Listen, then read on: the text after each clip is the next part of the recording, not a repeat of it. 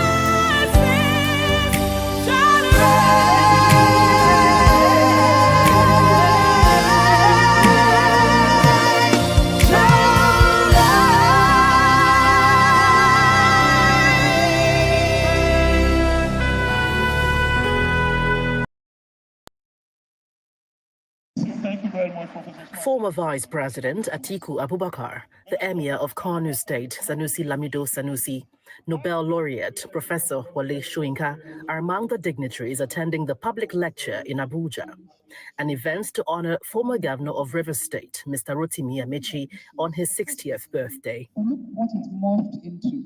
What started as a mere birthday gathering soon turned into a political conference. The economic policies of the President Tinubu-led administration is in focus, as former Vice President Atiku Abubakar and Malam El-Rufai explain why they are leading a coalition ahead of 2027. This particular government is weaponizing poverty.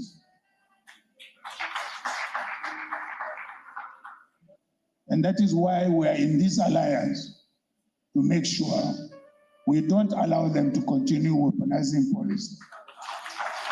We are back together because Nigeria is in its biggest problem since 1914.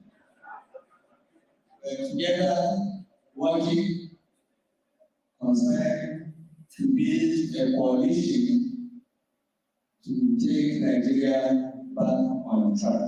This is our track. The celebrant also did not mince words as he airs his opinion on the economic policies of the incumbent government. If I were president, yes, some of the policies they are pursuing, I will pursue them. But ask, what's the failure? The failure is the gains of those policies are in their private. If they bring those gains, okay, we are paying, at the time we are paying close to 4 to 5 trillion naira for oil subsidy. So they've stopped. Why is the 4 to 5 trillion naira? If they dump it on the economy, you will not be crying. We want to submit to the opposition if the opposition can lead us out of this problem. However, the former governor of Bayelsa State, who is a serving senator, has an advice for the leaders of the coalition. When I came in here and climbing up here, I've seen a lot of you, and as my brother El-Rufai said, there are a number of you who are expert conspirators, who know how to assemble coalitions and then take over governments as you did to my party 2015. And when you did so, particularly to a clueless government, so-called, now 11 years down the line, we thought that there would have been no weaponization of poverty. And the only advice I can give, not being a professional coalition builder and conspirator, as some of you are, is at this time, shine your eyes. As you build coalitions and conspire, shine your eyes. Former Vice President Atiku Abubakar, El-Rufai and Rotimi Amechi were all part of the coalition that ousted the then-ruling People's Democratic Party in 2015.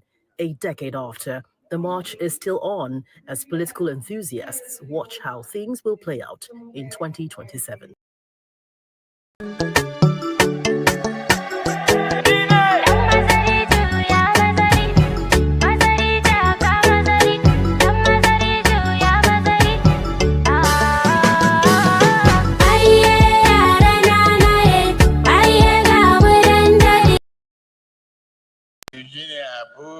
Now, where aid distribution in Gaza is expected to continue shortly by this controversial new American-backed group, the Gaza Humanitarian Foundation. There were chaotic scenes yesterday when desperate Palestinians overwhelmed one distribution hub in Rafah in southern Gaza. Israel says it fired warning shots to disperse the crowd.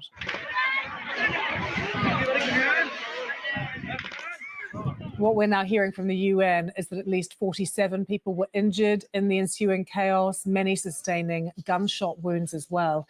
The group has been criticised by the UN and others as a waste of resources. The head of the UN Agency for Palestinian Refugees says it's a distraction and that there's already an aid system ready to go in Gaza, being run by UNRWA. Philippe Lazzarini saying his team must be allowed to do their work and that the clock is ticking towards famine. Israel says an alternative to the current aid system is needed to stop Hamas stealing aid. This is something that Hamas denies. Our Middle East correspondent Yolande Nell has more. we know that basically a large number of people, hundreds of thousands. Start off with those AfDB elections, and voting for the new AfDB president has come to an end, with Mauritanian Sidi Tah elected as the next president of the bank. Now, the Mauritanian beat 4 other candidates after 3 rounds of voting, and he becomes the 9th president of the Pan-African institution for the next 5 years. Now, Tah's campaign messages and his track record as someone who bridges Africa and the Arab world appear to have hit home. Over the past decade, Tah led the Arab Bank for Economic Development in Africa.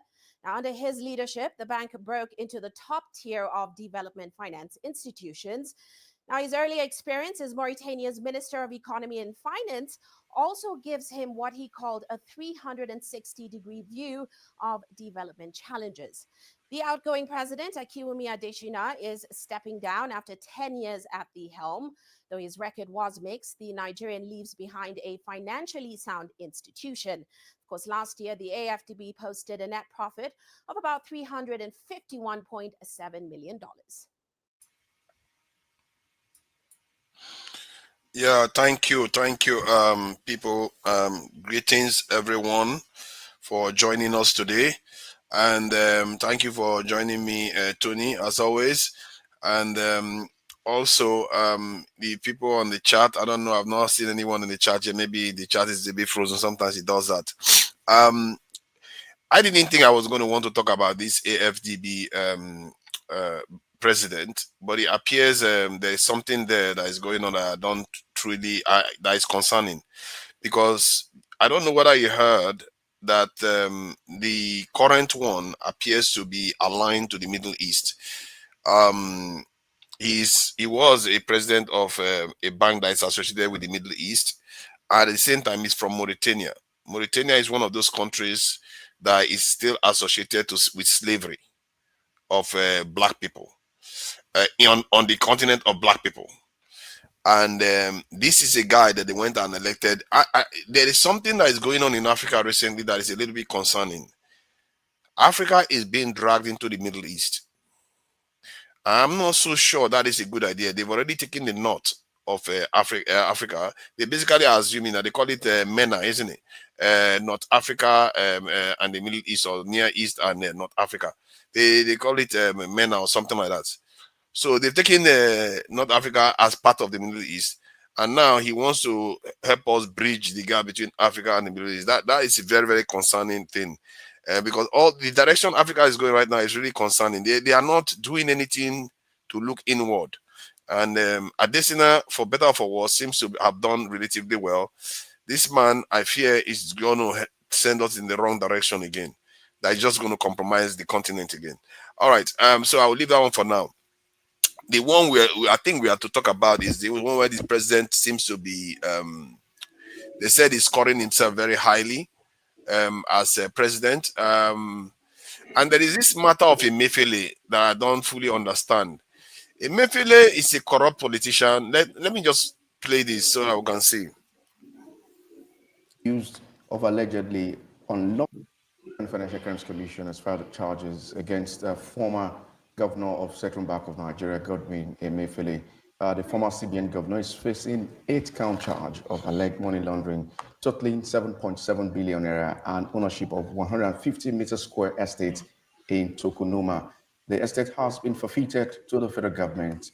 In charge, Mr. Emefiele is accused of allegedly unlawfully obtaining the estate, as well as between 2019 to 2022, having under his control the accumulated sum of 7 billion naira.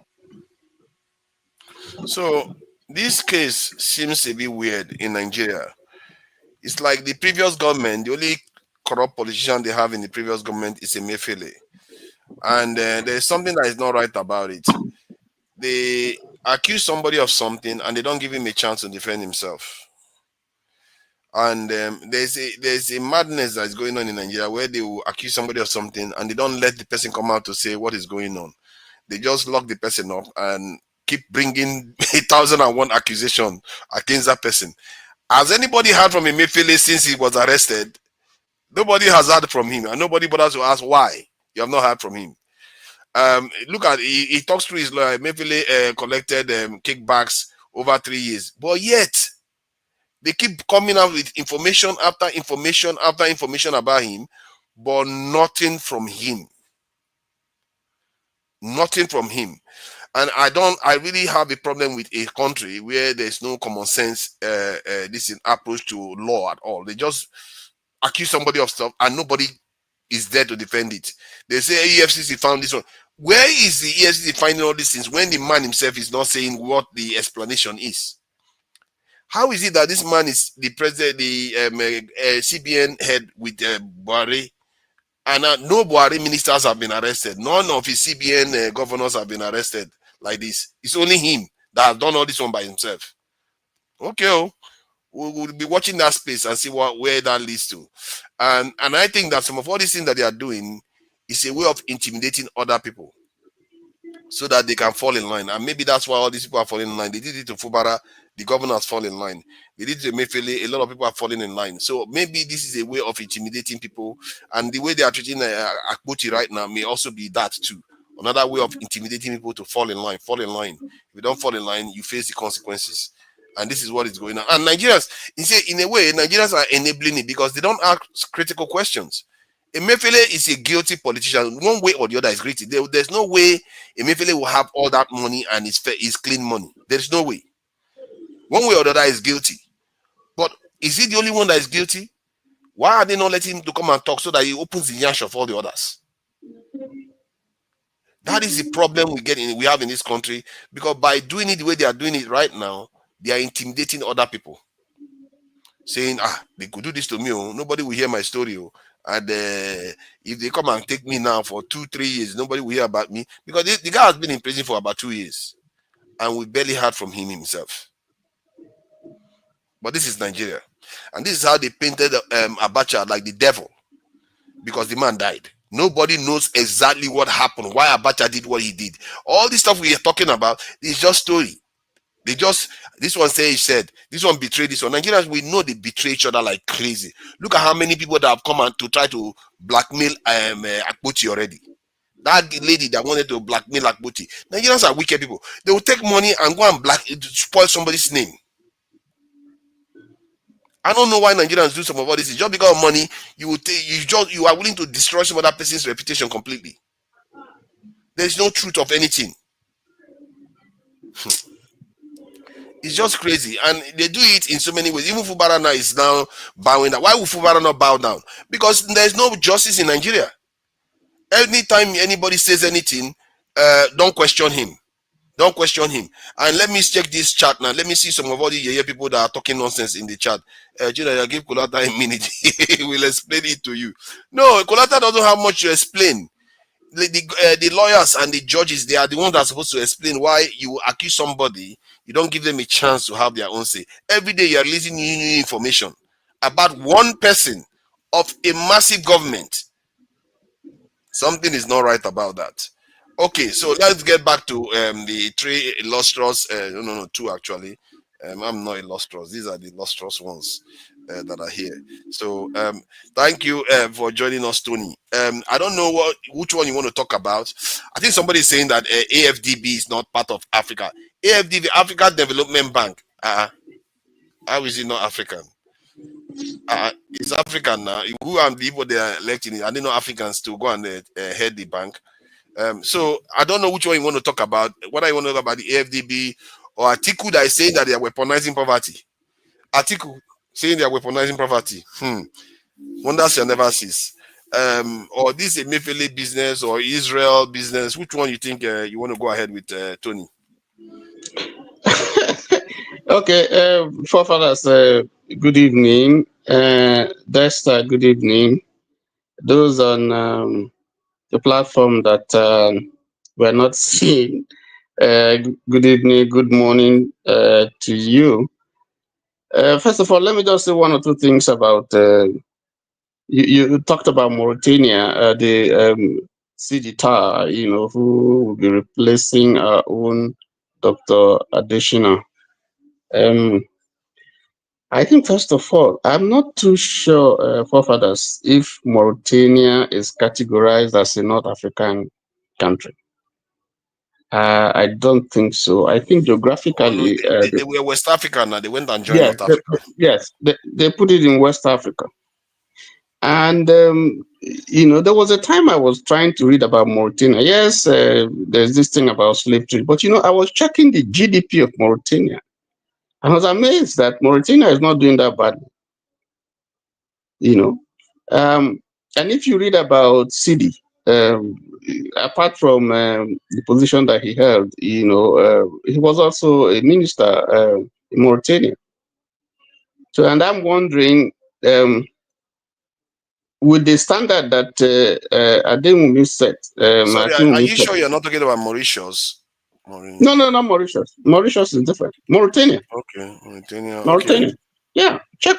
Mauritius is doing well, but Mauritania is not doing badly as you would think. When I checked it, that's a long time ago. Maybe you can check it. So Yeah, their GDP per capita is 2,000 naira, which was where Nigeria was before. So the way I looked at it, I looked at it as one of those countries that are really, down and not doing well and so on. But, when I stumbled on that, I said, wow, Mauritius. So I'm thinking that maybe based on that, and the experience of Sidi, that would have influenced the choice of him as a successor to Adewumi, who had, raised the bar. The ADB Adesina, you mean? Adesina. Yeah.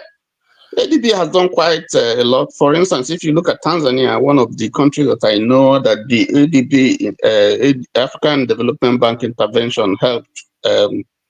Tanzania has a food surplus. Now it supplies food. 123. So they have enough, for themselves, and they sell to neighboring countries. Additional was critical in assisting Tanzania with the loan and technical advice, rural electrification, focused on the youths. A lot of them went back to farming, and so the impact was felt in Tanzania. And I'm wondering why we didn't see that intervention in Nigeria, although we know that we have problems with insecurity and all that, because we have problem here with agriculture and particularly in the area of farmers are finding it difficult, not just the challenge of insecurity, but even in the areas where it's not that bad. We don't see enough of food production, going on. So, but that's by the way. I'd like to maybe I'll talk about Atiku, and the coalition, all the intrigues and lobbying that is going on for coalition or merger or whatever. If you look at the ongoing discussions, I think everybody that is there appears to be focused on their own personal aggrandizement. I don't think there are many there in that platform who are looking at the greater picture. Some you just find saying, want to remove Ashiwaju, want to remove APC. But I think only very few are looking for a viable platform that will deliver, move Nigeria forward from the stage where it is now. And I think that, at the age where Atiku is now, in his late 70s, I believe, he should actually be at the background now, being a grand patron to the younger ones, who because how much can he do now? I was looking at the picture of the president when Kubana and some other, guys went to go and see him, went to go and see Ashiwaju. I think they were led by Sheyi. And I looked at the president, and I just shook my head. because that's not the man that I used to know. I look at his physique. I don't know whether you looked at that video. I looked at his physique. I said no, because now he's not wearing agbada and so on, so you can really see him in what he's wearing. You can, and I wasn't happy. And if you match his age with what I saw there, there's something wrong. There's something wrong. This is the president that should just, after 4 years, should just go and rest and move on. So for Atiku, I mean, he spent his time, he's lobbied and lobbied. He's tried since 1992 or 1993 to be president. He's not succeeded. He's moved around from party to party, went and joined Ashiwaju. Now he's fighting Ashiwaju. And that tells you how silly these politicians are. You don't believe them. Because the way they are doing now, moving around and going about, they talk to themselves. The only thing that unites them, is interest. So for him to be the one, one of those who is angling to remove Ashiwaju, I just laugh. Because Ashiwaju was one of those who gave him a platform to run. So it's a game that I looked at it and I marvel at what kind of game these people are trying to play, because to me it's not grounded on a policy that is genuinely being fashioned to deliver this country from bad governance. And as long as that is not, in my opinion, the consensus, if the the aim is to just remove Ashiwaju, or for someone to get a platform, a greater platform where he can become president, there's nothing wrong with that. Don't misunderstand me, but I'm saying at this particular time that we are in the country, if the focus is just to remove the man and then put who, then that's a misnomer. That's wrong. I think that the focus now should be, listen, we know all the challenges now. We know what the problem is. How can we come together and get someone, sit down, put down a policy, put down a vision that will deliver Nigeria from its present economic quagmire? How can we deal with the problem of insecurity all over the place, all over the country? And how can we put down our ethnic cleavages and religious jingoism and focus more on the nation? Because all of them, they had it good in their own time. Now, what kind of nation are they going to bequeath to the young people?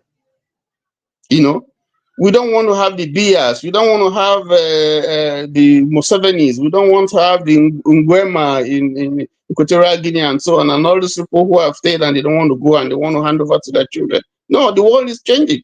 World is moving. World is moving.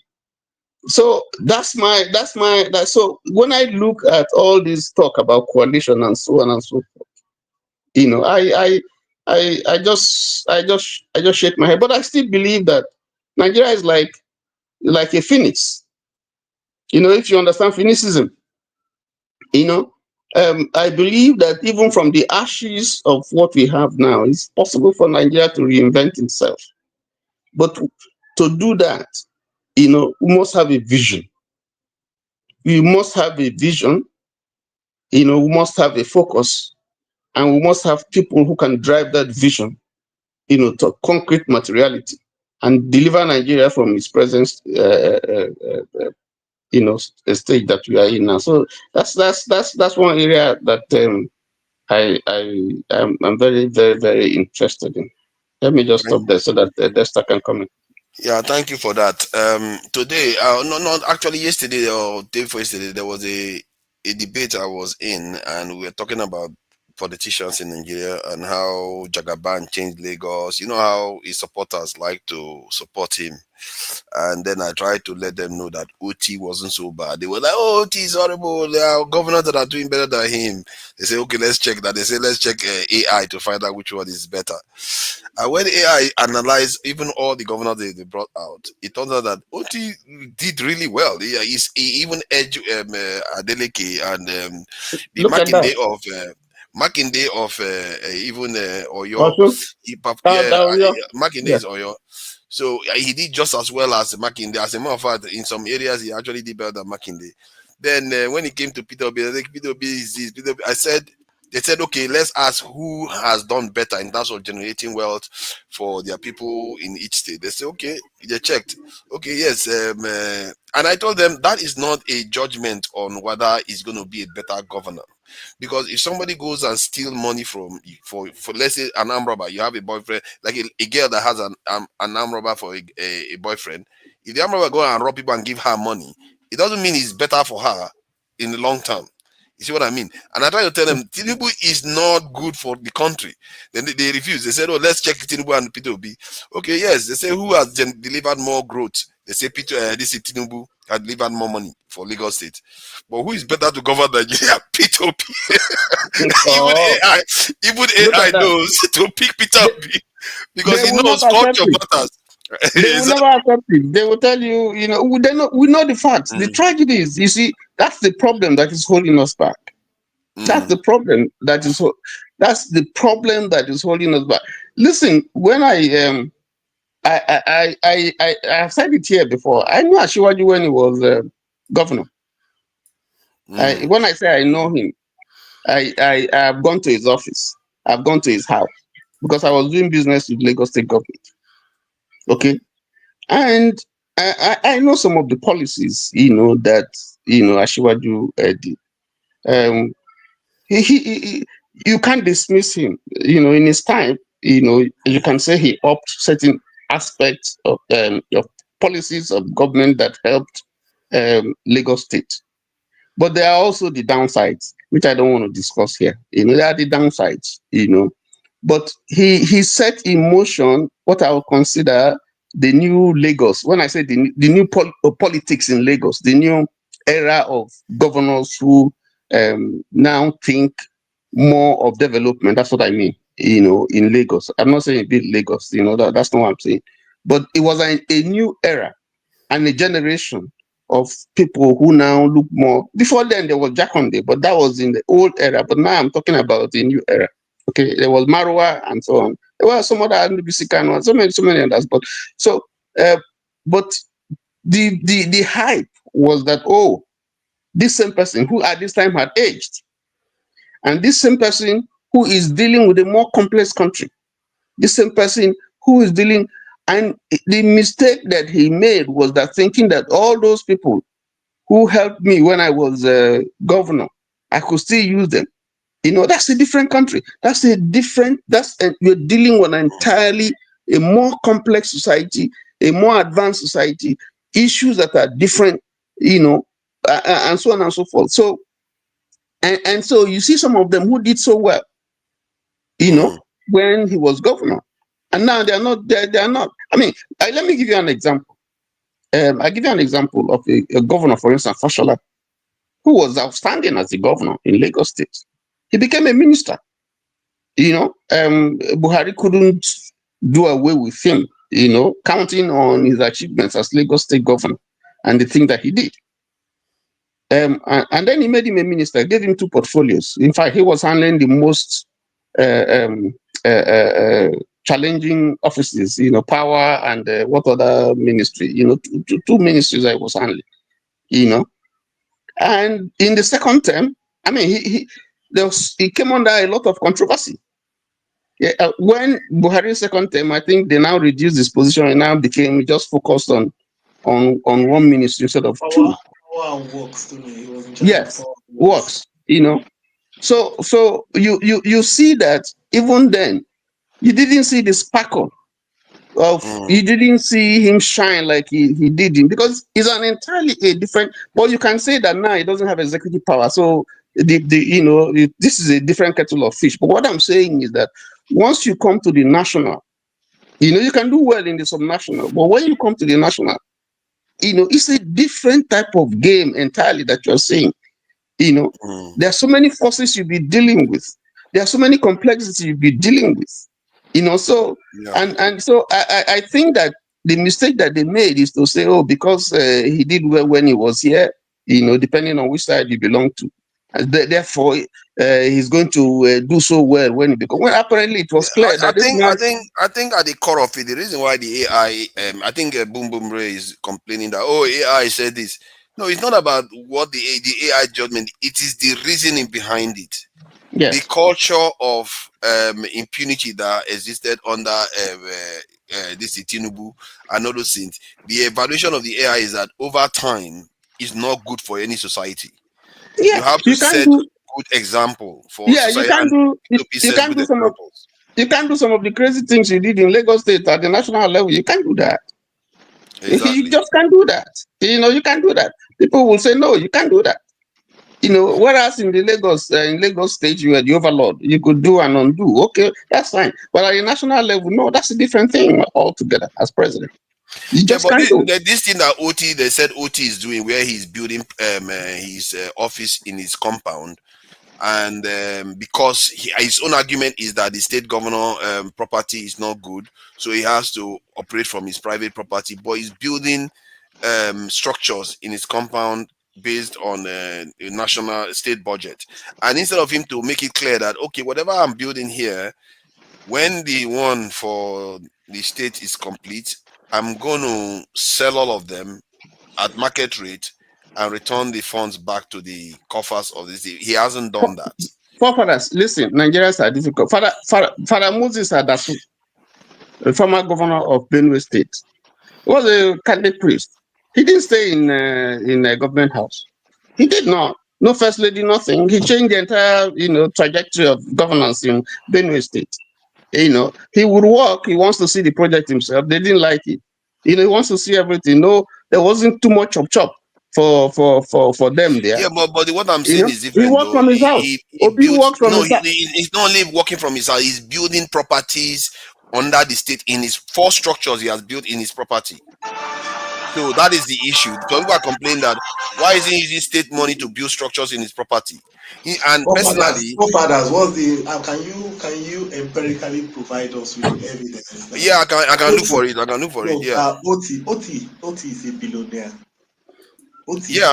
Yes, OT is a billionaire. Then why does he need that? So can you provide us empirical evidence that let me it's not to bring, he's using Abia state funds to build those things. Can you provide empirical evidence, not hearsay, not people saying it's what is that's a good point. Provide empirical evidence. No. There are certain news channels when they report it like in an unbiased way. At least he did it. Empirical evidence. What do you mean empirical evidence? Okay, Forefathers, listen. Forefathers, listen. If his house is assuming is a 3-bedroom apartment and he wants to use it as a governor's, he has to improve it. He has to improve it now. At least in the meantime. You have to transfer the wealth back to the state. You can't use it to improve your own property. That is it to use the state. Who told you, forefathers, that he's using state funds to build what he's building in his house? Yeah, that's what they were saying, and there's reports for it. Hold on now, let me find it now. There's no need to worry. I will find the information so that it looks like it doesn't look like I'm just making it up. Let them show us. No. I have heard it. Yes. So what Dexter is saying? Where is the evidence that he's using? Because he was in the bank. He was doing well in the bank. Where is the evidence that he used state funds? Let them show it that he's using.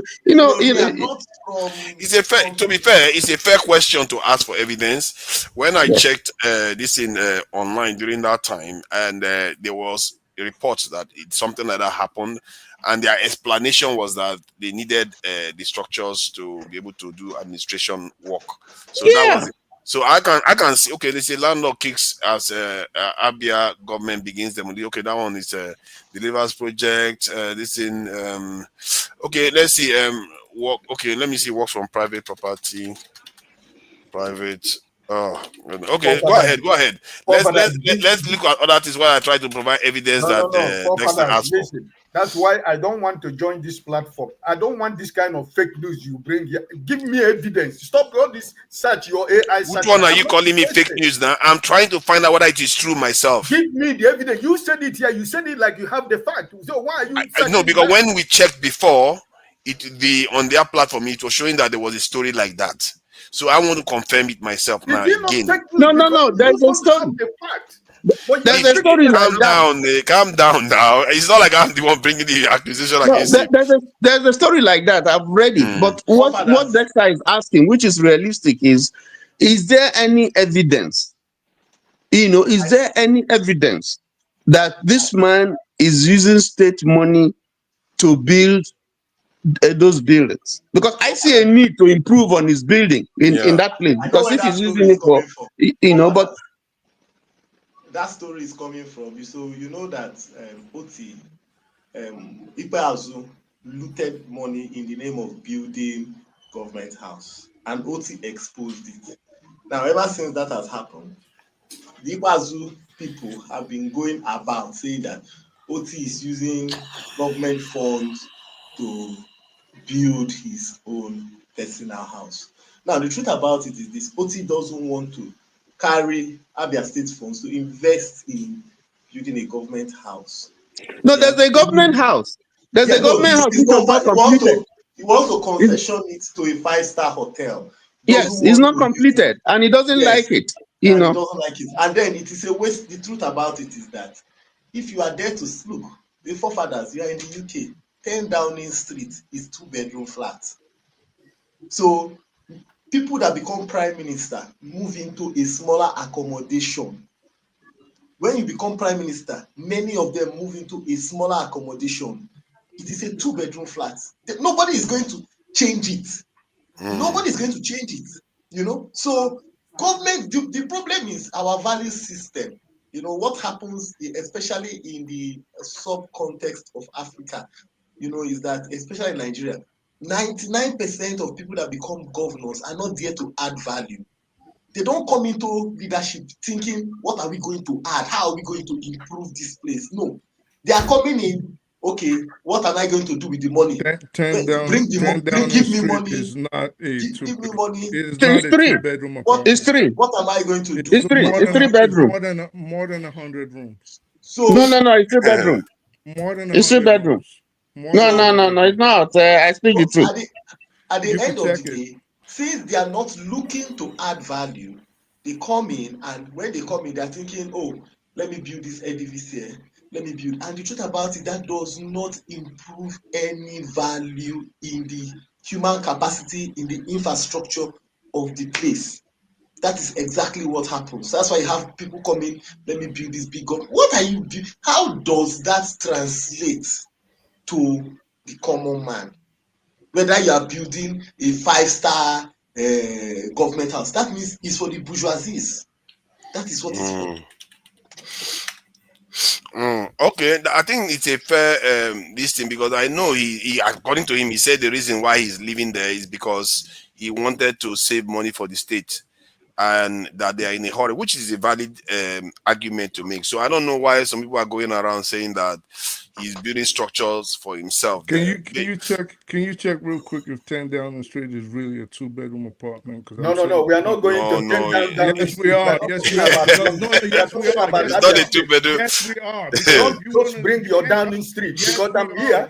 I need forefather to give me evidence of what he said. Yes, we are. Because when you listen to the propaganda of APC and TBC station, I don't want you to bring it into this platform. We are. Yes, I want you to give me the evidence. Not like That's facts. what I want. That is I'm your not talking own about problem. 10 Downing Street. If you do not like facts, that is your problem. That is a Ike problem. You cannot come on when here we finish with and Abia State, we go to 10 Downing Street. I don't care about your 10 Downing Street. Well, you should care. If you want to come on here and give people wrong information, that is a Ike problem.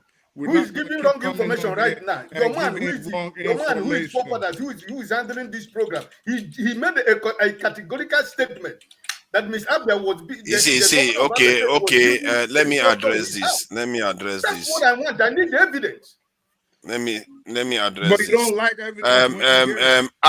Ike, before you say stuff, you need to, just because you have your own animus, you don't just go and start saying I made categorical statement.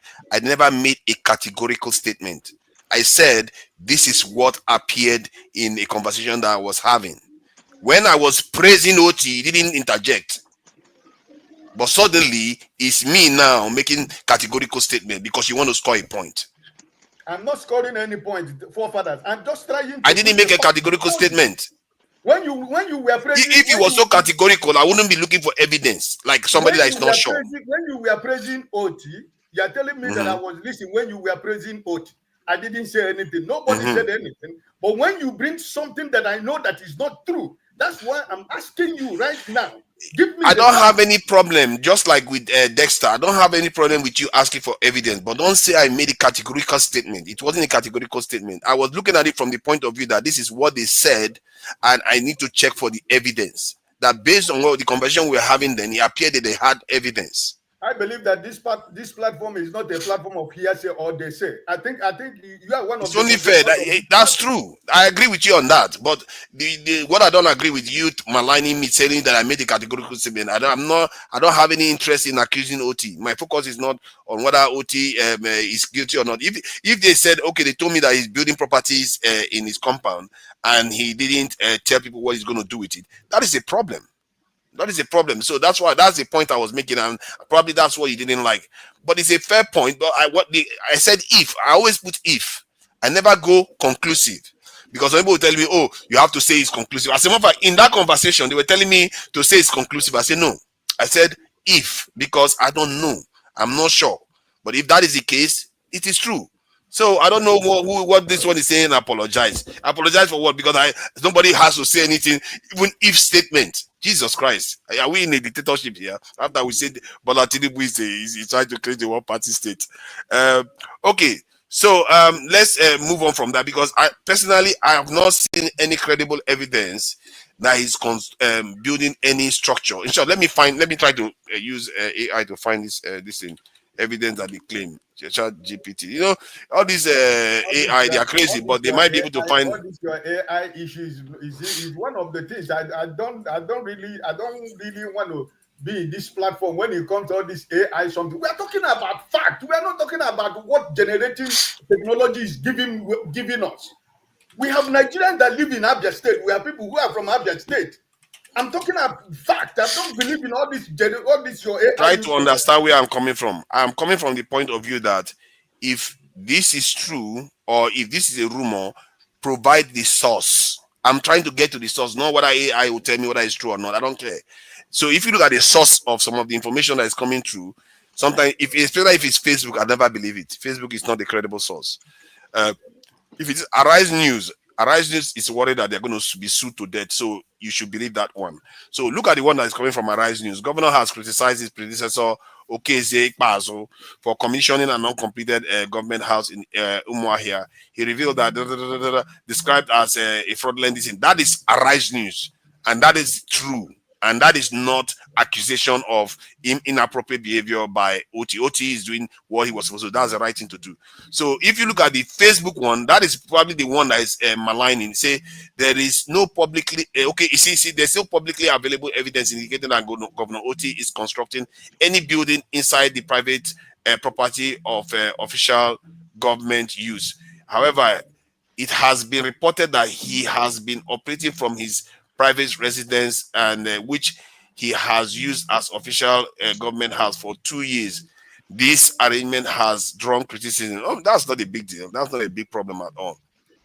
While the allegation of land acquisition, okay, he says in summary, there is no substantiated evidence that Governor OT is building on his private property or anything like that. So there's no evidence.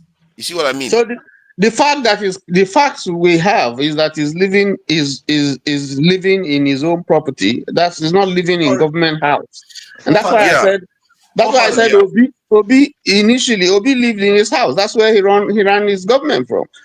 Father Moses Adasu, said the government this thing was too big for him, so he didn't stay there. So it's nothing new. It's not something that we haven't seen before. But it's really bad though. But it's really bad that people just accuse somebody of building their own property inside the government house when there is no clear evidence of it. I don't know why Nigerians lie so much, man. They just lie at people so much just to get a point here and there. But it's politics, That's politics, yeah. That's politics. I guess so. That's politics. So. Thank God for technology.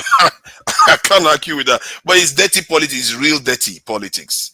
And for me anyway, if you lie like that, I will not believe anything else you say. But I will not trust you. You cannot find a pope in politics. Everybody in politics, you got to be dirty. I know there are certain lies and there are certain lies. Politics is a very dirty game. If you do not want to dance with the pigs or roll in the mud with the pigs, don't get involved in. There's no limit to the lie. Is that what you're saying? There's no limit. There's no limit. There's no clean politics. There's no good. I don't know there's about no good that men too. in politics. So, forefathers, let me just clarify There's no good men something. in politics. Let me just clarify something, forefathers. So, the exact number of bedrooms in 10 Downing Street is not publicly disclosed. However, the Prime Minister's private residence on the 3rd floor typically includes 2 bedrooms. The Prime Minister's residence. You said 10 Downing Street was 2 bedrooms. I'm clarifying, so I know that you want to be petty about it. Where the Prime Minister stays includes 2 bedrooms. Sorry, I'm still speaking. Please, I'm still speaking. You can hold your peace. Includes 2 bedrooms. So where the Prime Minister stays is 2 bedrooms. The entire building contains approximately 100 rooms, which includes offices, conference rooms, reception areas, etc. Where the Prime Minister lives is 2 bedrooms. Yeah, that is for the Prime Minister. It's just like I say, Asu Rock is 2 bedroom. Okay, so if you are trying to be petty, that's what I just want to clarify. Where the Prime Minister lives, is 2 bedrooms, nothing more, nothing less. But in Nigeria, where the governor lives, what you call government, the governor's lodge, justify. Come on, let's move on. There's over 100 rooms in 20 bedrooms for the governor alone. Okay. Let's not go on with the Downing Street issue. So, where are we on this this thing? I think the issue that was being discussed was Tinubu grading himself and Atiku and El-Rufai forming coalition, trying to bust Tinubu's bubbles.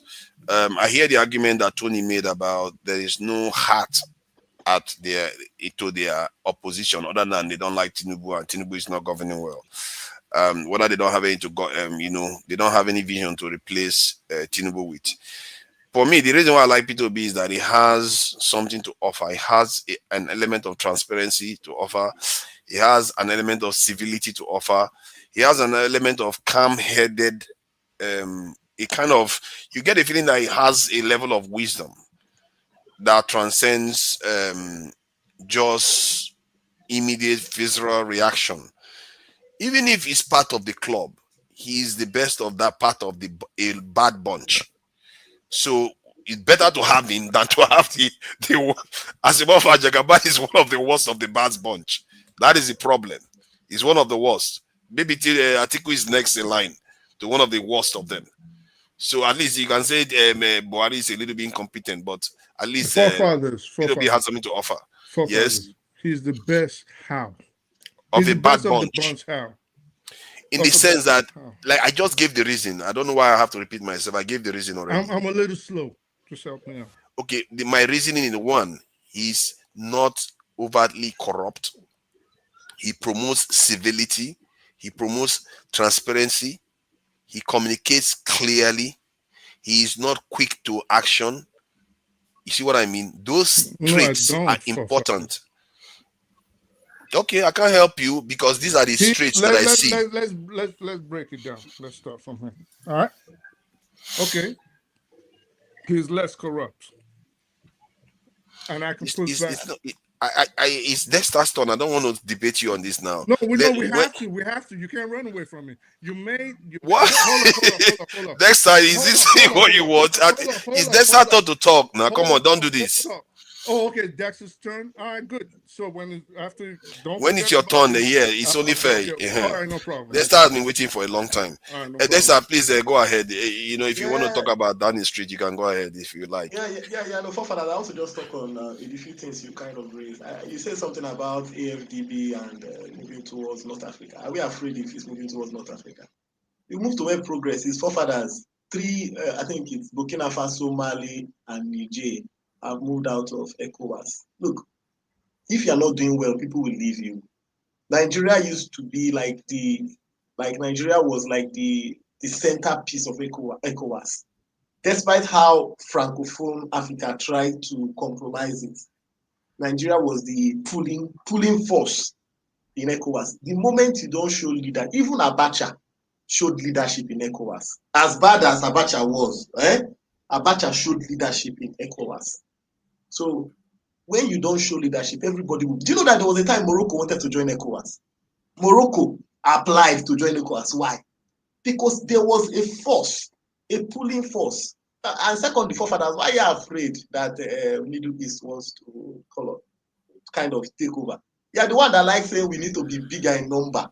Is that not what he used to preach? Oh, I didn't say not that kind of bigger in number. We didn't ask for that kind of bigger in number. No, forefathers the bigger. The Middle East want to be bigger. And do you know that actually that place you are calling Middle East, it used to be they just use politics to make it Middle East. So, well, look, the truth about it is people go to where progress is. It's like water, people move to where the progress is. So if AfDB wants to move to where there's progress, I can't begrudge them, I can't begrudge them. We will watch and see what the new guy does. Then on the issue of the opposition in Nigeria, I can't look, Tinubu scored himself high. What do we expect? That he will score himself? Look, I think there was a workshop recently. I was listening to some part of it that Amici and some other people were there. I think even Sanusi was there. I've not really listened to his speech, but there's something Amici said that is very apt, and he has been saying it for the last 4 years. The problem of Nigeria is actually not the leaders. The bigger problem of Nigeria is not actually the leaders. It's me and you. It's me and you and all the uneducated who they will take bad decisions and will sit down and will say we'll manage, we'll try. That is the reason why in Nigeria leaders become worse. I think in the Ghanaian word, wasa and wasa and wasa, because you keep doing the wrong things and we keep also. I mean, look at what is happening today. How much is a cup of garri? How many people can feed properly? But you still see people endorsing the president. How does that work? How does that work? It's part of the people, and it's what that Baba Ahmed said is apt. See, democracy is actually, people think that democracy is government for the people, by the people, XYZ. No, people must know their rights. The people must be ready to say, this is what we want. Now, the moment the force of the people cannot be felt, it's not a democracy. Forefathers, you are in the UK. You can feel the force of how Reform Party is pushing Labour. Reform that is a small party, but just they will take only one topic and they will carry it to the masses, and the masses and the government will become afraid, and the government will start moving ground. That is the power of the people, because it's an informed voting people. But in Nigeria, you don't have that, because when election comes around, you throw ethnicity, they will throw religion, throw all kinds of bullshit out. And unfortunately, one of the bad things that's happened in Nigeria is even people that in quotes have gone to school will still be tools that will be used to propagate all these fault lines in Nigeria. They will propagate the false lines because of, in quotes, let it be my person. Oh, and they will come back and say, oh, is politics. Oshomole came out and said, if you join APC, your sins are forgiven. Then he comes and says, oh, it's just politics. You know, you don't, I mean, there are places you go to, you can't do that kind of thing. Until we realize that we can't accept this kind of thing, and make the leaders realize that, no, we can't accept this. And the people stand collectively and not 5,000 naira. Okay, I think I agree with you, but let me ask you though, but why is it, why do you think it is wrong that Oshomole should say that? Wait, why would he say that? So somebody looted a state treasury. Look, do you not understand the way governors behave? Governors think the money belongs to them. The money belongs to the people. Look, the reason why you have House of Assembly members is so that before the governor takes any decision, it is those House of Assembly members are supposed to be representative of the people. So the truth about it that if they are supposed to be taking a decision, people say, no, we don't want that, you have to stop it. That is the way it's supposed to work. But in Nigeria, what happens is that the governors think that the money belongs to them. You know, and that is why I don't support this allocation system, because one, it means that the governors don't need to work. The governor comes in and sits down and waiting for my statutory allocation. Do you know what that means? When you say statutory, that means that I can afford not to move a pin. You must give me that money. Yeah, but you said the money belongs to the people, not to the government. But yes, what he's saying is that it's just politics, and if you join his party, all sins are forgiven. So how can somebody steal the money that belongs to the people, and then you will now tell him, if you join our party, we have forgiven your sins? That money you stole, and it has happened. What do you use Okalu? Forgiving your sins. Akpabio, forgiving your sins. Look at the guys, the three governors that they managed to put in prison, Darie and two other guys. The dollar man that used to have money in Nigeria. Andrew J. They forgave. I mean, so look, do you know? Let me tell you, forefathers. Do you know why Nigeria is not respected in the international community? Look, if you cannot respect yourself and respect your own rules, like what is happening in Rivers State, it just makes Nigeria a piece of trash in the international community. Because anywhere your president appears, any president, any foreign democracy that's heard of what has happened there, they will just put you on the back burner straight away. Because first of all, you are not even respecting your own institutions. What makes countries respected? It is not about how rich they are. It's the rule of law. That is the first thing. The rule of law. Any country that the rule of law is paramount, number one, anywhere those citizens travel, they will be respected. But if every citizen, everybody in the world know that, is it Nigeria? No, now don't worry. There's always a back channel. No, don't worry. Oh, if you take your business there and it's not, don't worry, we can bribe somebody.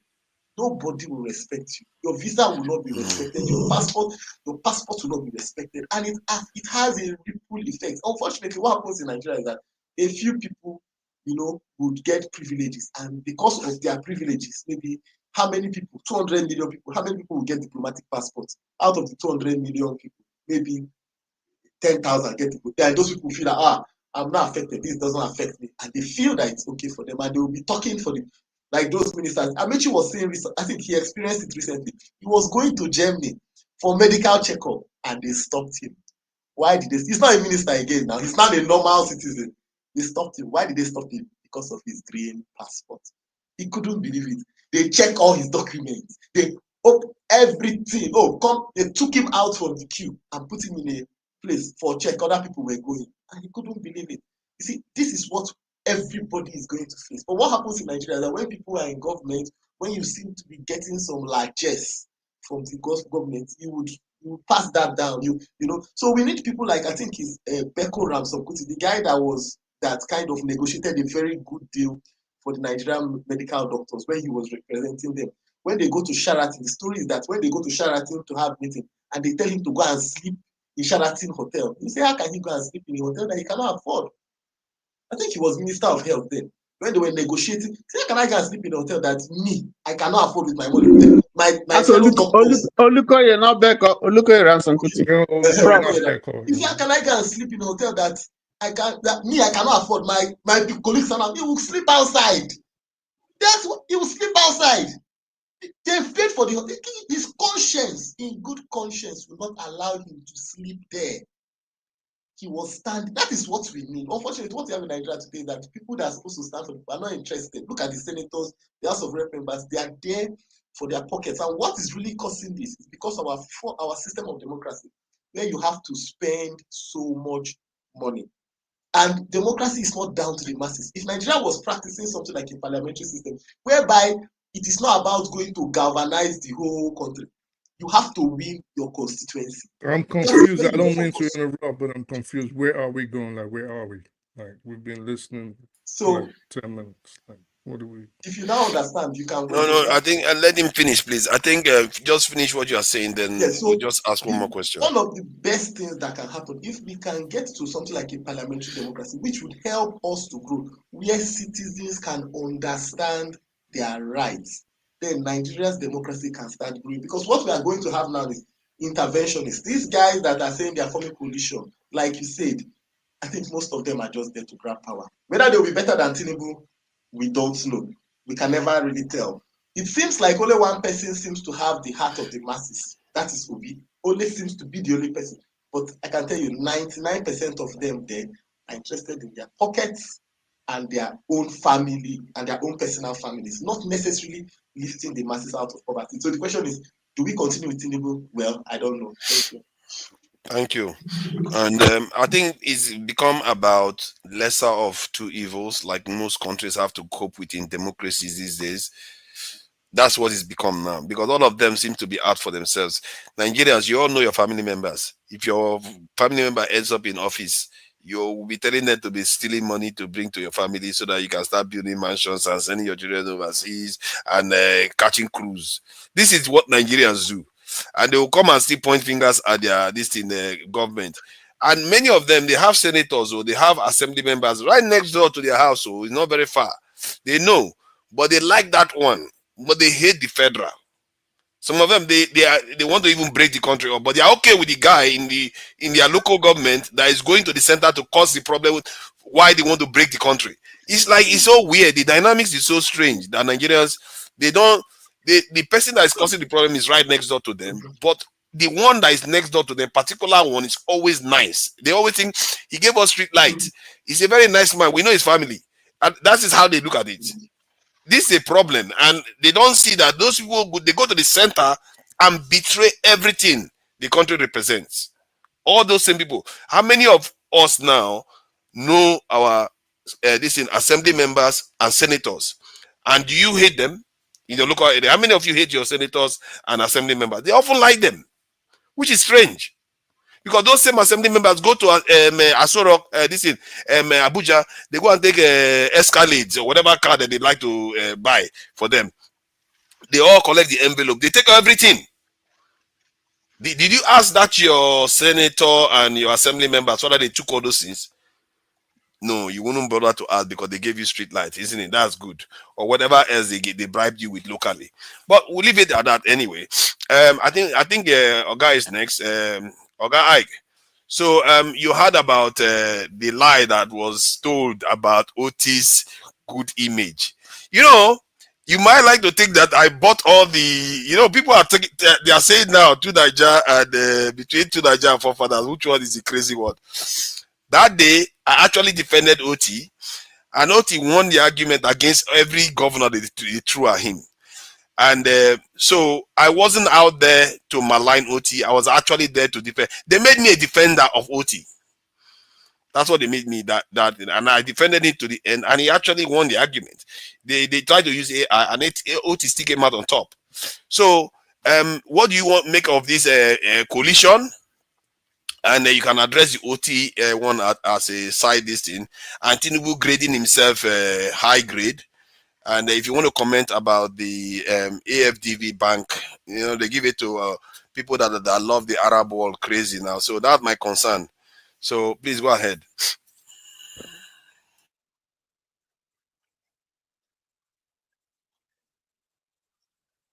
You're muted.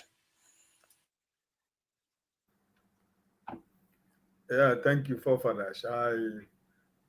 I just want to recognize here that this platform is a platform that every one of us enjoys so much. And that one of the things that we do not welcome in this platform is when people are making a statement of that is not a fact. Probably I overused my word by saying a categorical statement. You were making a categorical statement. But I think that if we are looking for a better Nigeria, it is time for us to allow for us to see the work people do. Let the work they do speaks for them. I don't think personally myself that I need to advertise Ould anywhere, because what he's doing for the people of Abia State is speaking for him. I do not need to do any campaign for him, right? So that's from the angle where I'm coming from. If the politicians that are going to pay millions of dollars looking for people to market them on televisions and online, I don't think that the Alexioti need that, because he's doing his job by the confirmation of his people. So I am not going to be worrying my head over if Alexioti is doing well or he didn't do well. It's the same thing that goes back to Mr. Peter Obi. It doesn't matter however you hate Mr. Peter Obi. The legacy of Mr. Peter Obi in Anambra State can never be washed away by anybody. It doesn't matter the way you hate it. So that's the point I'm trying to make. If Nigerians are beginning, if Nigerians, by the time Nigerians begin to recognize good work, we cannot be debating people who we know that even in these 2 years, that some people are claiming that 2 years is not enough for them to do something for their people. We have seen people under the 2 years that are proving that they can do something in 2 years for their people. So I don't need to, I don't need to debate about OT, because I know that the people of Abia State, 85% of the people of Abia State are happy with their governor, because you are not going to look for the development or what he's doing. It's something that is seen by people. It's not hidden. It's not people who come to the national television to tell us on papers what project they are doing or they have done that you cannot find anywhere. So don't take it too hard for me, but I just want you to understand. That's why I was pressing too hard, because I said I needed an evidence for you to show me that Alexioti is building a structure in his house with the government fund. So, but now that you have confirmed from every indication and all the places you have looked for, there is nothing like that. We leave it to go, right? I'm not going to drag that anymore. But we see certain people, or when we find ourselves in a certain mix of people who that even though you forefathers, it doesn't matter, even though you cut your hand and give them to eat, in the following day, they will never see you to be a good person. When you go in the midst of such people, when such an argument is coming up, you walk away, because there is nothing you're going to say that is going to work, because you know the truth already. The Bible said that when you know the truth sets you free. You don't need to argue the truth, because it is practical thing that we can see. We're talking about the federal government, because there is no practical thing that we can see that they're doing. I don't need Bayo Nonuga to tell me. I don't need the information minister to tell me what the federal government is doing. So this is my point, right? So I'm not dragging the issue of what, let the people of Abia State see their governor, and I think they're happy with their governor. That's by the way. Secondly, somebody, I don't know if it is AY, this one that I am looking at the comment section, said that I used to accuse politicians without evidence. I don't know if it is on AY. I don't know. If it is, well, I would like him to tell me the politicians that I accused without evidence. It was me. It's actually true. You accuse politicians every time. Okay, when I finish. Hold on, let me answer your question. I need to answer your question. I said when I finish. I said when you want to speak, you can tell me who is the politicians, right? You know them. You know them. Are you not the person? The issue of coalition. Listen, I'm one of the people. I say it everywhere. The presidency of Nigeria in 2027 will remain in the south. I don't care who say, but whatever coalition they are doing. The people, my brothers and sisters from the north, they feel that 4 years is too much for them. They have been there for 8 years. And they should swallow their pride that it is the time of the south. They're going to take back power if we want to continue with the arrangement in 2031.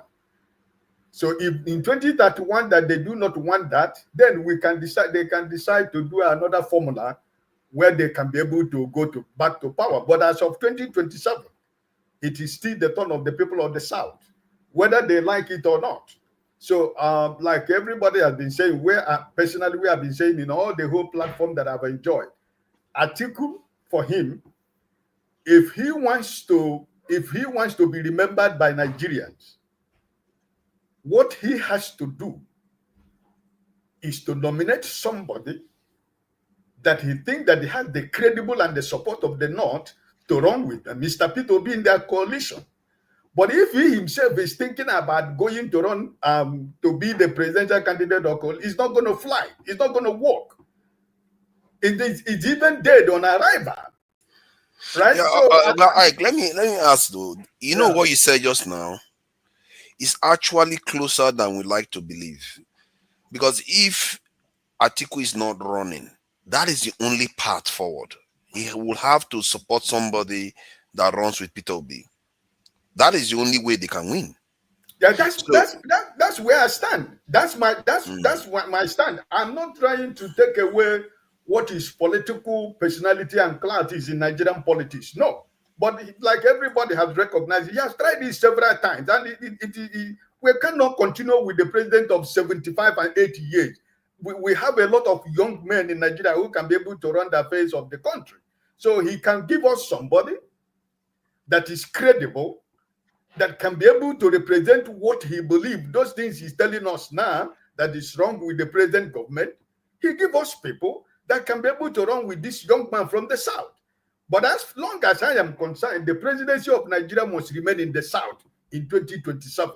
It's not going to the North. It doesn't matter the politics they want to play. I am not going to be part of the people. All right, who's the young man from the South? Mr. Peter Obi, of course. Me, I'm also from the South. Am I not young? Obi is a young man from the South. Yes. Oh my God, I speak it to stop trying to start a fight. We're having a good discussion. Like, relax. We're having a good discussion. Okay, fine.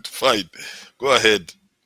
Ike, it's a respectful discussion. You can like antagonize. I'm asking a pretty respectful question.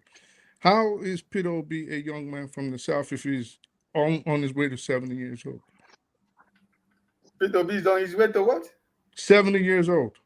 How many years is Mr. Peter Obi right now? He's almost in his mid-60s. He's about 63. Goodness me. Yeah, he's on his way to 70 years old. Yeah, but everybody's on their way to 70 years old, but he's not going to be 70 when he's in. Can you let us have, like, come on. Like, what are you talking about? I speak the truth. Listen, this is my own personal opinion. You have your own different opinion about who is going to run in 2027. Right. But I am telling you who, as long as my personal self is concerned, who going to run in 2027 in the South. So my brother Atiku, I love him. I love his tenacity in Nigerian politics. And I love what he has contributed in Nigerian politics. But his time has come and gone, right? So we need somebody from him if we want the so-called coalition to succeed. We need another young man from the North to run with to run with Mr. Peter Obi in 2027. Because from every indication, Mr. Peter Obi himself already said probably that after 2027, that by 2039, that is going to be 77 years or 70 something years, that is not going to run election. So I mean, we are trying to. Nobody is saying that Mr. Peter Obi is a saint. But as long as Nigerian political climate is concerned today, he is the most credible politician we have in Nigeria right now. And nobody is going to take away that from him, right? Whether I like it or I don't like it. So my point is that the coalition, I support the coalition, but I also stand with what my principal, Mr. Peter Obi, said. If it is just to gather together and grab power, I am not going to be part of it. Because if it is to grab power, because the people of the North are so much anxious about getting power, why they have been there for 8 years, and the South have only gone for 2 years, but they are seeing the South now as if we with the power for more than 20 years. It's just 2 years of the current administration. They have not even gone 4 years. But the people in the north, they want it now. It's not going to work. For me personally, that's my own personal opinion. So Atiku, I need his support, and everybody would like that his support. But the point remains that if he's supporting that he's going to run, sorry for me, it's not going to fly. That's my point on the issue of Atiku. On the issue of the government rating the government, I've said it anywhere. I have nothing to rate about the government because legitimately, I do not have a government in Nigeria because I do not never recognize the government you have in Nigeria. So I cannot rate the government in Nigeria. Thank you. Thank you. I appreciate that. Let me reply to you. I think I can continue my. Let me. You can add to it. I think I speak the truth. Yeah, I will add to it. I speak the truth. Give me. He will let me go. I need to address Mr. Ike. The reason I wrote that statement, I don't know what's going on with Alesoti and his team.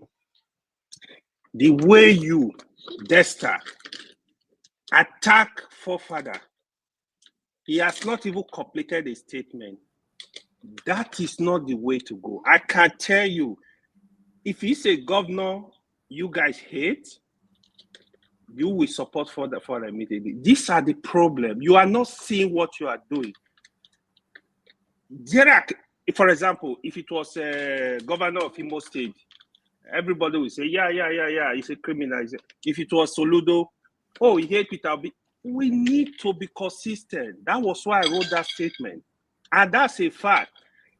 If man of prestige tells me that Alesoti is working, I will believe him. If he tells me it's not working, I will believe him. For one thing, because he's quite consistent with his criticism of the government in the East and all over the country.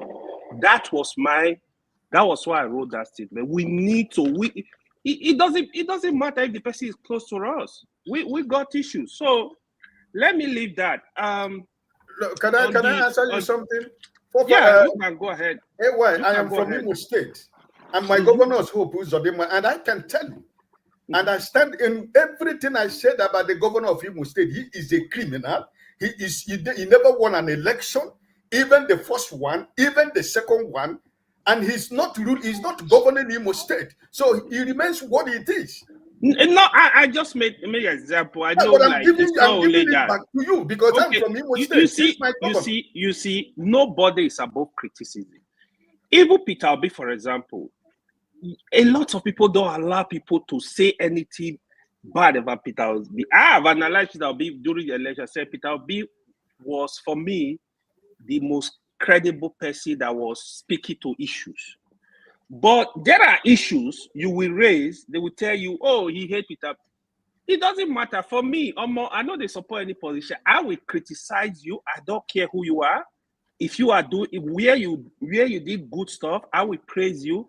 Even Akpabio, despite my criticism of Akpabio as a governor, he did very amazing job in Akwa Ibom. A governor like Dave Umahi did excellent work. He did very good job in Ebonyi State. Even we are criticizing. He did some good work in Rivers. You know, it doesn't matter. You hate the person, you don't. But we got to put issue out there. There are governors that have tried, but I know we don't have laws. They still go ahead and steal our money. Yes, we know, but the facts are sacred. We got to say there, you know. No human being is perfect, right? So we can. If we have other candidates, I feel like a candidate is better than Peter Obi. The way he's addressing issue, the way he's antecedent, I'm giving support to him. I don't give a damn. My loyalty is to my country. I have said it on this platform, not to any damn person. Then the issue I wanted to address was this issue of Tinubu 2 years. The only thing I see them celebrating, I was just doing some mathematics in my head. The only thing I see them celebrating is 30-kilometer road, the Calabar coastal road. I'm a bit disappointed that 40, not 30. 40 plus. Okay, No, 40 plus. Okay. Well, some of them You say it's see? 100 kilometers. They No, just keep it's doing not it. up to. No, Look it's at not up to 100. the reason why I was disappointed, right? That road, that whole road is 700 kilometers. Why are you celebrating, even if it's 50 kilometers out of 700? You've done, let's assume it's even 40. You've done 40 kilometers in 2 years. What that means, you are telling us you are going to do that road in 20, at least 20 years. That's the mathematics. If people don't understand it, why are you even, what are you commissioning? Like, we play too much. It's sad. Even the cost of that road, Nigerians don't know. The minister is coming up to say, yeah, the cost, we're gonna, like, what are you doing? We don't live in banana republic. And you know what concerns me about that transparent to road? the people. You know what concerns me about that road again? It's going to end up being another southwestern project whereby they will build 100 kilometers and another government will come in and stop it. That is what I see going. You know, let me remind you guys, I don't know if anybody knows this. Buhari actually commissioned one road. I think it was it's supposed to go from Cross River to the north. See, today, there was nothing. Nobody started work on that as this. So this road they are doing, except you got to like be quite aggressive in getting this project to a reasonable point, at least half of it done in 4 years, they might throw it away. Like you rightly said, another government will come, will tell you, no, this is an nullified project, I'm not interested. That is what happened, even in the state, this is what we see. On that, I'm not in support of, if you are a governor, you come into a state, there is a project that the state has poured money into. I think Nigeria need to have laws to get this project completed. If you need to audit the project, do it. If you need to arrest people for fraud, do it. But the way we abandon project in Nigeria is not done anywhere because it's not your money. If you are a new government, it's not your money, it's the people money, it's the taxpayers' money. We should stop abandoning projects. I can tell you, I know quite a number of states where governors will start projects. The predecessor, the successor will come, they will just abandon the project. It's not done anywhere. And some of these projects, they've engulfed like billions of dollars already. Why are you doing that? You know, so it's a problem. I think they need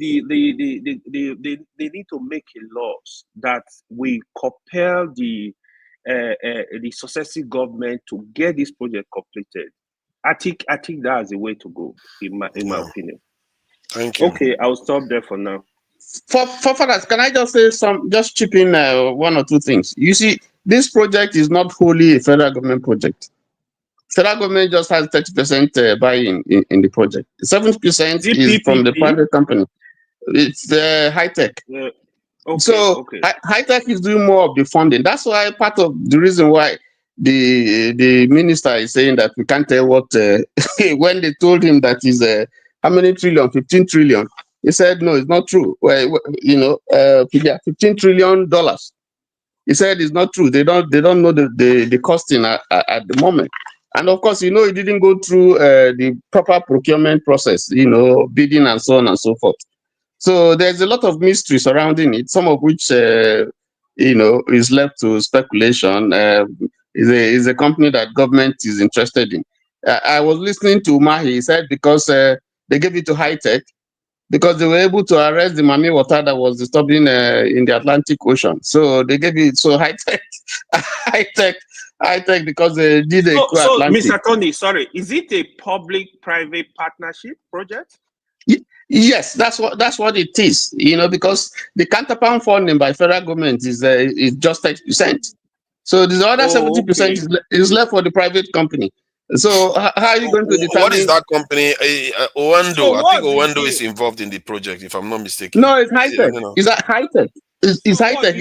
It's a company that used to work for Lagos State government.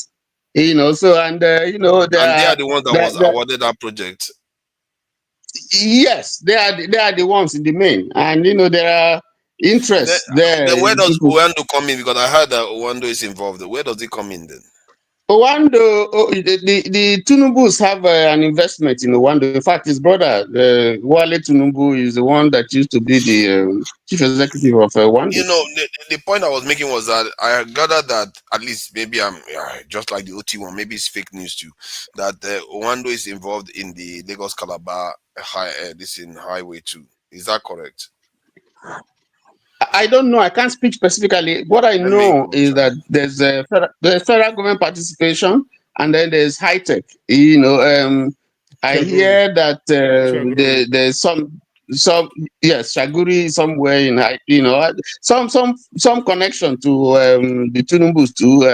You know, they say there are some interest. You know, I don't know, but those are the things. So how is high tech going to be able to mobilize the kind of fund that is needed to run the project up to the end Mr. Tony, yes. How are they going to recover their money, the private body?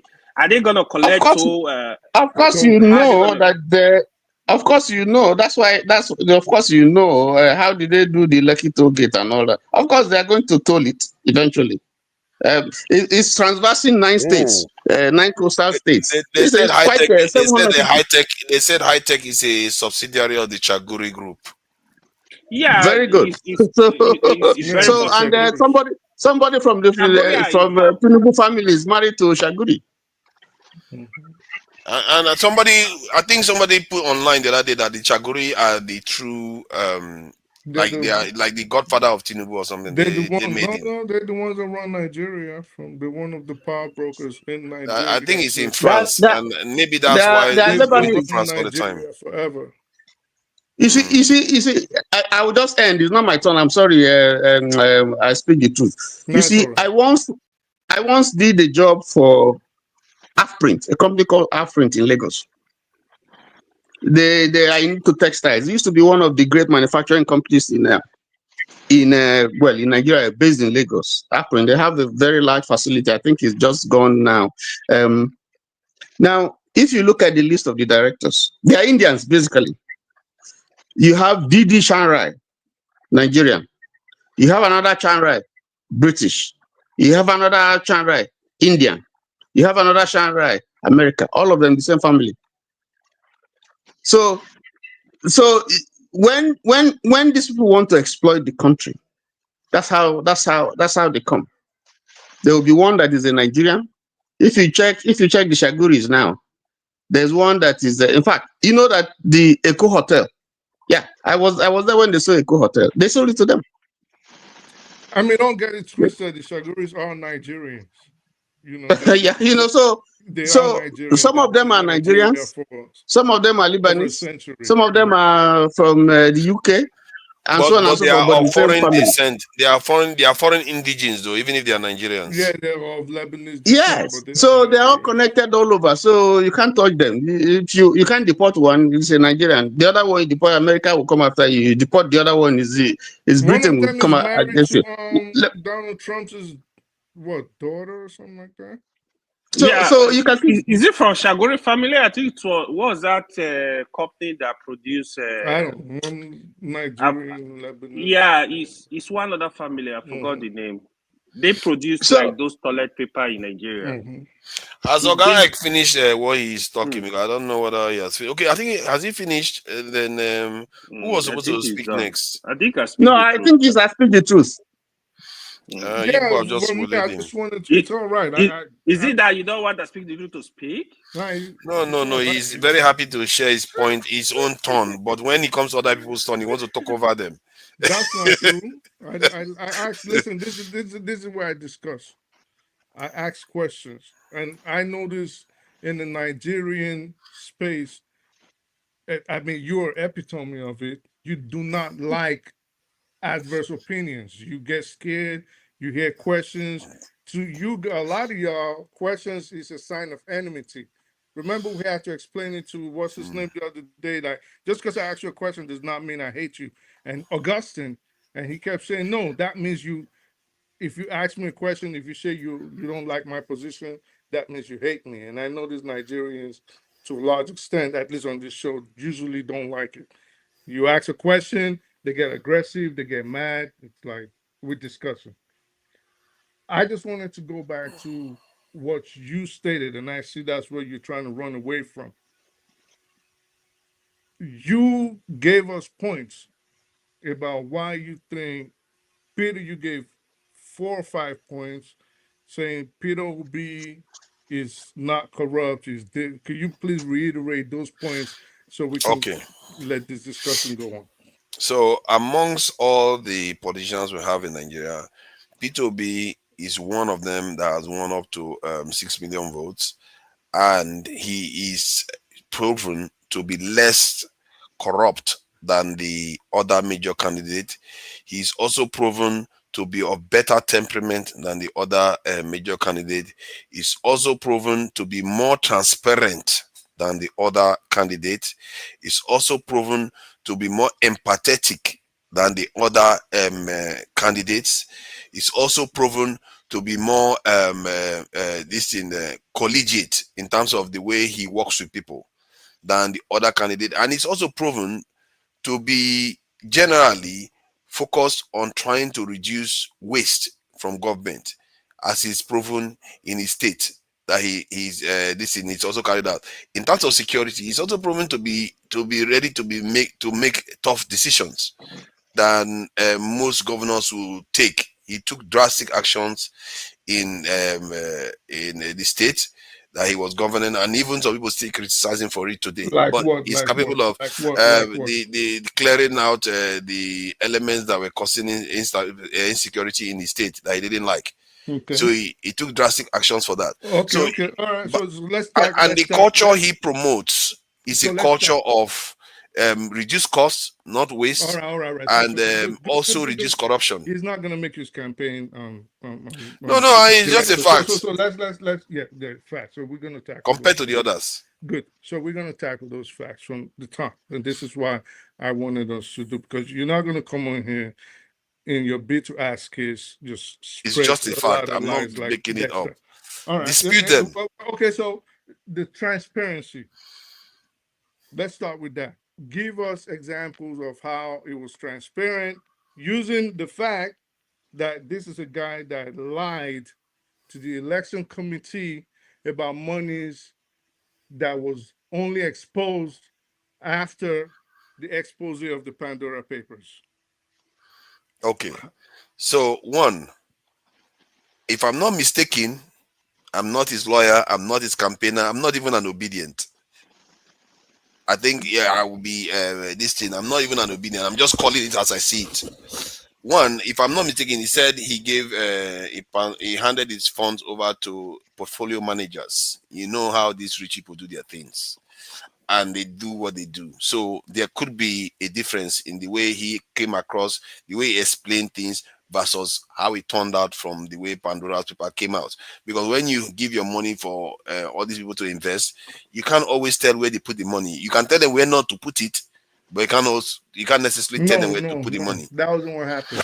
He had the money in a trust. The bottom, it wasn't, even if it was investments, okay? Even if he had it in investments, even if he had it in revocable or irrevocable trust, the bottom line was he was supposed to declare it. He didn't declare it. So guess what? Let's chuck that transparency nonsense in the trash. No. That is not the reason. I'm talking about being transparent with the people. That could be something that he felt maybe was just a private thing, but it's not the people. It's not a policy for the people. It's not like he's trying to do something and hiding it like other governors or these other ones do. I remember I use the term versus these guys. Dude. I'm not saying it's perfect. I'm saying versus the one we have. The bottom line is he was supposed to declare those. Yes. Let's say he was. Hold up. Let me finish, please. He was supposed to declare his net worth, his investments, cash and otherwise, to the electoral committee. Mm-hmm. He didn't. He wasn't transparent. So let's chuck that away and you can't chuck it away because the others are worse. We're not talking about the others now. We're talking about. My analysis was based on the others. You can't say you can talk about the others. Father, quick question to you. What are the two reasons? Why do you think people take money offshore? Like, what are the two major reasons why people do that? One, they do that sometimes because they feel like the money will be invested and they can make money from it. That's part of it, because that's what they call portfolio manager, not necessarily just to hide it, because they invest that money so that they can get returns on the money. So the money is not just sitting there this in dormant. And secondly, is so that they can be able to separate the money from themselves, just in case they need the money for whatever else they do. You know how people have savings accounts. I disagree on Forefathers, let me help you. Let me help you. One of the reasons people take. I'm not a rich man like that, so I'm not exactly going to follow them. Forefathers, one of the reasons people keep money offshore is for tax. You will put your. Can I please speak? And I'm not asking for any help on investments or money. Okay. So the reason you will put monies offshore in that way, the number one reason is for tax purposes. Okay. The second reason, you rightly said, is to separate you from the monies in case of, probably in layman's terms, a lawsuit. So you are different from your money. You can't touch it. All right. This is why you see you could be, most rich men are rich in investments, but not cash wise. They don't have a lot of cash on hand. They have a lot of equity, and so they have all that. That is the reason he hid the money. All right. The bottom line is he hid the money. He didn't tell us about it. That is the bottom line. I'm not his manager. What is it? It's his money. Calculated is his money. Yeah, but you're supposed to declare it. That's the point. No, leave it, just leave it there. No, don't worry. I think if you try to defend that one, you fall into the hole. Let him now prove the others are better than P2B. That is the only question. Forefathers, please. Obi, there's a video. In fact, I watched it yesterday. Obi spoke on these issues, and if you can get that video, I think it was on AIT. I'm sorry, Arise. Yeah, it was Arise. If you can get it, he spoke. Yes, he addressed that issue. So I think he can speak for himself. And based on, I have watched. Yes, no, it's fair. It's fair. You made a point, but I think it's only fair that you play that video. So based on what he said, then we can interrogate it. Tony, this is just playing his usual ass kissing game. Okay, we've I'm not asking. We've asked this 1,000 times. What are you talking about? Bottom line, we're talking about this is the bottom line. Okay, we're not talking about others. We've agreed that the others are corrupt. All right. Obi was not the only person in the Pandora Papers. But did you hear me say that? I never said Obi was zero corruption. Please let me finish. We've only stayed on transparency. All right. That's the only thing we've been, at least on security. I agree with you on transparency because you made this point, and I patiently waited to react, even though you've been trying to sideline me, hoping I won't be able to ask these questions. And I'm going to ask them because we cannot keep putting people that do not deserve the job of president in Nigeria in charge based on sentiments, all right? And then come back years later, 2 years later after you've put them in, you start complaining. Nigeria is supposed to be running. Nigeria is walking. Nigeria is not even walking. It is crawling, and it's because of behavior like this where people do not call out the truth. It's just like Ike. I could not, in good conscience, agree that Obi is an old man. He's on his way. Come on, man. You are just talking about other things now. Get to the point. And don't tell me to get to the point when you let everybody else talk. Okay, talk now. I just want you to get to the point. Down. You do this all the time. You want to antagonize me when I'm speaking something you don't like to hear. Dessa went on a ramble. Let me finish. Dessa went on a rant. For more than 15 minutes, I was keeping time. You did not question. You did not call him. You did not question him. No, because I want to engage with what you are talking about. I want to talk, and I'm in good conscience. I am asking questions to engage a good discussion. But the typical Nigerian in you jumps out. I don't like what he's saying, so I'm going to antagonize him and attack him. No. I don't want to antagonize you. I want you to get to the point so that I can, because. Okay. Father, let him finish. Father, let him finish his point. No. See, I don't want him to start. See. Okay, hold on. I don't want you to do. I don't want you to do something that is not relevant here. The question you asked me was why. I said what I said. could have gone And on, I like, gave you, hold on now. And then I gave you my reasoning that based on P2B's attitude versus the others. I don't care about the others, so let me then don't bother. Then there's no point for that discussion then, if you don't care. Because I'm not here to defend P2B as a pure candidate. Let me speak. You can kiss No, I'm not here to defend P2B as a pure candidate. That argument you have won already. No. Let me put it this way. You have already won the argument. No, if you want to say P2B is perfect, that's not my argument. Again, stop trying to antagonize me. I'm not. No, because I'm getting to the point of what you are saying. I'm saying if you are trying to argue that P2B is a pure candidate, you have already won the argument. So move on. Can I speak? Please, forefathers, let me finish what I have speak to the truth. say. Hold on 1 minute, please. No, because you're just wasting our time now. Can you hear me? Can you hear me?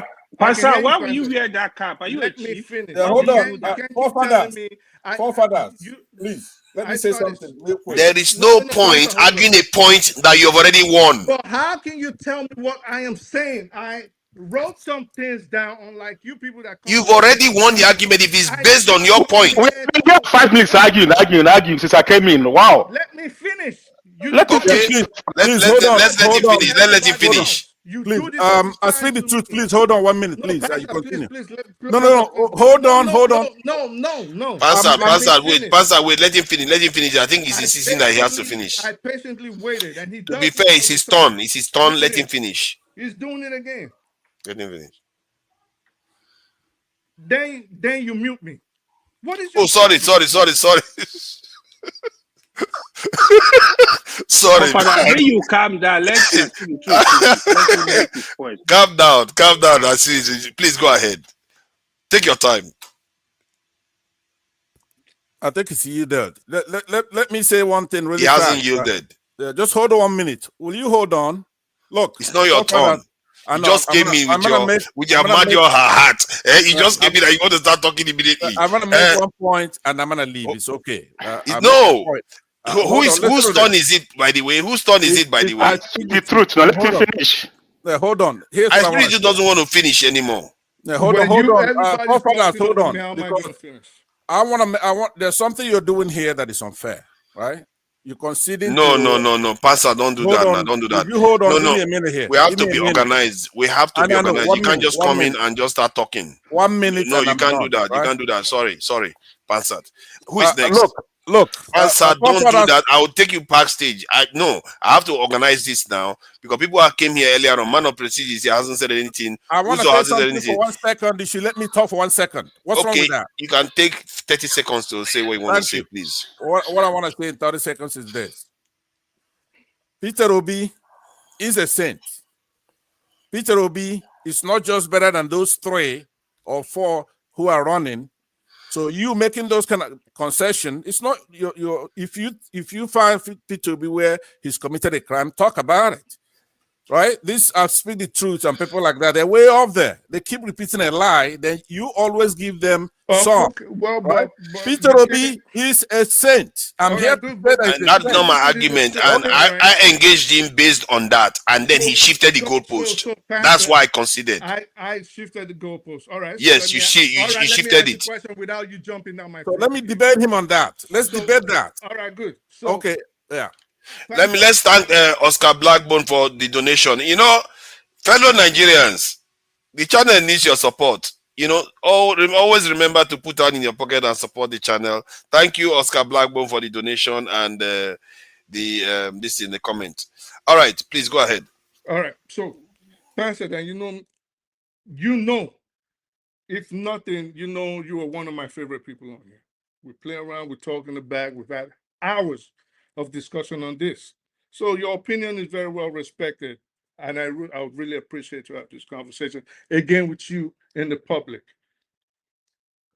If we talk about, and me and you always said this, Nigeria right now is not firing at its optimum. Would you agree with that? We are supposed to be running or even flying. We're barely crawling. We cannot keep bringing the same groups of people, trying to whitewash them under the guise of tribalism, or religious sentiments. Oh, he's the same creed as me. I'm going to excuse his faults. I'm going to excuse what he does. We can't do that. So a very favorite Nigerian saying is, what's good for the goose is good for the gander. If he's corrupt, let's call him out that he's corrupt. We don't care if he stole a $10 bottle of orange juice, because if he stole a $10 bottle of orange juice, if you put him in charge of that factory, he's going to steal the whole facility. So you cannot excuse a man. He's clean. That is subjective. That's your opinion. I'm not disputing it. I'm not arguing with that. Fine. But if we agree that Tinubu, as we know, is utterly corrupt, and Atiku might actually be the most corrupt of his politician we've ever seen in Nigeria since Okpeholo, we agree on that. OB cannot be excused knowing, for example, that this is a man that hid his money overseas, is prerogative. You get to a certain level of financial wealth, you can put your money in whatever jurisdiction you want. We all do this. But that is not the issue. When you run as a politician, they ask you to declare that money. You declare it. You are about to become a public servant. You're no longer a private individual. You don't hide it, then come to us and have your minions giving excuses why you did that. That in itself, you know, you don't have forever to make your point. Why don't you? Yes, I will go forever. So that in itself is something that, if Nigeria worked properly, should have barred him from seeking election. Okay, from seeking an elective post. That in itself, for putting wrong information there. Then we have the issue where he took his own state money and put it in a bank that his family had financial interest in. Nigerians, his supporters, will excuse these things too. Then we had the issue of the brewery. Then we had the issue of his personal assistant being caught in Lagos with over 250 million naira. People will excuse all this nonsense and come on here and try to tell us this man is cleaner than everybody else. All right. In fact, when you elect someone like that tomorrow, he goes in there and starts enriching himself and all his partners. Then you want to come and complain about the country, knowing fully well that this is something you guys did. Okay, listen, it's not my turn, but I'm volunteering to take you on this mantra and all this rubbish like you're regurgitating right here, right? When we talk about sainthood in colloquial terms in Nigeria, we don't mean it ecclesiastically. Somebody who's going to heaven, for example, right? We all know when we say that somebody's a saint, in the way that the people like AY and others, especially Yorubas, invoke the word. It's not like P2B's ever come out and say, hey, look, I'm a saint, like a Mother Teresa or something like that. It's still the straw man. You are building that up. P2B has never made the claim that he's a saint. But what we've done is to understand what you mean. Is he wanting in a way? Colloquially, is he a criminal, right? Some of those ethics and morals that you're talking about, they are the minimum. For example, let me give you a clear example. Let's say a governor is mandated to pay a minimum wage of 70,000 naira. But that governor goes ahead and pays 90,000. Then you could come out and say, hey, look, Peter Obi, let's say if it's him, this governor paid 90,000 instead of $70,000 minimum wage. Right there, yeah, you got him technically, but he is doing it better. For example, again, Peter Obi came into office. He was allowed to build a governor's mansion with a certain amount of money in the hundreds of thousands of dollars, right? And he says, no, I don't want to do that. That money is better spent in the schools. I want the schools to do better. And then he goes through an impeachment. But ultimately, when it gets to the Supreme Court, they reverse that impeachment, right? So if you go and you take elements of stuff like that and talking about Peter Obi, you're making a big mistake, because originally what we're talking about, sainthood, is somebody who is extremely kind, somebody who is patient, somebody who is unselfish. That's what we mean by sainthood. Somebody who is for the masses, somebody who prefers good over evil. Somebody who prefers true over falsehood. Somebody who prefers right over wrong. That's the sense that we mean it, that we understand you talking about it. He has never come out and said, look, I'm a saint, or others even now. I say that he's a saint myself because I've looked at him really good, right? Now, some of us who are Biafrans, who are Igbos, I don't like that. I don't think that's a virtue that Peter Obi is the way he is. It's just that we have to tell the truth. Answered. We don't. This is an interjection or your whole tone. I don't know. Okay, yeah, you're right. It's just that when I want to use this to clear it up. Peter Obi is a saint. You don't know anybody, even in the United States, where we are from here. We're Americans, and we're very proud Americans. There's nobody like Peter Obi. America has never produced a Peter Obi. There's no Peter Obi in the whole Africa. Peter Obi is better than Obama. Now hold on, you said this already. Now you already said this. I said it before, right? But so what I'm saying in conclusion is this: you don't intercede for us, right? Because I know you are from the South over there, and what you people do there is to pit these major tribes against one another. Right, I saw you defending Peter Obi, and you did it. I mean, Governor Oti the other day, a couple of days ago. You did a decent job, except leaving a lot on the table. If somebody is talking about Peter Obi is doing something, don't come on and say, "Oh, Peter Obi is not a saint." If that's the case, you want. He hasn't won anything. Peter Obi is a saint.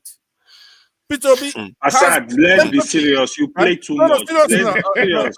Asad, you play too much. I'll leave it at that.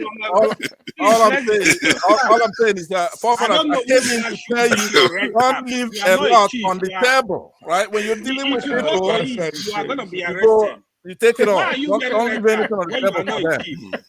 All right, thank you very much. I'm actually going to exit the platform since I still to make it up to you. I'm going to exit so you could have So you exited after they drove you out. After they drove you out, that's when you exited. He was there causing trouble, arguing.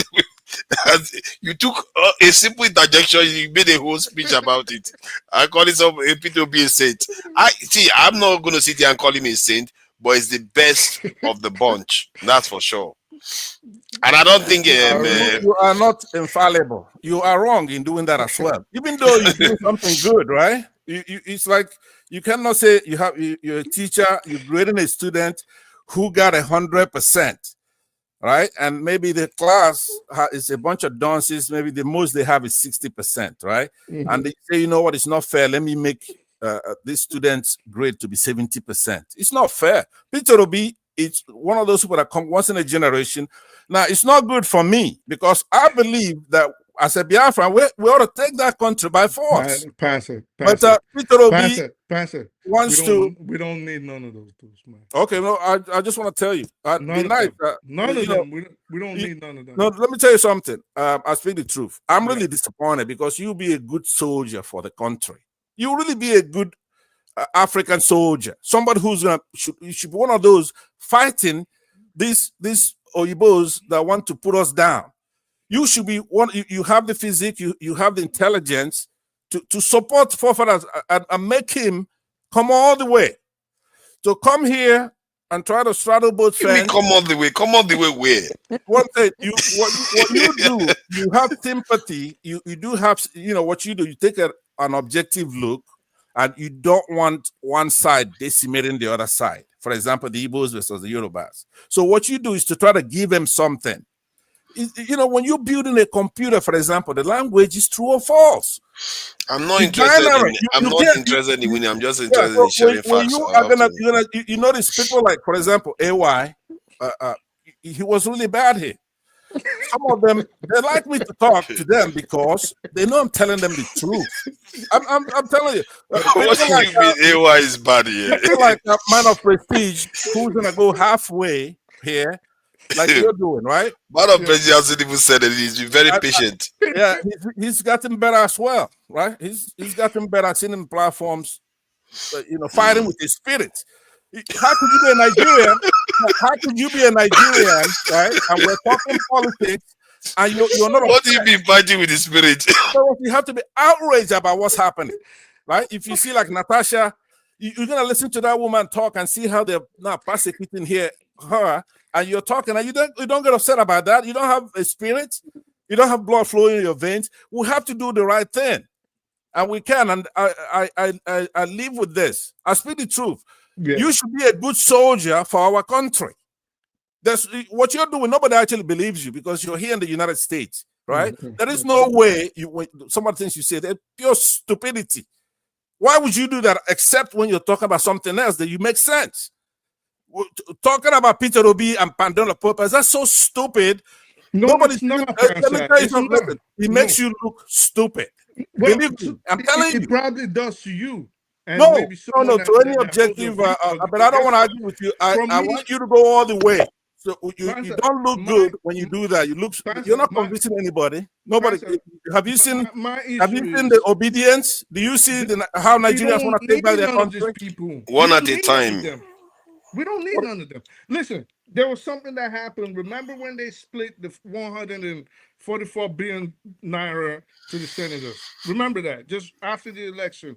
And they were interviewing Peter Obi, okay? And they asked him, they said, what does he think about these monies that the senators are divvying up for themselves? Right there, he criticized it, which any normal person would do. You criticize that, right? And then in the very next question was, but do you know Labour Party elected officials split in the Lagos? And right away, he did a 180 and started justifying, well, they have to get the money because it was given to them, basically saying it was forced on them. To me, right away, I said, this guy is a complete politician. It's either you're going to criticize. You don't have all day. So let me answer you that, right? Let me tell you something.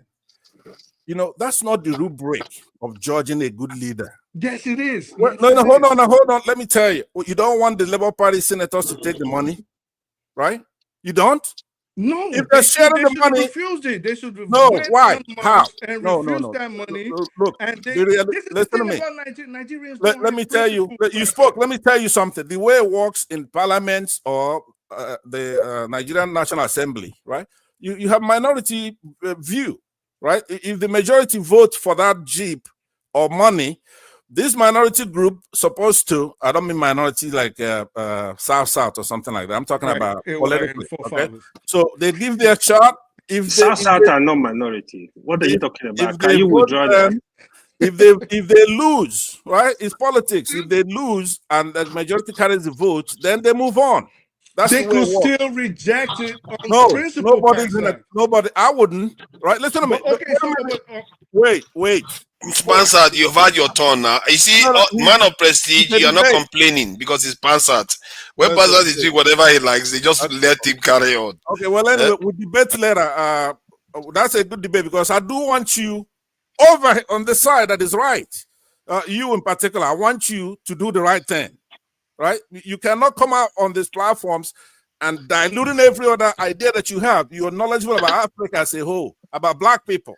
And then because of the tribal clannish nonsense back home, then you're taking the wrong position. Just like I admonished Ekene earlier today. Somebody who's always right. Now, when it comes to chauvinism, then he wants to take the back seat. That's not supposed to happen. We're supposed to do the right thing. You ought to be a soldier for Black people, for Africans, for Nigerians, not all these small clannish. Because let me tell you something before I go. We're going to win. We're going to take that country back. I just want you to know that. We're not begging for Pastor, let me ask you a question. We're going to take it over. Pastor, let me ask you a question. Do you still consider yourself as a Nigerian since you've not been to Nigeria for 40 years and you are putting on an Igbo cap? Do you still consider? No, this is a serious question. Can you just Who told you he has not been to Nigeria for 40 years? I want to drop battle. He has not been to Nigeria I go for village meeting. Leave me alone, let him go. I'm Don't actually surprised. She's sweating anyway. You can go. She's sweating. So you can my brother here in this part of town. He hasn't been to Nigeria for 40 years. For me, everyone they make up because if you come here today, that's why I get all this liver because I don't see you today. Don't worry, Biafra, baby, I go see you. Okay, bye, everybody. Thanks for All right, then. Thank you for joining us, Pastor. Away now, you see, he will not. Leave me alone. You want to make you late? Hey, why is wicked? Like it hasn't been for 40 years. All right, who is next? I think it's Man of Prestige. Man of Prestige. So, what do you make of what is going on in Nigeria? In all these political shenanigans and permutation. I think if Atiku doesn't run, he doesn't have any other space other than to back somebody with P2B at the top of the ticket. He doesn't. Anything else will be rubbish. What do you think? No.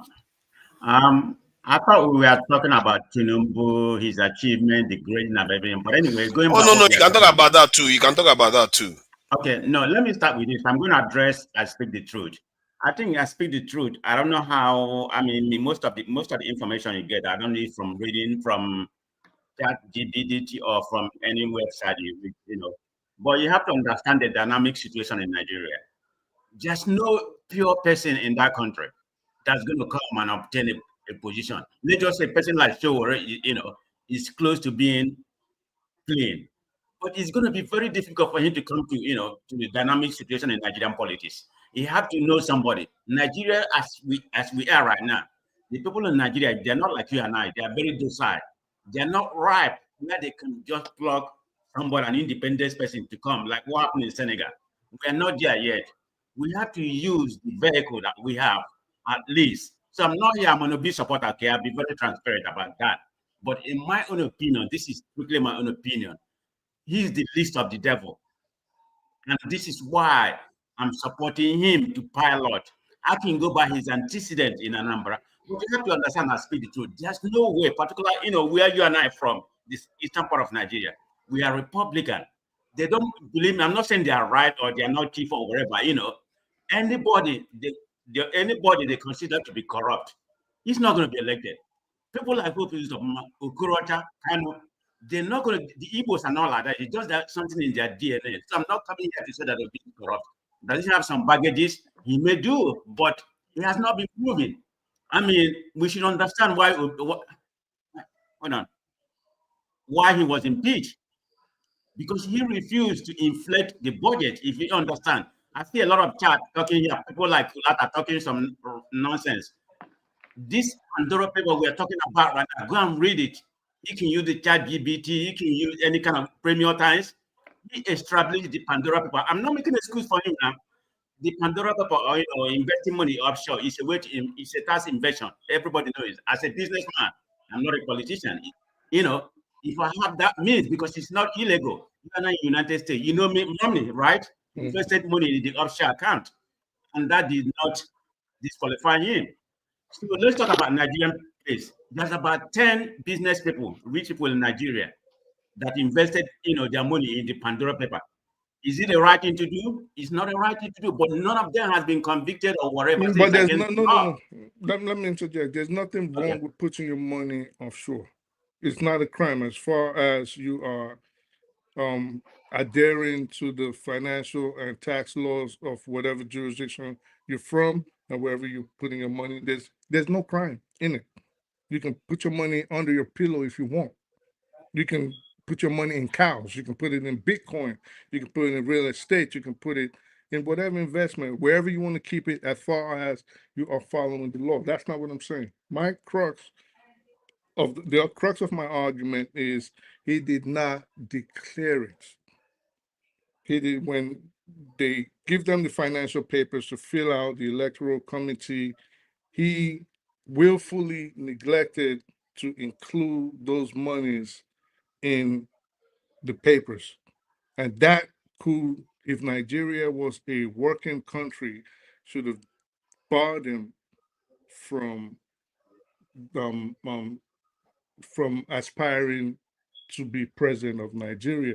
Because that only, for someone like me, that tells me that if you are willing to hide something like that, when you're put in position where you are in charge of hundreds of billions of dollars, you will do the same thing. This is what that tells me. So I'm not saying he's not the least corrupt of the bunch. What I'm saying is he's no different from them. The only difference at this point is he hasn't had access to that kind of money. Because if you're willing to hide that, you're willing to hide more. So and I'm saying we cannot find a saint, fine. But why are we going after these career politicians to lead us out of the doldrums? They're not gonna do it. Then none of them is gonna do it. But hold on. What I'm saying, I speak the truth. It's just the dynamic situation in that country. Like I said, it's going to be very difficult to find somebody who is independent, who's not part of the politicians at this particular time. Maybe eventually we can get there, but at this present time, 10, 20 years from now, we're not going to get there the way the dynamic structure of that country is. This is the problem we're having. I'm not coming here to defend P2B. I don't know what he's in mind, whatever he's saying, but according to what he said he didn't know he's supposed to declare that. I find that difficult to believe. I mean, but that's what he said. People need to understand the genesis of this Pandora paper. This man is established this offshore account in the 1990. This is before he became a governor. He became a governor in 2006. That's when he became a governor. And he started this offshore account when he was in London in the 1990. But this exactly Pandora paper was kind of reorganized to become, I think, PMGG, which is the initial of him, the wife, and the one daughter and the son. This was done 4 years after he become. But the amount that was invested there, it has, it's 15 million, nothing more than 15 million. I'm not saying, how he got the money or something like that, but talking about laundering money from the state government to that place, that has not been proven. Even can anybody tell me how? But I don't think anybody made that accusation though. Right. He was laundering money. No, I think that nobody's accusing him of taking monies into. I think. Can somebody else talk? Maybe someone small. You're talking about somebody else's money. Let me make my own money. If I'm not mistaken, I think Jersey Island. That was probably where it was, some offshore location. But I don't think that's the crux of the argument. The argument is he did not declare it. So we're not saying he stole monies and added to his former investments, whether it was 1 million or 10 million or $5, it doesn't matter. Anybody can set up a trust. You can set up your revocable, irrevocable. You can set up any trust you want. It's within the ambit of the law. Nobody's disputing that. But then when you vie for political office, and then they ask you, what do you own? So we can keep with your finances when you become president. We don't want you to go in there with $50 million, and then all of a sudden, like the rest of the Nigerian politicians, Atiku, OBJ, Tinubu, all these people, and then one day they wake up with $500 billion. Do you own $15 million? Then list it and let us know, and let the electoral committee carry out due diligence, their investigations. When you start hiding that, then that's telling us, the electorate, that you're putting things in play already for some shenanigans you want to commit when you get to the top office. This is my problem with it. And this is what I think should be any reasonable person's problem with it.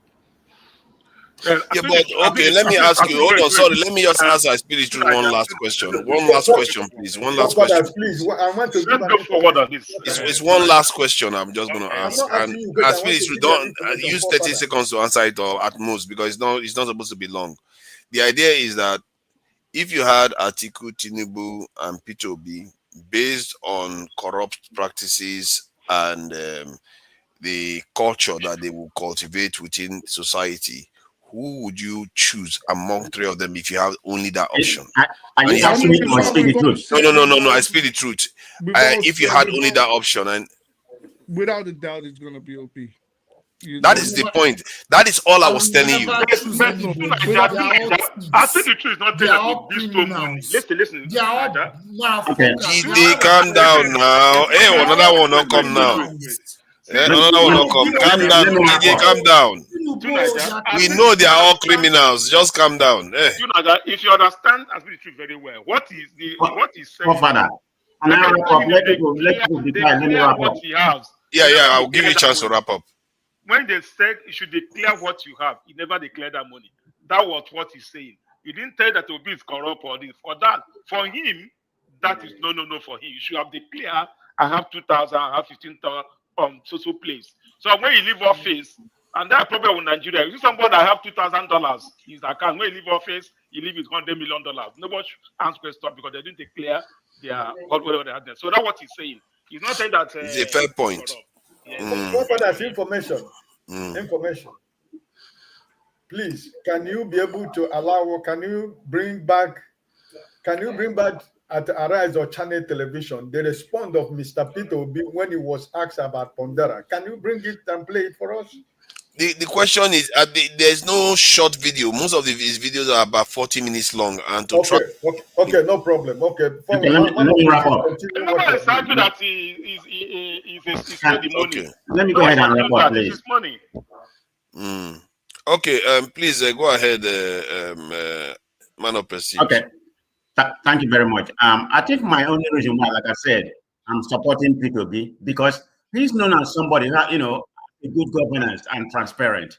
And his antecedent in Anambra exemplify that. Because if you go and read his antecedent in Anambra, the reason why he was impeached, because he refused to inflate the budget. That is exactly what we are having right now, all this padding of the budget. I mean, our current budget of the country right now, 12% of the budget are being padded. What does that mean? It's fair. Nigeria has just become ATM for the elite politicians. That's exactly what happened. And we are not going anywhere. So let me just make it clear. I'm not here to say he's a saint, but from the little I know about him, he's the least of the evil. That's the point I'm trying to make. Can we get people like a saint to come to that country? Not in the present country where we are right now. You have to be a politician in order to, mingle there, So let me go into this briefly before I go up what we are talking about. People keep on talking like we have that foolish culata on that place, chatting all those nonsense, I mean, what Kulata does come here and propaganda, he's very good at that. I know the history of this OB we are talking about. Like I said, this man established this in the 1990s. This is before he became a governor in 2006, and he did not take the state money. You can say whatever you want or how you want. I mean, it's not. There's no law against it in Nigeria. I stated before, there are more than 10 people that invested in this Pandora paper. So, I mean, the man was very prudent, very transparent during his governorship. Is he going to transfer that to when he becomes president of Nigeria? That I can't tell. But we need to call it what it is. So let's go back to the main topic. I don't want to talk about Obi. Let's talk about talking. You're not just talking about prestige. People need to realize. Use everywhere globally for investment, savings, and estate planning purposes. It's allowed by law everywhere. In my particular case and that of my family, it was done on very valuable advice of our then bankers, Lloyds TSB. This is what they did to all their international clients who operated at the time I lived in the UK. They help you to see that you formulate a trust company offshore, and that is what we did. This company was never used to launder money before, during, and after till date. So it wasn't used anytime I was in office for anything. Two, it was never used to buy property before I went into office, During the time I was in office and after time I was in office, it was strictly a trust company that savings and family planning that was strictly used to support our borrowings, which we even invested in this country. And they are facts, they're not things that you can, that's it. Right. So, is that enough? I don't know whether I need to have to hear. Is that enough? It's not enough at all. Sorry. Calm down. I can't hear you. Sorry, I can't hear you. Hold on. Let me go ahead and wrap up. So let me just say something. Let me just say something. One second, please. Thank you, Madam President. Fathers, that did not answer why. I mean, President said it.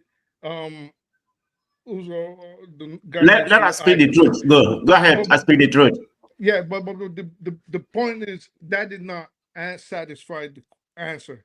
He's telling us the same thing we all know. I mean, we've all said it all here. Why didn't you declare it? That's the question. He didn't answer why he didn't declare it. He's telling us why he established it. We already know why you established offshore accounts. We know it already. But why didn't you declare it? That's his question. And he never answered it. He's a typical politician. I've listened to at least 6 or 7 different answers, and he beats around the bush. He'll give the same answer. Oh, it's for estate planning, it's for this, it's for investments, it's for profits and losses.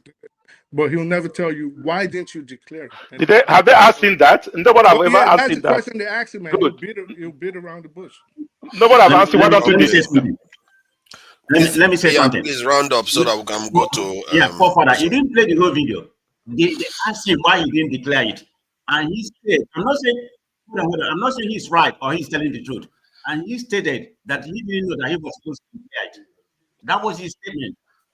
Is he telling the truth? That I don't know. Yeah, I speak the truth. He said he doesn't know that he was supposed to declare it. Do I believe him? Probably not. I mean, the man is a smart guy, who has been an chairman of so many banks in the financial business. It's a political answer. Why don't you go to declare it? A political answer. Let's leave that story. But it's part of tax invasion. So let's call it what it is. But is it against the law in the Nigerian space? No, it's not tax. Was it tax evasion against Nigeria? It was not tax evasion against Nigeria. Okay. He was not committing any. Okay. Let's stay. Let's one at a time, please. I speak to the roundup so that Uzo can go because other people need to come in. I'm just going to answer what man of prestige keeps saying. He wasn't tax evasion. He wasn't committing any crime. Nobody's accusing him of. Like Uzo rightly said, no, I'm not saying he committed any crime. He didn't violate any financial laws. He didn't violate any taxation laws, as far as I know. But he violated the electoral laws of Nigeria by not declaring it. That's okay. Yeah, man, round up so we can go to. Let me wrap up. I will go. I just came in. I'm sorry, Tony, because there are quite a lot of people waiting there. Jargon is there, Jide is there. They've not said anything. If you play the full video, you will see Obi's answer. That's what I want to say. I'm just getting off. He answered the question in that video. I've watched it. He answered the questions that you're asking on that video. Let's be fair. You see, let's be fair. Yeah, go ahead. He did answer the question. But anyway, people don't understand what's going on. Have you ever asked who is this Shinguru forefather? Google it on Google that on chat GDP. You understand who this Shinguru is, the prostitute Tinubu. This is a man who looked at Nigerian money. He was a Abacha hitman. And this is who Tinubu bring right now for this 13 billion project.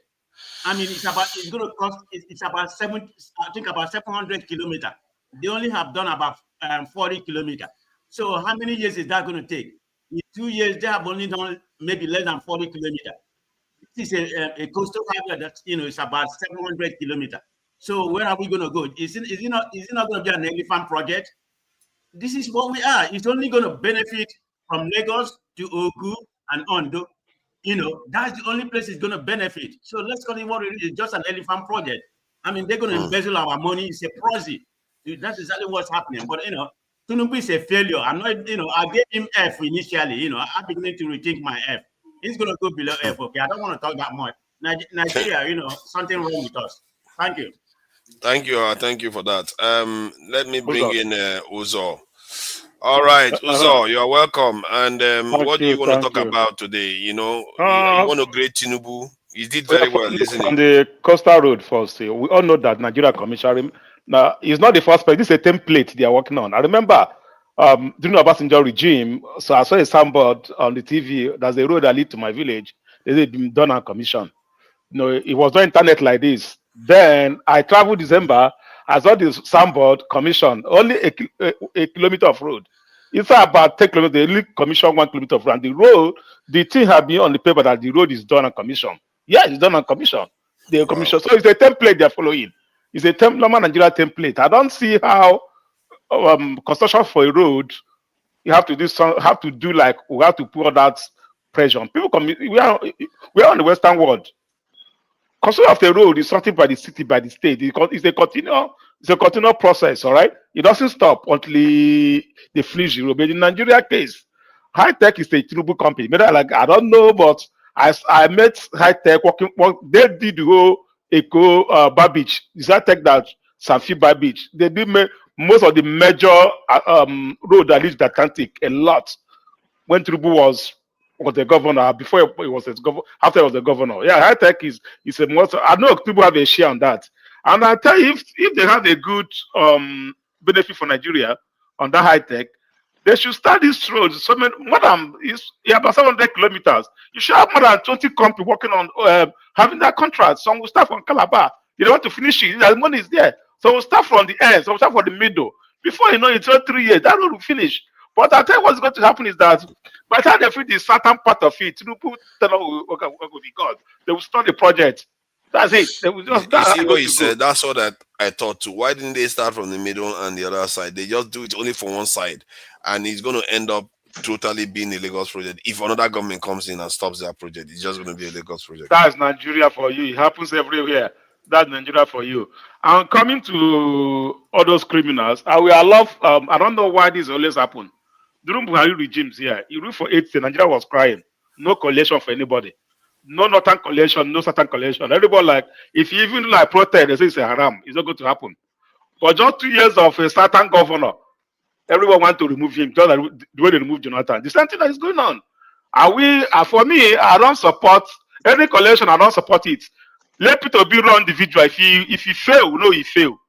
If Peter be in collation with anybody, especially from the people from the northern politicians, Atiku, all those guys that look all these young people, even Amechi is even start jogging up.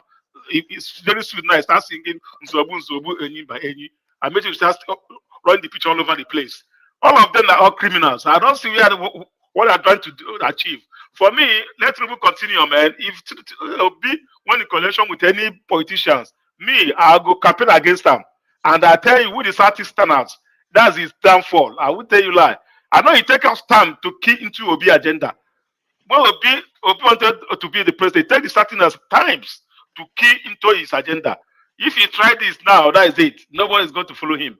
I don't buy the idea. Not that Tinubu is doing good, but it's not. Whenever you see a Southern has come to as a presidency, as a president, people will start telling you that he's not competent. Is that they start to remove him, just like they remove Jonathan. It's not going to happen. And they always use the Southerners to remove the Southerners. They can't do that by themselves. Just like Jonathan, they have to use the Southerners to remove him. Tinubu, all of Amechi and all of them, they removed Jonathan. Now he's hard to use Obi to remove him again. Which is it's not going to work. For me, it's not going to work. I will campaign against anybody that want to remove Tinubu this time around. So you want to carry on with this current government that has kneecapped the Nigerian economy and life of people getting worse. When Buhari was there, we said the same thing. When Jonathan was there, we said the same thing. It's only the same thing. But actually, no, it's not the same. Actually, what Buhari did was he didn't do certain things. He could have stopped the black market in this round tripping. He didn't do that like this government did. It was just a law Tinubu passed. He didn't solve insecurity, but he didn't. But Buhari didn't go out of his way to sabotage the Nigerian economy. Tinubu seems to have done. No. The suffering of the people remains. The suffering of the people remains.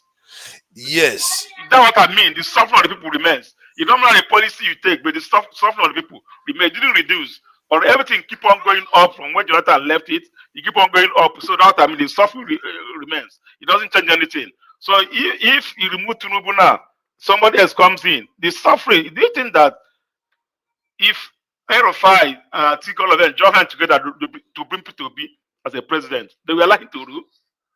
He said that all of them will kill them and bring their own people. Did they not help? Did they not help Tinubu come into office? Did Tinubu not help Buhari come into office? They let them govern. Okay, when they allowed Buhari to come into office, what happened?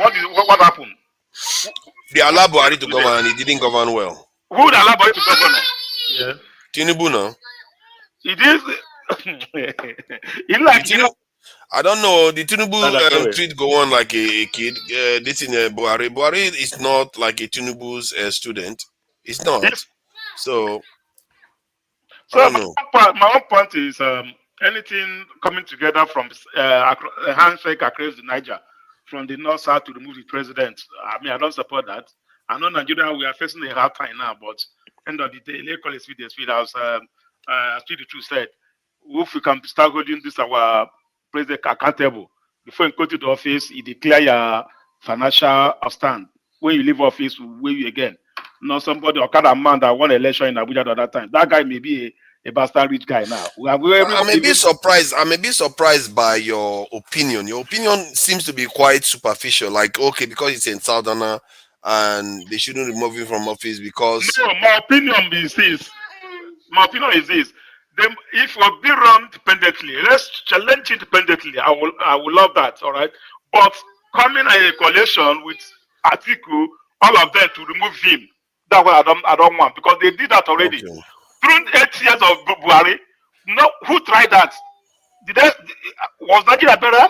Did they all come together to move Buhari? They can't. They cannot, because it's a northerner. They cannot. See, Buhari has his faults. The areas that I think Buhari got right was supporting Dangote refining the common stream. And which other one did he get right again? Removing the fuel subsidy. He was the one that actually passed the law to remove it, even if he didn't do it on time. Buhari did it. And so those two things were a good step. It laid a better foundation for Tinubu to take over. But Tinubu got those two things and just chucked them. Was regime good? Was Buhari regime good? No, it wasn't good. But he didn't. Did they come to wait? The Boko Haram are begging everywhere. The economy, do everything. Everything was all high. Did anybody complain? Did anybody come to remove him? See, my point is, I always do relative things. My point is, compared to this government, it's not because Buhari's government is better, but compared to this government, Buhari's Nigerian currency depreciated from around 300 or so, of 200 to around 400 or so under Buhari for 8 years. For this government, within 2 years, from around 400 to 1,500. Within 2 years, that's what they have accomplished. Then what about Jonathan? Why did they cut? Jonathan, as about Jonathan's time, Nigeria was basically standing still to an extent. He didn't make things worse. Insecurity got worse under Jonathan. Okay, but didn't they come together to remove him? Yeah, they came because Jonathan wanted to run the country for 10 years straight. What do you say? Want to run the country for 10 years? Yeah, because if he had won the election, he would have been the longest-serving Democratic president. Is that the reason why they remove him? Yeah, because the Northerners want to come into office. They don't. Buhari this in Obasanjo rule for 8 years. Then this in Yar'Adua for 2 years or so. Then Jonathan came and wants to rule for 10 years. So you can see the passion on the other side was strong. Elected, not finishing what Yar'Adua elected. We're talking about elected. Look at this one. Yeah, not finishing what. You think they care about? Are you seeing the way many Southeasterners are complaining today? It's a fair criticism. All this is our politics, but my point is that let us not to let them I don't know why they just try to come together to remove somebody. Let them support their party the way they should do it, or else if they Atiku, Erofai, all of them come together, use Obi. Sorry, Obi is not going to even get 4,000 votes, 4 million votes. I'll show you that. If we can bet you. Yeah, Papa, it seems Rofo is campaigning for Tinubu.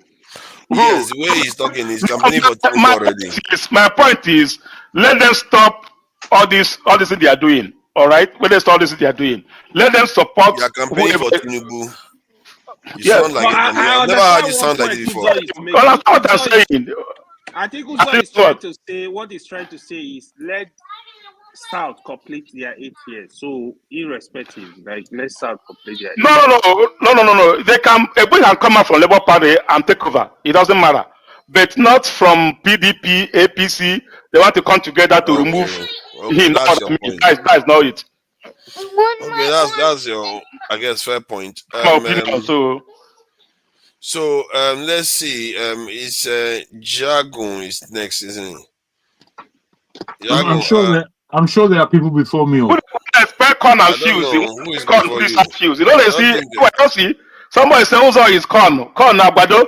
Fuse. I don't know where corn and fuse. Call it a word together. Agbado. You are confused. Corn. I know the agbado. I beg you. So welcome, Jagun. If are you looking to score the current government? Don't put me on. Let me take off these boys. Yeah, that's fine. So are you looking to judge them or look into what is going on with this in permutation? The governors want to permutate. And there's also this international news. You may have heard that internationally, Israel seems to be coming under scrutiny, which are maybe not very convinced because it's wanting to criticize, nothing to take action. And they're not taking action, and Israel is busy killing people every day. So I'm not buying that. Which other news is out there? Let me see. Let's see. The Russia-Ukraine war. Yeah, we also war. I can talk about that when it's my time. Yeah. The AfDB bank now. Is it Adesina is his name? I hope I don't get it wrong. Adesina has stepped down now, and now. Are you ready? I wasn't aware of that. A kind of a pro-Arab guy now is in office, has taken over. He's from Mauritania, and he seems to be. What do you mean he's pro-Arab? What does that mean? Because he was in the bank of the Middle Eastern nation or something like that. He was in the bank, or he was the head of that bank, and he's from Mauritania, a country where a minority Arab Tuareg population is ruling over black people there, and at the same time, like I said, pro-Arabic because he was part of their ecosystem, and now he's taking over this organization. So I don't know what you make of all that. That's interesting. I wasn't very aware. I think what I want to take on first is the coalition. I haven't been going deep in it. I've just been looking and seeing what's going on, and I don't believe in the coalition. The reason why I don't believe in the coalition is because it's only for one aspect. There is still no ideology behind what they're trying to achieve, apart from to take Tinubu out of the way. Thank you, So John. this is the level of Nigerianism that pisses me off. I don't know why we behave so poorly. We're strange. We're a strange lot. We're a strange lot of as a people. We don't lend understanding to the polity in the country, and I find it bemusing. The only thing is that we are Nigerians and we know how we are, but it always seems to me that we like going the wrong way. We don't go the way of progression. Not wanting to go on Peter Obi, and I'm not really wanting to speak on that subject, even though it's fascinating in ways, but most of it we've heard before. I would say that Peter Obi, to me, and 2023, I and many people was having, I was really encouraged about Nigeria and having certain hopes. And Peter Obi, for me, was the only one who spoke anything, not necessarily to my liking at the depth at which he should be speaking, but he was the only one who was iterating a plan.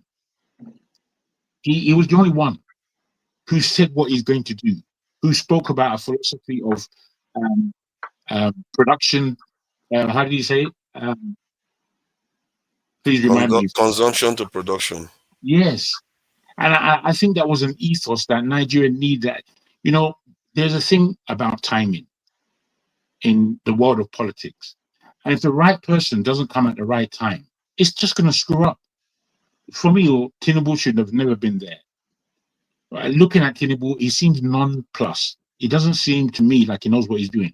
I believe he knows what he's doing as far as he's concerned, as far as what he wants to do. But he's not lifting up his people. He's not. He's not lifting up his people at all. And this was my suspicion in what I know about Tinubu. Peter Obi, I believe if he actually got the ticket and he went into the grounds where he was actually performing production to consumption, or whatever it was. I'm sorry about that. But, you know, he did make so many statements about Nigeria's turnaround. And I think he would have done a good job of turning Nigeria around. To the point, I don't believe like the last 2 years that have happened. To me, nothing's happened.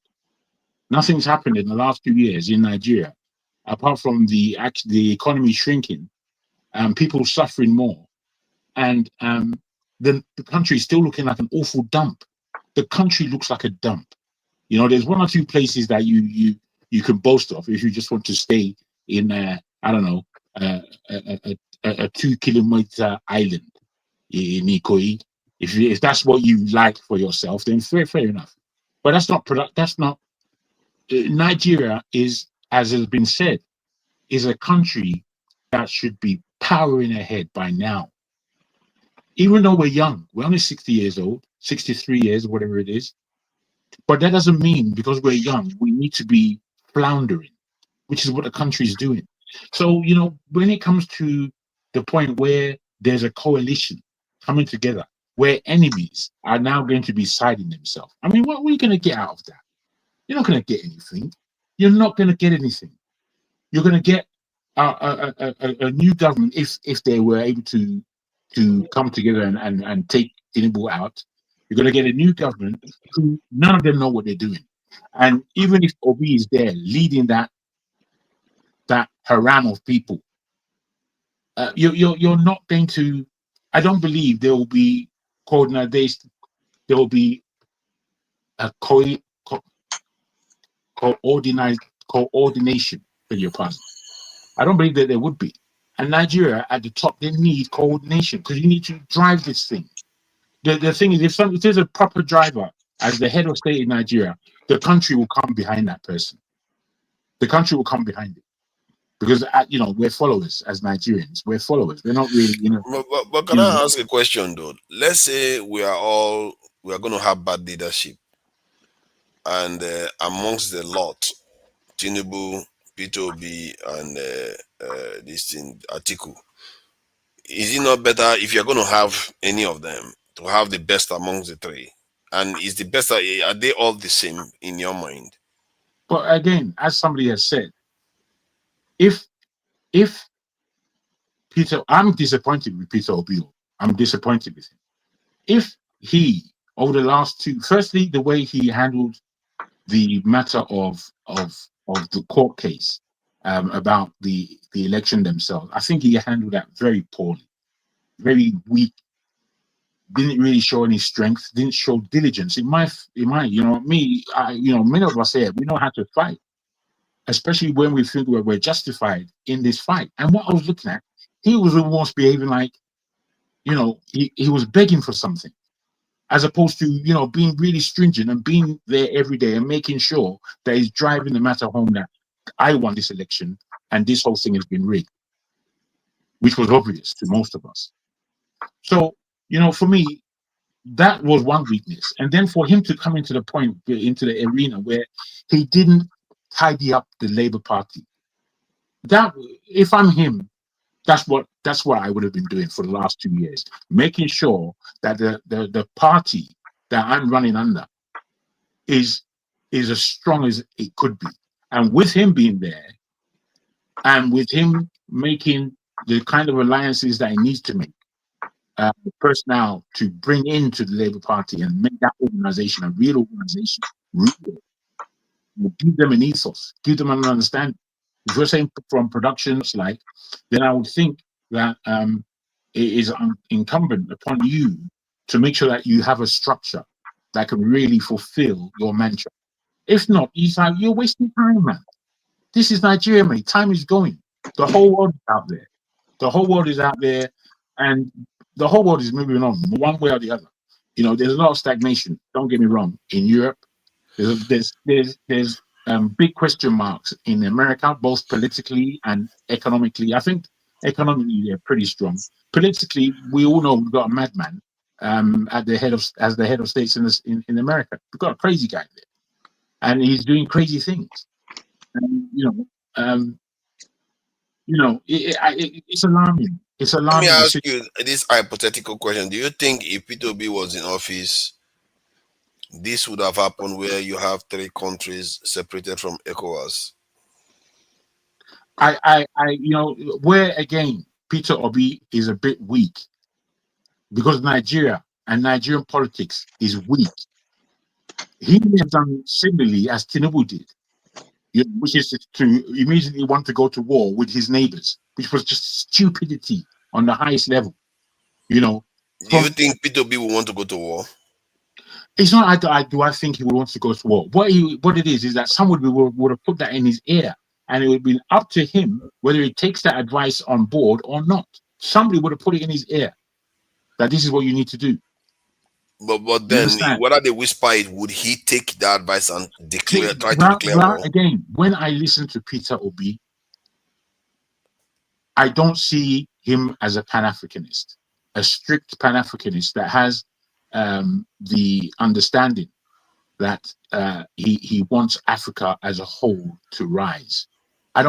He is, like most Nigerian politicians, are just so invested in the Nigerian rougher that they're not thinking.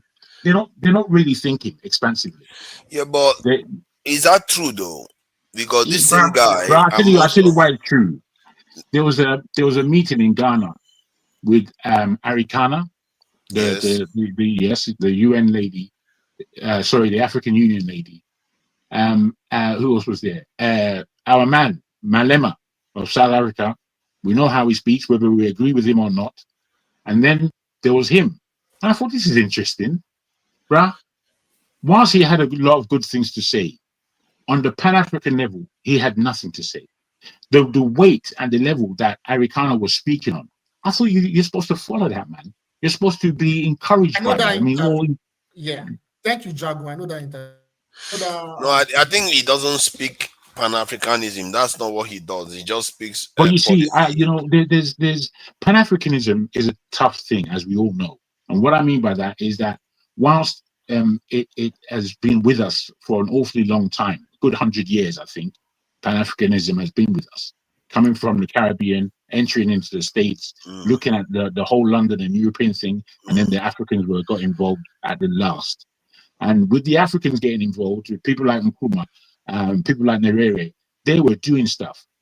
They were fighting. But let me add something to what you just said about that might give shed light. P2B, if I'm not mistaken, in 2010 or maybe earlier, went to Haiti when he didn't have to go and help them with the the earthquake. I think he took his family there to go and work and donate at the same time in there. So in terms of being aware of the larger family, he seems to be, from that point of view. No, I disagree, for fathers. That's not the case. Wait, let me. He didn't go to Haiti. No, why he went for Haiti? It doesn't agree with your. It does not mean that he's trying to No, my point is that he's aware and he did go. No, listen, it's not to say that he doesn't know what Pan-African is, but to me, looking at him, because I look at these people who I don't do it easy. I look at them. He has a fear of it. He feels that if he goes too much to Pan-African roots, that he would not have the kind of leeway or positioning or leverage with the West, which he's more concerned with. And I find this a shame. This is why me personally, from when Traore came in, I didn't know why Nigeria couldn't look at this and say that this is the kind of leader. You see, Traore to me, he smacks of a great example of what leadership looks like in the African context. That's what it actually looks like. Yeah, but what I'm always Everything looking else, at is that wait, my brother. Everything else is following the Oyinbo edicts. Simple. We in Africa can't afford to keep doing this thing. And Nigeria, to our shame, is the #1 country in Africa that is just following Oyinbo up and down the place. Our leadership, especially. Yeah, I Fela mean, was right now when he sang about follow now. we need to be ashamed of ourselves in so many ways, you know. And I don't say shame is a good thing at all, but it doesn't seem that we want to detract from the slumber that we're in. It doesn't seem like we want to break away from the rubbish that has consumed us for 63 years. And it hasn't all been rubbish, I'll give you that. But majorly, it's rubbish because the country isn't what it is, isn't what it's supposed to do. And the other example is that Nigerians abroad perform. So why don't Nigerians perform in Nigeria? If Nigeria was like Nigerians abroad, it would be a different country completely. And I'm not boasting about Nigerians Yeah, abroad. but to be fair though, Jaco, you know my findings on that, because I've heard this statement made several times. The reason why Nigerians perform abroad is because the system don't let them misbehave. Well, this is why I've always said, I mean, I make statements on it, and I am hoping that certain people are listening. Nigerian, there's nothing wrong with Nigerian people, even though we can argue about that. And, you know, I'll take on board any argument that says there's a lot wrong with us. Put those However, Nigerians in charge of that abroad, they will turn it upside down. Hear me. Yeah, no, you're right now. The thing that's wrong with Nigeria is the system. So it really doesn't matter who gets in there. If they're trapped in that system, they're going to perform as badly as anybody else. Have you not noticed? No, sorry. My point is that the Nigerians are the problem. That's fair for you to say, but the system is what's governing, and the system is there entrenched, and it's a system of rubbish. It's not leading anyone anywhere. There's no ethos, nothing. It's just a big barrel of emptiness. That's what it is. We can't pretend. I mean, I know we like to chop politics and speak about all kinds of individuals, but at the end of the day, it's not about these individuals. It's about the system that is there. The system is complete mud. M-U-D. You're not going to get anywhere with that. You're not going anywhere. When someone will say yes positively, and then 1,000 people will say no negatively. So we stay still. It's rubbish. I don't know when we're going to grow up. We're a bit childish as Nigerians. We have to admit certain things. If we don't correctly diagnose what's wrong with us, I don't think we're going to go anywhere. It's a great shame. I would like to end on this really, and thank you for the time. I believe that I Speak the Truth has expanded each individual's time. So good on you for that. Let me ask Jago's question. Let me just end so that you can move on. Why is it Nigeria that move from the Western countries to Nigeria?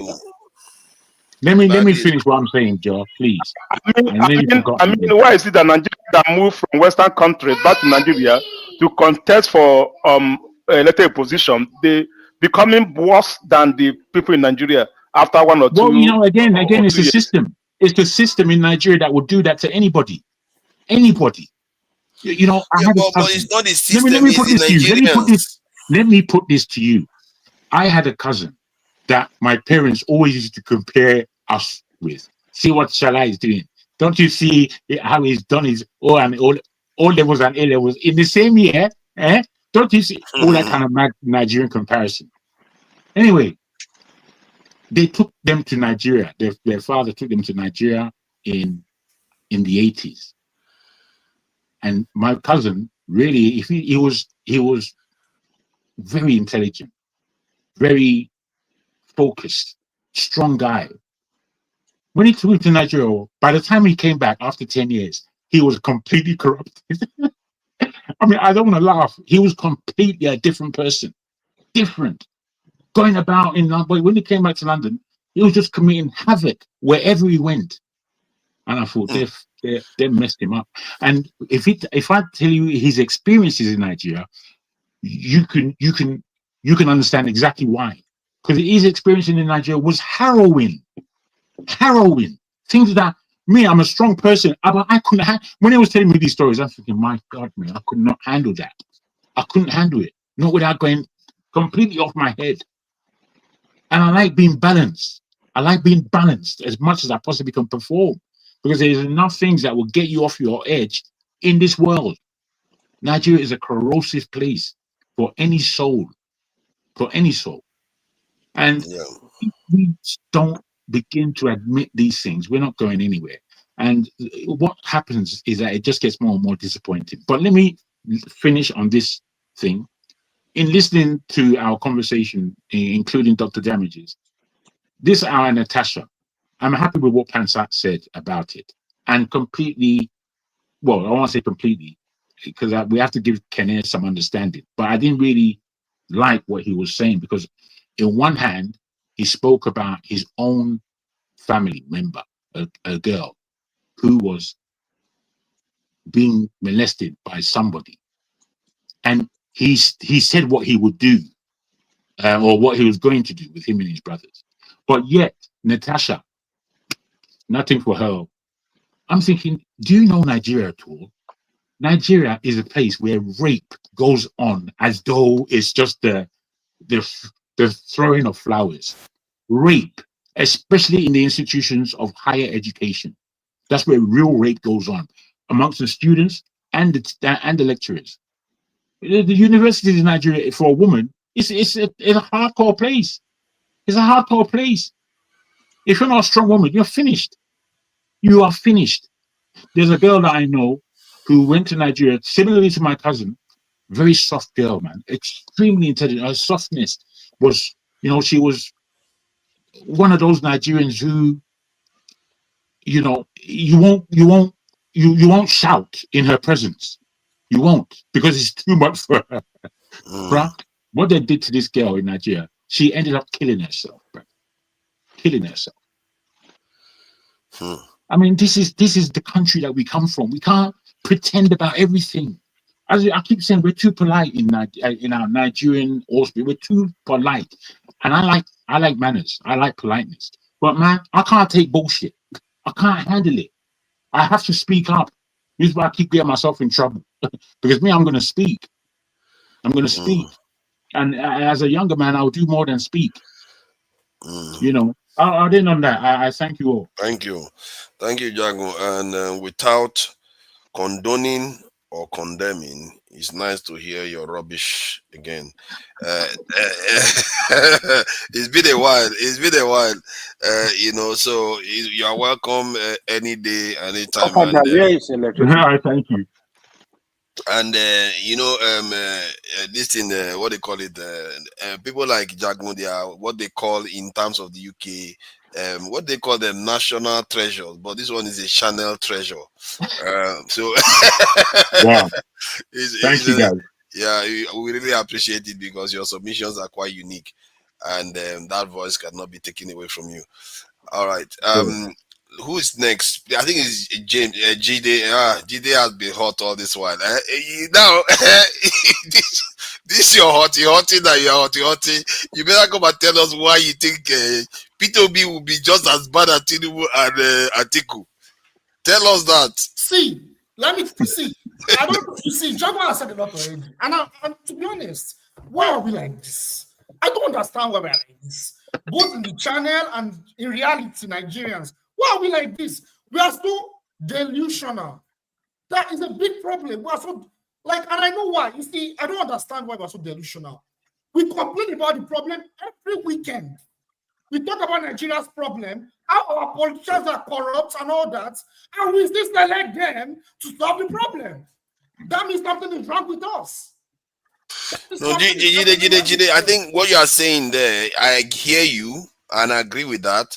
But when you have three of these people to select, How is that? If you have only 3 to say, what are you going to do? You're going to bring some other person? That's a good question. I will not choose any of them because, see, it's like, for instance, I'll give an example.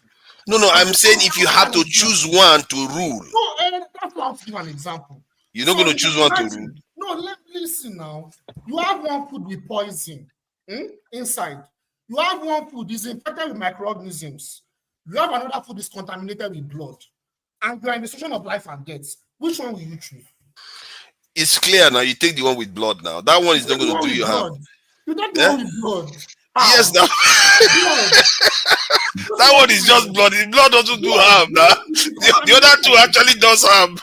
What are you talking about? They are options, eh? Contaminated. No. If you say contaminated blood, it's a different thing, though. You didn't say contaminated blood. You just said blood. But you don't know if there's anything inside. There's any blood that is. No. You see, you have been that's Ojoro now. You are changing the goalpost. You're trying to do Ojoro. You said blood. And the others are poison. No, it's not going to be blood. You can't. What if that blood is not the blood group? That will lead to complex red disease or something. No, he said consume. No, I'm not. He didn't say transfuse. I thought you were saying you could eat it. The other one are poison food, another poison food, and the other one you put blood there. Are you going to drink blood? Yes, I will drink blood than poison myself. You drink someone else's blood, not your blood. Not the human blood. You didn't even specify. You see, this is really shallow. Do I have to mention it? Yeah, because you didn't say human blood. If you say human blood, that's a different thing altogether. You just said blood. But it's human blood I was talking about. It could be goat blood, you know. I will not eat any of them because I'm in a situation where I'm very hungry and I need to leave. And I will see 3 food that will kill me. And it's something to eat it. How? See, let me tell you something. I will go further and explain certain things on a political context into why these elites, they will never take us anywhere. And you know what will keep happening? We'll keep voting for them. They will come into power. We will not start saying that, oh, it was the previous administration. But before that, let me give a short story about my own personal life. In 2018, I used to like Peter Obi. For all of us in here, I want everyone to listen. I'm not here because I'm Yoruba and I hate Igbo people. I love a lot of Igbo people. One of my best friends is an Igbo person. I used to support Peter Obi in 2018. I loved him probably more than a lot of us here. I listened to him. I listened to his interviews. I listened to a lot of things he says. A lot of things he says makes a lot of sense. Then I started to do more investigation into Peter Obi. I started to do more investigation. Then around that period, that was when he now joined Atiku Abubakar as a VP. I got disappointed. I was very disappointed. I was extremely disappointed. He became a VP to Atiku. At that time, I started to grow politically. At that time, my level of political understanding was still very shallow. Was still very, very shallow. So I love Peter Obi. I used to listen to Peter Obi. Then, subsequently, after they lost that election, and with the whole NSAS thing, I need to give a background about that. So around that period, like, I started to learn about politics. When I mean politics, not just Nigerian history. I mean, even before then, I read books, I do research, in fact, I've read a lot of books where even American ambassadors write about Nigeria. They give forecasts about where Nigeria is going to be in the next 10 years and how they will use controlled opposition to control Nigeria. I don't want to go into that detail, but my political understanding grew over the years. It was not 2-3 months. It was not based on emotions. I read books. I was thinking. I did independent thinking. I read books from every angle, every ideology. I read so many books across 10 years of my life. But that's by the way. So when I say Peter Obi is an oppressor, I know what I'm saying. I've done a lot of findings about Peter Obi. Peter Obi is an oppressor. He collaborated with Atiku and he played the election, and they used him to suppress the NSAS mobilization that failed. They hijacked it and used Peter Obi as the forefront. That is why a lot of young people in Nigeria today, they like Peter Obi. Because during that NSAS struggle, there was no leadership. They needed a controlled opposition. Nigeria is an imperialist, is an imperialist colonial state. One thing you need to understand about imperialist colonial states is that they always use what they call controlled opposition. Peter Obi is a controlled opposition. What you need to understand about controlled oppositions is that controlled oppositions, they don't solve the problem. They give the people hope. But when they are elected into power eventually, they don't do anything. Things get worse. We have the example. Buhari is one example. He was a controlled opposition. Buhari, before he came to power, we said a lot of good things about Buhari. We said Buhari was never corrupt. We said Buhari, when he was even in power, he fought corrupt officials. We said a lot of good things about Buhari. You know, when he came to power, he failed. Not because he was an evil man. Yeah, but hold on. I think sometimes we forget one, a super corrupt guy is actually in office right now. And another one is hanging in the wings looking to compete. But somehow you are spending so much energy on P2B. I think we're getting completely, the scales are falling all over the place here. It doesn't seem to add up. Why is P2B somehow the antichrist now? Why I'm focused on Peter Obi is because I'm concerned, because a lot of people that should be awakened are focused on him as the solution. And I don't need to come and talk about Atiku. We all know that Atiku is corrupt. So I cannot come and talk about Atiku. Can I ask you a talk question? about Tinubu? We know these people are corrupt. Can I ask you a question? So I appreciate, what you have done is you talked about your theory. But they say there has to be a nexus between theory and reality. You seem to be making hypotheses. I'm not making any hypothesis. Yes, you are. You are saying based on what you've read. You are making it up. Can you empirically prove to us how Peter Obi is the controlled opposition? Can you prove it to us empirically? Yes, I'll give an example of what the controlled opposition is. No, don't give example. Prove. But what they are saying, you should prove that he is controlled, not just the mannerism. Peter Obi is the manufactured. Yes, because when you say uncontrolled opposition, I want to explain. Can I explain? I want to answer your question. Please do. Yes, because some of the political elites, they are backing him indirectly. They are even funding the Labour Party. If you go deep into the investigation of Labour Party, some of our political elites that were even in APC, I don't usually carry their name on my head, but one of them clearly stated that he supported Peter Obi and he was in APC. He sponsored Peter Obi. I can't remember his name, unfortunately. But Jide, when they tell you to provide empirical evidence, you don't come and say one person, another person, I don't have his name. That means you're not giving us anything. I mentioned Wike. Wike did what? Our political elite sponsored the Labour Party. Which Wike sponsored Labour Party? He sponsored the Peter Obi's campaign. It's not good. Jide, you're losing me. Jide, you're losing me. How am I losing you? Everybody. How am I losing you? And some of our political elites, they are backing some of our political elites. Listen to me. Jide, provide empirical evidence. Now what? That these things you are saying. What you are doing, you are throwing words. That Peter Obi is you say Peter Obi is a controlled opposition. So there needs to be. Hold on. Let me ask the question. See, hold on. So for somebody to be, hold on. Somebody can be. There are two ways you can look at this. Either you are saying Peter Obi is deliberately being a controlled opposition, or he is inadvertently or unknowingly being used as a controlled opposition. Which one are you saying? What I'm saying is, he is a controlled opposition that is being validated. Is he aware and signed on to being a hold on? Are you aware? Are you saying that he's aware and he has signed on to being a controlled opposition?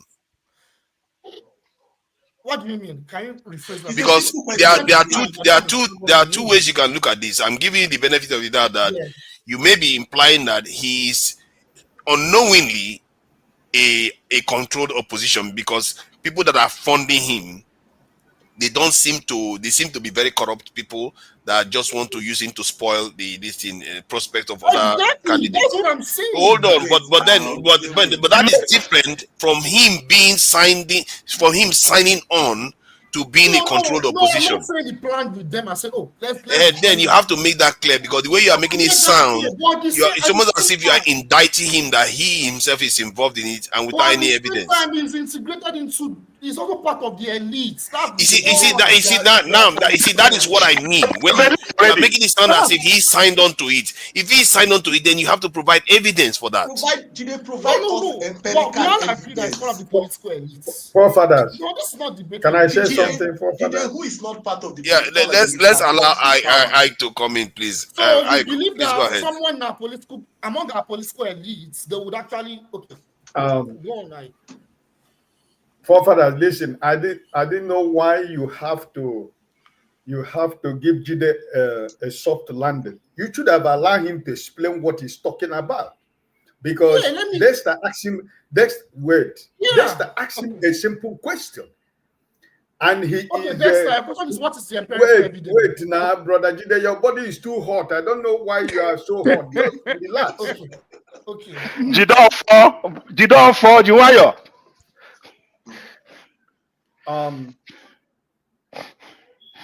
The reason and the purpose we are here is to agree, disagree, learn from each other if you want to learn. You made a categorical statement. There was no ambiguous to what you said.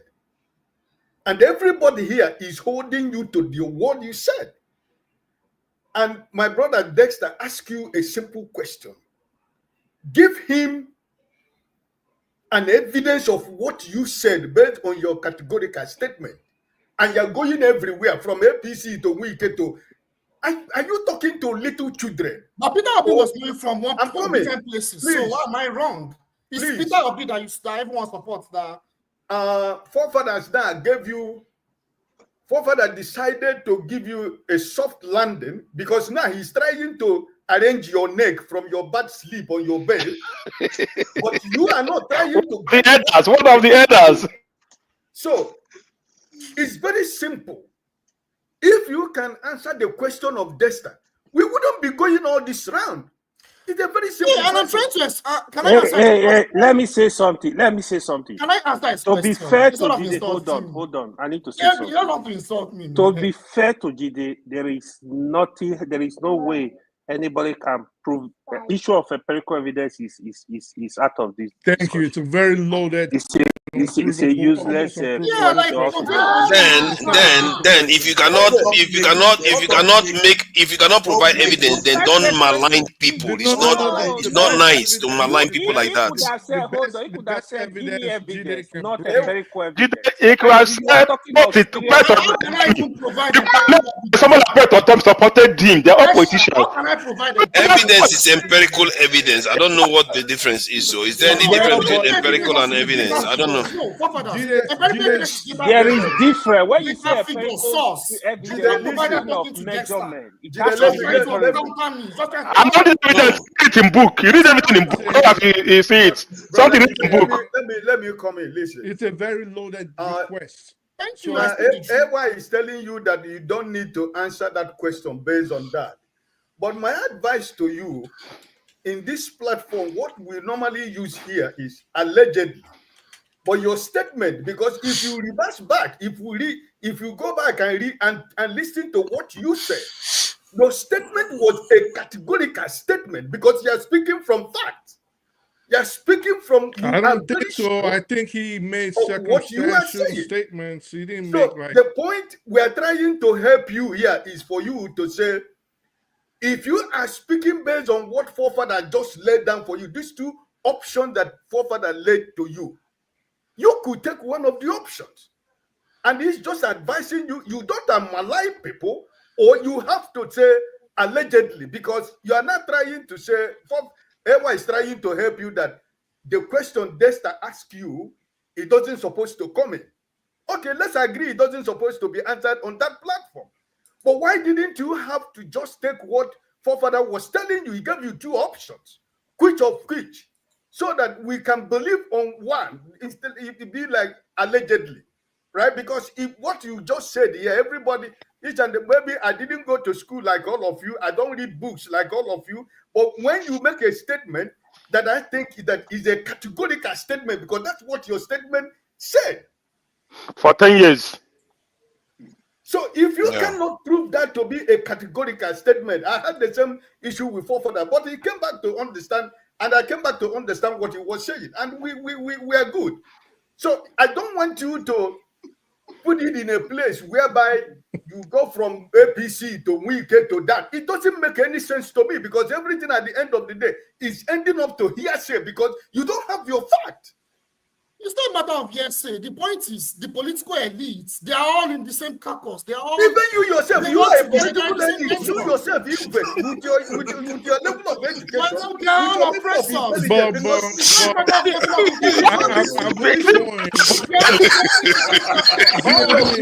of you are here who are claiming to be degrees, who are claiming to have. You are the people that are deceiving Nigerians with your academics. Are you not trying to become because your academics has no help anybody. No, you are part of the problem. I will never. Jide, you are a political elite. See how you are trying to control the You have library in your house. You continue to read the whole books written by years. You begin to confuse people with so much grammar. We don't need grammar in Nigeria. We just need a simple solution to the problem we have in Nigeria. We all know the problem we are suffering in Nigeria. We don't have a government. And you have a government because of our mindset. Telling me about the books you read. We want to vote for Peter Obi. That's why we don't have a government. I'm not telling you that you must vote Peter Obi. But let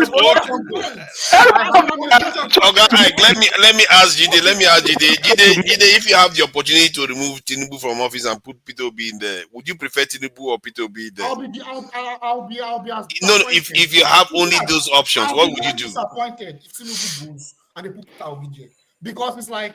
Hold on, I asked you a different question. You're answering something else. I'm saying if you have the option to choose one of them to be in office. But he just answered. Hold on now. Hold on. I didn't hear him. So hold on. Which one would you choose? If you have an infected blood that is in a food, and you have food that they put chemicals. Oh my God. Yeah, man. In fact, I'm asking you, which one would you choose? I cannot. Oh, you cannot choose. Okay, now you see, you have made yourself crystal clear. When did Jide become like this? It was not like this last year. Yes, you made yourself crystal clear that you don't even see any difference between Peter Obi and Tinubu. You don't see any difference. Something that even AI can see. I don't. Yeah, okay, fine. I think it's your opinion. Who is your ideal candidate to lead Nigeria? I think it's my political understanding. Jide, who is your ideal candidate to lead Nigeria? Tinubu. That's a very good question. No, I think we have to be rounding up, but there's another show coming up. Is there really? My ideal leader. Really? Yeah, there's another show. There's nobody there, and I've not seen anybody. Are you sure? Are you sure? Yeah, there's a message that came that says we should. Yeah, but he keeps sending message. I don't see anybody there. I'm checking the back end. I'm not seeing anybody there. Ideal candidate. Yes, can I answer? I think Ada is. They always do that every time to shut my show down, but nobody's there. That's it. Don't play no more. Yeah. Okay. If Ada says, wait for Ada. When you see Ada, you can end the show. Right? I don't know why they do that. The other people go on for hours and hours, and nobody stops them. But then suddenly everybody wants to. They will remain active. 2 weekends I wasn't here. Nobody was there. Let me answer the extra. My ideal candidate for Nigeria has to have an ideology. No, Jide, who is your ideal? Yeah, I'm saying it. Who is don't tell me characteristics. Just give us the name. I don't have any ideal candidates in Nigeria right so now. there's for now within the political space and in the leadership it's space. not just true. Say forefather. Just say forefather. It's not true. Political and leadership space. Jide, stop. Don't have anybody. No Stop. Jide, be honest for once. No chemical, no contaminated blood. Jide, be honest for once. I think Jide has made himself clear. You guys should leave him alone. He has made himself very clear. No. How could you say he's made himself clear? No. He's made himself clear. He doesn't see any difference between Peter Obi and this thing and Tinubu. He doesn't see any difference between them. Jide, you can choose from anywhere. There are technocrats in Nigeria. You have leaders in Nigeria. You have political. Sowore is his man. Sowore is his man. He likes his tribesman. That's the thing. Can't people see it? But Dexter, if I can, Dexter. Let's leave it. Dexter, can you answer that question? Because that's a question that I've been pondering on for some time. So Who in I don't think we have leaders in Nigeria. We do. Yeah, okay, fair enough.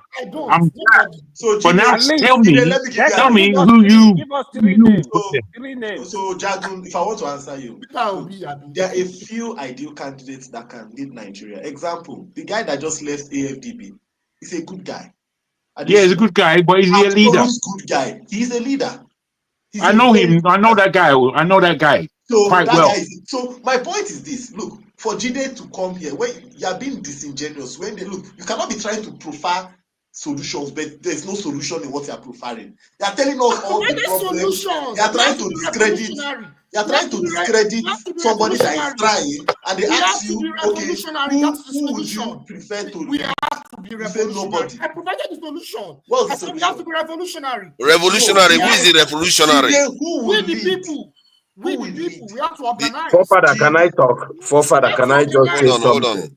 That is the solution. We didn't have anybody when we talk of colonialism. That's how we should organize to take power. Jide. Forefather, can I just have a word before you guys? Yeah. You're gonna go soon. See, Jide, let Dexter leave him. Jide has have come and caused a lot of wahala here with all this hot. This hassle. See, Jide, I will be watching you very closely from that on. Since you didn't see the difference, you don't see any difference between P2B and Atiku or Tinubu. I have to watch out for you because lesser evil is nothing. Can someone else say something? It's just me. Nothing to me. You can't pick a lesser evil matters. No, it doesn't. Actually, it does. No, because we are in a survival situation right now. We're in a life and death situation right now. Well, I think,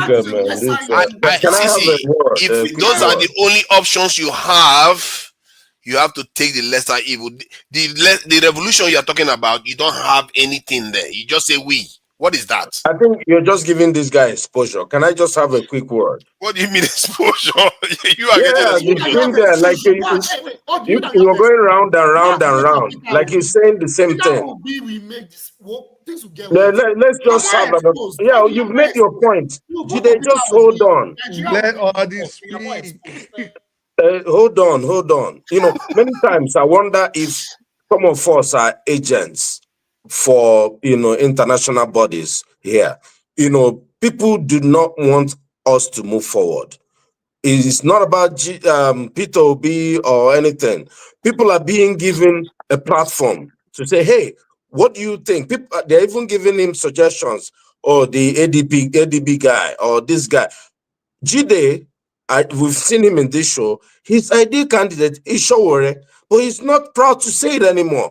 Jide here is a socialist. He wants Nigeria to become USSR. That's what he wants. You've said it many times. Why can't you be proud of what you're saying? Say it out. Why are you try to just deride everybody? The problem is tribalism in this country. People hate other people so much that they don't want any good to come into this country. They come in and say all the blah, blah, blah, blah, blah, but just they are fixated. I tell people, you see, this generation, everybody that is 35 years and above has to go before there's a chance for that country. Because there's so much wickedness we have in our hearts. Is the problem that is with Nigeria.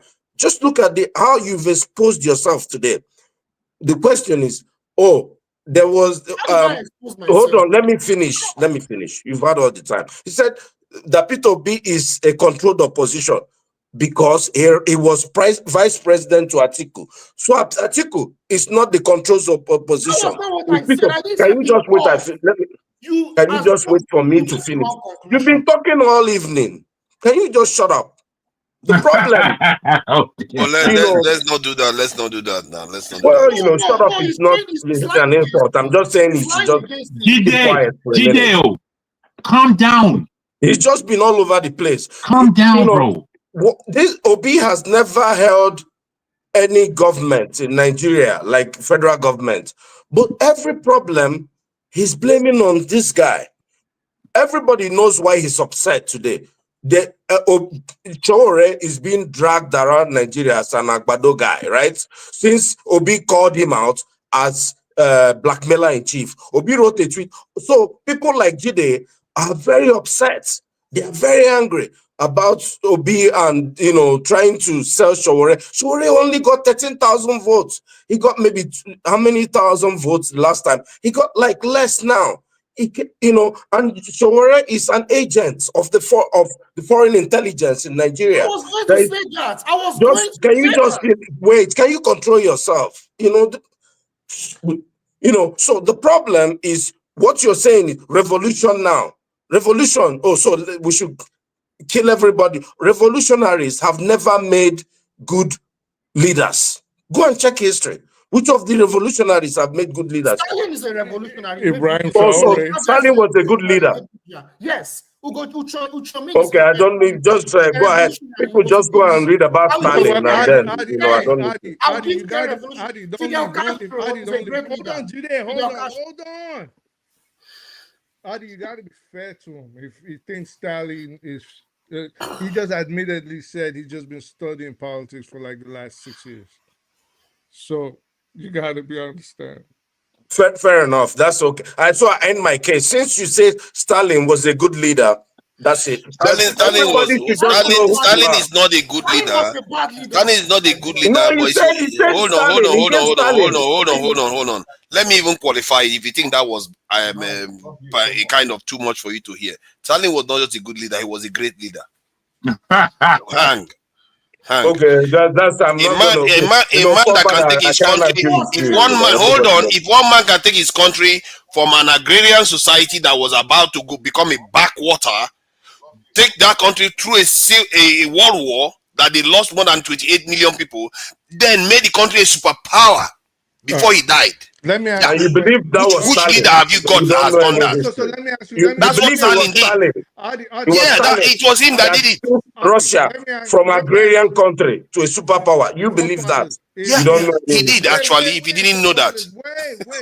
Wait. So let's say Tinubu, that everybody is on here criticizing, killed more than 50 million Nigerians, but took it from an agrarian or non-working society to a superpower in the next 5 years. Would you say he was a great leader? Sorry, repeat that again. Good. So if Tinubu had to kill, I'm sure he heard you. I'm pretty sure he did. But if Tinubu had to kill 50 million people and took Nigeria from a non-working society and made it a superpower, economy, you know what a superpower entails, to a superpower in the next 5 years, would you now call him a great leader? Yes, it's simple. If he killed 50 million Nigerians right now, murdered all his opponents. Do you know that those 50 million Nigerians, hold on, let me show him, because you see, our people, they don't do maths very well. Those 50 million Nigerians will die for free. They will die for free in the next 10 to 50 years. No change is going to happen. Would you prefer that, or they die for something? So 50 million Nigerians that we could have had innovators amongst them, lawyers among them, doctors, anybody. Would you rather those people die for free? That's the question you want to ask yourself. Do you want them to die for free? They had all that. Even after that, they had all that. Anybody could have come out of these people. So basically, you say if genocide happened in Nigeria today, you would not be faced. Why should you be faced? Because it's already happening. Don't you get it? It's already happening. Happened in Nigeria today. You will not. So why are you crying about Fulani headsmen? See, you heard because they are not transforming the country. They are not transforming the country. See, the question he said was, if he can transform the country to a superpower. Yeah, there's a big difference there, because the superpower. You know, the superpowers in the world for more than 2,000 years ago, they are still powerful countries today. And they killed more people. They are still powerful countries today. You know what that means? You took it back that Lenin was not a great leader. Why are you coming? Just this discussion is for forefather now. You ran away. You chickened out. You chickened out very quickly. Immediately you were put under pressure. Stalin was a revolutionary leader. I said it and I didn't disagree. You see, he's running away now. Forefather has taken. Forefather, I think you have to. Look at this one is make afraid. this a topic. You see, people are scared. You see, one thing about people is that Hold on. they are not ready to tell the You truth to understand what I'm saying? themselves. He ran away. He ran away. No, I didn't run away. When I pushed him, he ran away. Can we calm down? Let's stamp this down. Let's stamp it down a bit. Let's stamp it down a bit. I swear to God, I didn't run away. Let's stamp it down a bit, because this idea that, I had a bereavement not long ago. That death didn't need to happen, but it did, and many of us suffer that type of deaths every single day. When do you want it to stop? You want to carry on, not ready to make tough decisions so that they keep dying. You actually lose more people in the end. In the end, you are losing more people. The humiliation, the suffering, when is it going to end? Because people are afraid to make tough decisions. Whilst I understand what you're saying, Father, whilst I understand what you're saying, if I you wait, I've begun speaking. Let me just address poor Father. And clear everybody. Look at these people. Look at these. I don't want to. It's so. Whilst I understand what you're saying, what about that? To be a superpower, is that the be all and end all as far as the society is concerned, where you are concerned? No, not necessarily. But if those people are going to die anyway, needless deaths. I think we're speaking about this thing a bit flippantly from your point of view. But it's not flippant. They are dying flippant. Really. No, Forefather. Okay. It is flippant because you're speaking about human life, and because it's happened in Russia or anywhere else in the world, and they've somehow in your mind you're pronouncing it as success. Then whilst they are in this position, don't you think, again, this is where life is not just material. And I would want to ask you, are you a believer? Do you have a spirit? Do you understand what this life is? Because if you do, and you can answer the question that was asked to you about, would you in the future, if Tinubu was to exercise X amount of million deaths in order to become a superpower, and you say yes to it, then I don't think that's a balanced view at all. It can't be a balanced view over somebody who likes his own life. You're I would like my life, but yet I will lose it anyway. For free? What they fail to understand is Stalin did not go and kill people. You have to see beyond yourself and think about the future. That's true. That's true. Wait, Jide, wait, please. That is true. In my life and in anybody's life, we know that we're all going to die. And none of us wants to die for nothing. Every one of us, if we are spirited at all, or if we are humanistic even, we want to die for something.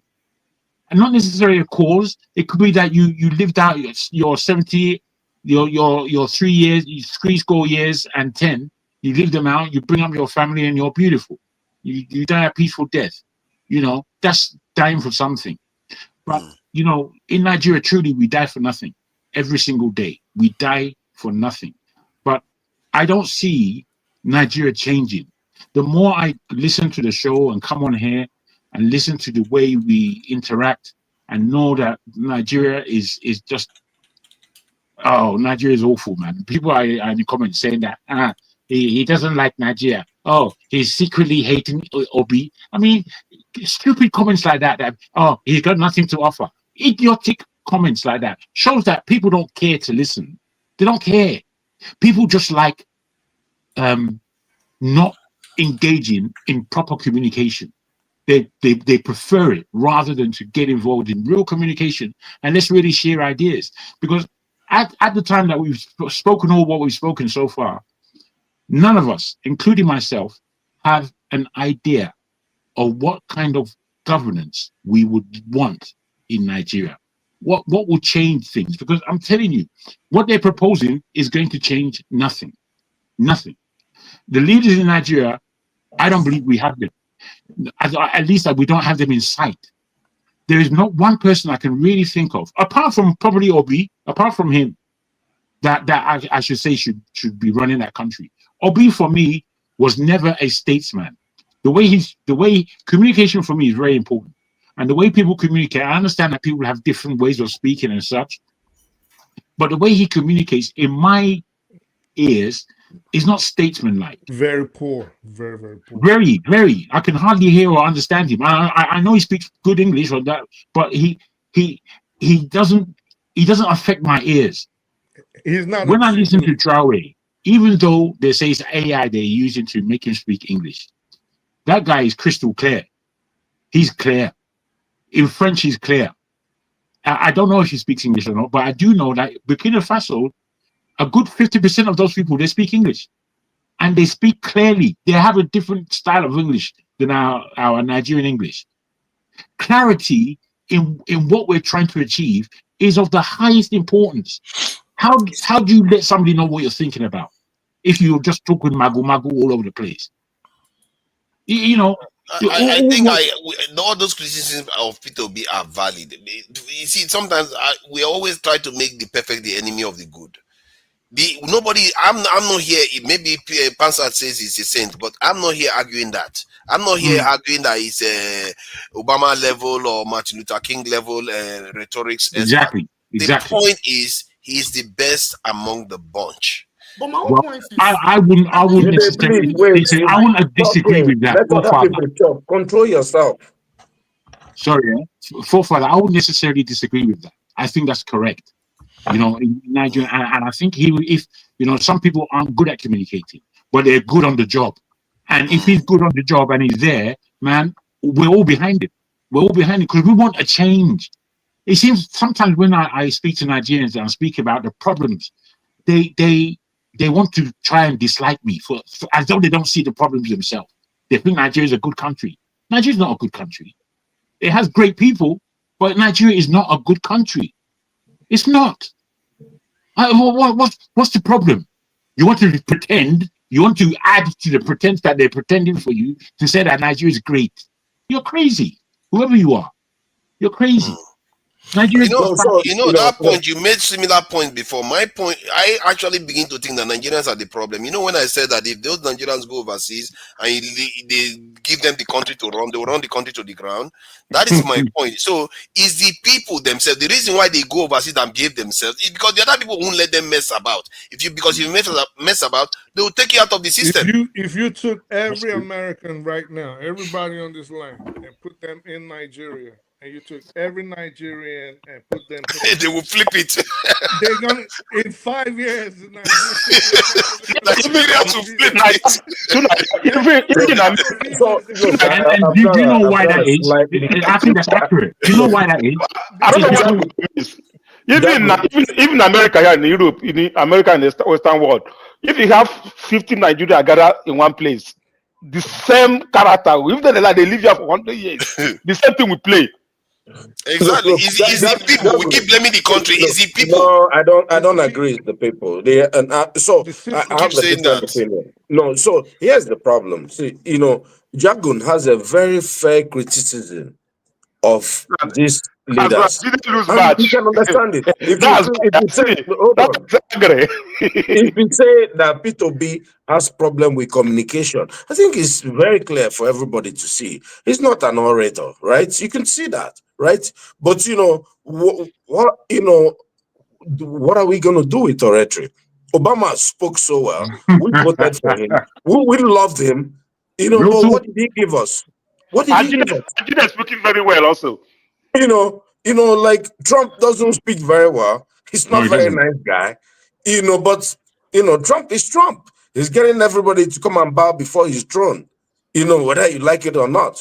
But you see, my problem with Jide is that Jide comes here and pontificates and tries to tell us, oh, I'm one of the elite. But Jide, I'm sure you're at least 35 years. Hold on. I think hold on. Let me land. I think just hold on now. I think you're over 35 years old or something. You can run for election. Can't you go to Nigeria and buy a form? And you can be the president of Burkina Faso that Jagun talked about is probably older than this guy. Why don't you You know, why can't you be the go? We line up behind you. Be the revolutionary. You're there behind your wife's kitchen, and you're there shouting and crying and go to Nigeria, go fight. We'll line up behind you. You're very passionate. You're angry. Go to Nigeria, fight. Fight. But the problem is you can't fight. You have no liver. You have no heart. You're scared. You're just running around hiding behind the West. Go do something. We'll fight for you. We'll fight behind you. You insult the people who have spent their resources doing something. And you say, oh, Peter Obi is the same thing as Tinubu. Oh, this person, Sowore is like heaven. He's God-given. Sowore is there deceiving people and, you know, engaging in criminality. Sowore is the most autocratic leader. Sowore is the president of presidential candidate. He's the chairman of his party. He's the secretary of his party. He doesn't allow any dissent. But that's the leader you want. But you never liked Abacha. Why didn't you like Abacha? Why didn't you like Abacha? I never said I like Sowore. Everything I said to me is just lies. I never said I like Sowore. My point is that Abacha did some good things. Abacha did some good things. I liked Abacha personally. I like dictators personally, and I didn't like him when he was in office, but I see that he left. No. I liked Abacha when he was in office because he did PTF. PTF is the last best infrastructure that was laid in Nigeria before anybody. Up till now, you go and see the vestiges of PTF in every hospital, in every bridge, in every road. It's still there in Nigeria. But who ran PTF though? Was he not the one that created this? Was he Abacha that created the 6 geopolitical regions? Every Abacha, of course, he favored the north, but was he the one that created the 6 geopolitical regions? No, it wasn't. It was Babangida that did all that. Oh, Babangida did that. Okay, another minute. Who ran PTF though? It was Buhari that ran PTF. He did a good job. That's what you're saying. No, everybody says that's why people gave him benefit of doubt. Nobody said that. He was not corrupt. That's what I always try to tell people. Like he wasn't. No. Buhari ran PTF, but you got to know that he ran it under Abacha's leadership. Abacha was a no-nonsense man. But Buhari did a good. SAP. We also learned SAP. Remember SAP? Look. What we're saying is, personally, I like. I don't hide myself. I've always said that I like a benevolent dictator. I don't want someone who will come and kill 50 million people. I don't like Stalin. Before Stalin, there was Lenin, in that Russian Revolution. And Lenin, it was his ideology. It was Leninism. Everybody knows that. But, because, what happened with Lenin happened and Stalin took over. And then everybody's talking about Stalin. Stalin was from Georgia. It wasn't even Russia, right? He was a revolutionary. If you understand how they all work. Now. Hold on. Calm down. Let me just shed light on this so you understand where I'm coming from. Let me land. Okay, land. Stalin was a revolutionary. I agree. Lenin was also. It was his master. Now, they gave them USSR. That is Russia now. Russia is not even in the first 10 economies of the world. And we are jumping all over. All they have is nuclear bombs. They don't even have good hospitals. I like Russia. I want Russia to be a powerful, nation on earth. But Russia is behind. They go to space behind California. No, hold on. Oh, China is. If you want to tell me something, tell me about Chairman Mao. Don't tell me about. You know how many people Chairman Mao caused death of? No. When you talk about pulling people out of poverty, and look, China. If you look at the state of China and the state of Russia, was never really on the floor. It was run by the Tsars. When the Tsars let me respond to your points, please. They did a lot of we don't have forever, though. Just in case the next let me confirm whether they've started. They've not started. So the point is that the Bolsheviks. Remember, socialism wasn't by Lenin or Stalin; it was by Karl Marx. But they believed in it. The Lenin and Stalin and all the Bolsheviks. Trotsky was the one I wanted to mention. So they all believed in it, and Lenin was their leader. He brought the system in place. Then when Lenin died, Those two competed for power. Stalin won. And Stalin was the one that actually, because even Lenin changed the socialist principle of You know they Karl were all Marx. Jews, right? Yeah, it became. It doesn't matter. It became Marxist. It matters, though. It's a big part of it. Lenin. It became Marxist Lenin is correct. Yeah, Yes. Lenin changed it because he felt that they needed to move more urgently, because this in the Karl Marx one is gradualist. But while Lenin felt that if they do that one, Western Europe is going to come and colonize them. Just like some people in Nigeria are worried that the South is going to colonize them. Point is that Lenin was afraid of that, so they said they need to make it more urgent, and because of that, they became dictators. They forced it on the people that they need to move faster. By Stalin's standard, Lenin was moving slow. Stalin wanted to move faster, and for some reason, he seems to have succeeded, because of the speed he was moving. While the war was going on, Germany was a superpower. But while the war was going on, Stalin started manufacturing more arms, more than Germany. That was already a superpower during that time. Started manufacturing more armored cars, more armor, everything. Manufacturing more. Germany? Are you okay? Yes, I'm telling you, it's a fact. That saved Russia or Russia is just the weather. That's the only thing that. Okay, let me get the evidence. It's a fact. It's a fact. What happened with Germany was that at that time, Germany were under siege by the sanctions, by the bounty that was placed on them after the Treaty of Versailles. After the Treaty of Versailles, there was a bounty that was placed on them, and that. Today you need to read more. You need to read more. You have 5 more years. 5 more years. You have I to beg, read. Too. I beg. So as I was saying, what happened was after that, then when Stalin took power, he started to industrialize the country. He started to build more industries and started to build more armored vehicles, build train stations and all that. But at that time, Germany was in a much weaker position. It was not powerful as France. Yeah, that is it. Now let me give him the fact. Now it says yes, during World War II, the Soviet Union under let me read it now. During World War II, the Soviet Union under Joseph Stalin. Put the facts there now. Don't you know how to put it on the table? Let's see the source now. If you go and get look at the source now. Look at the the source that you give us.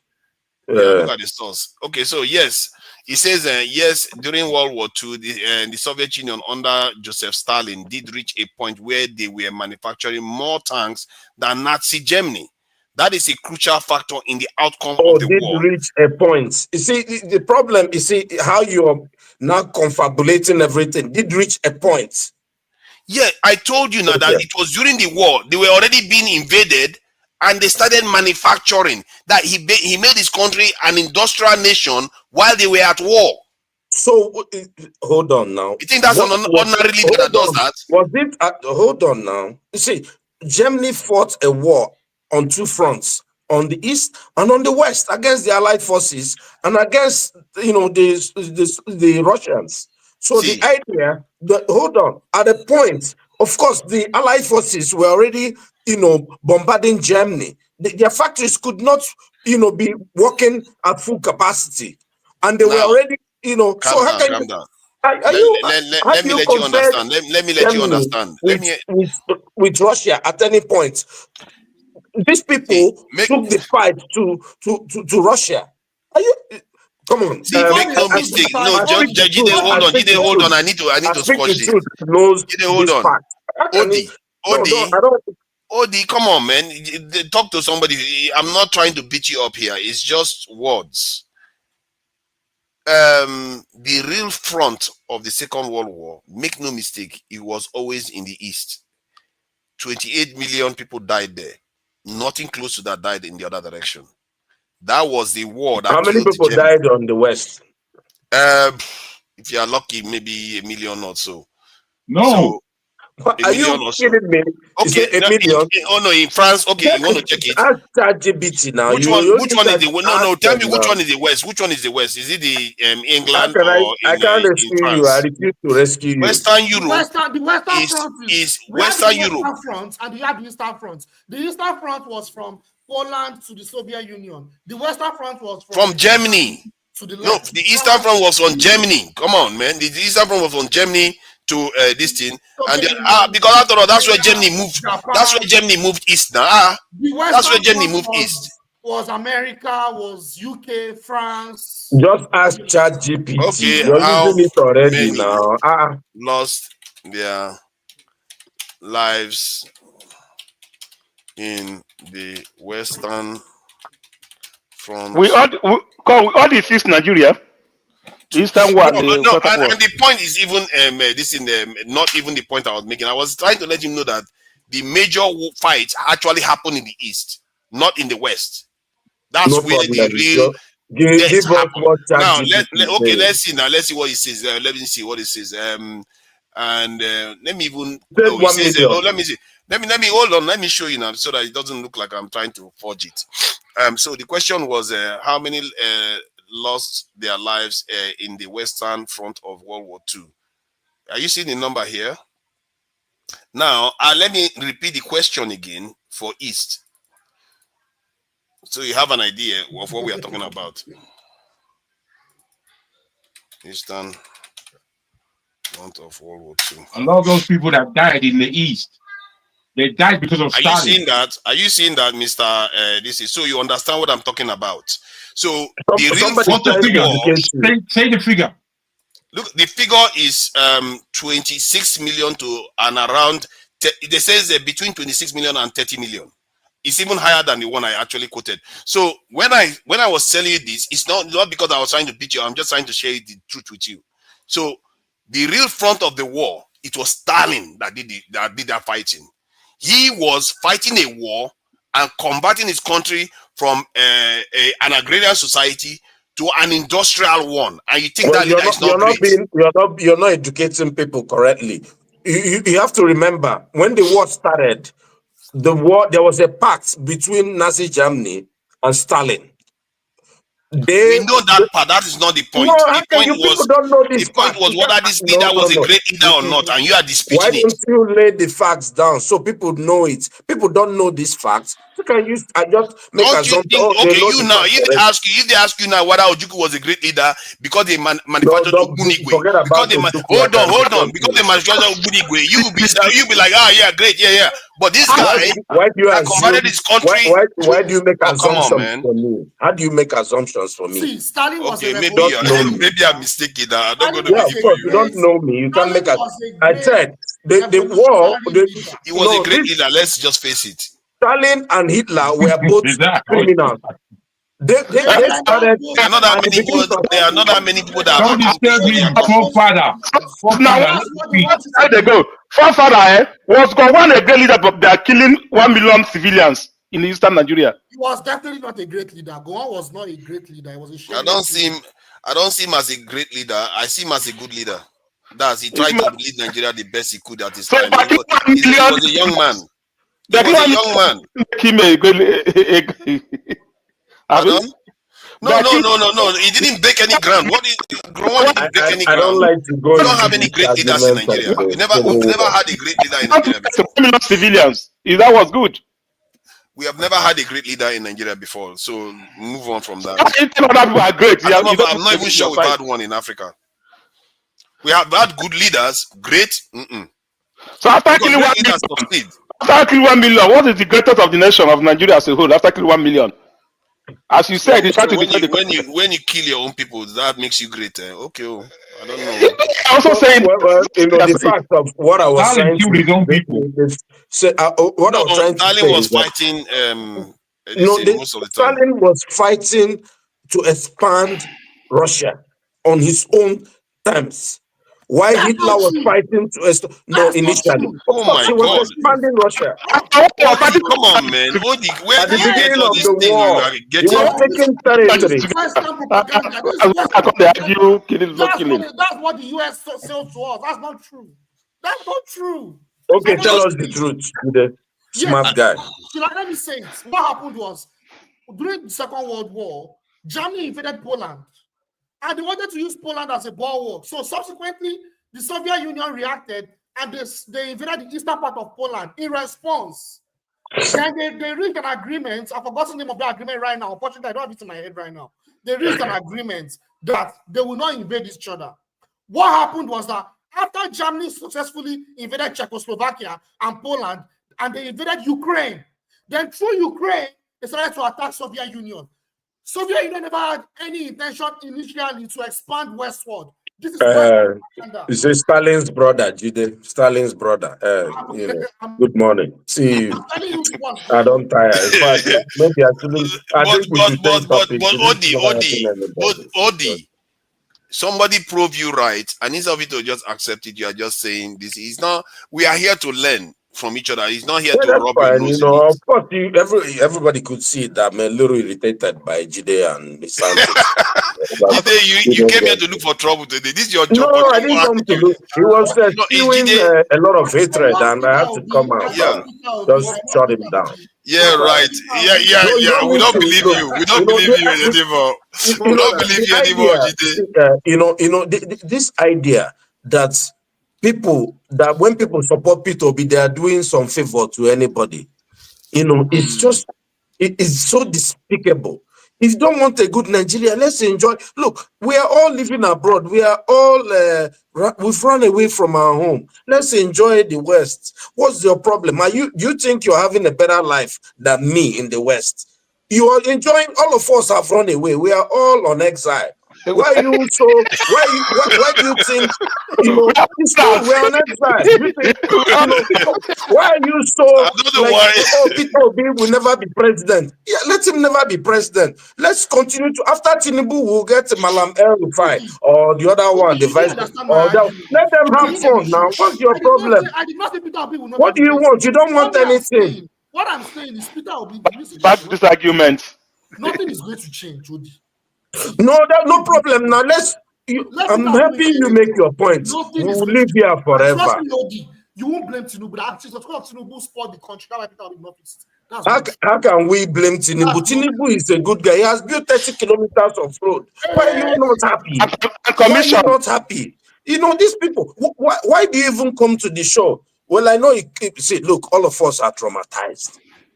You see, in Nigeria, when we are growing up, they gave us something they call pig milk. Hold on, they gave us something, they said it's pig milk, when it was a creamer.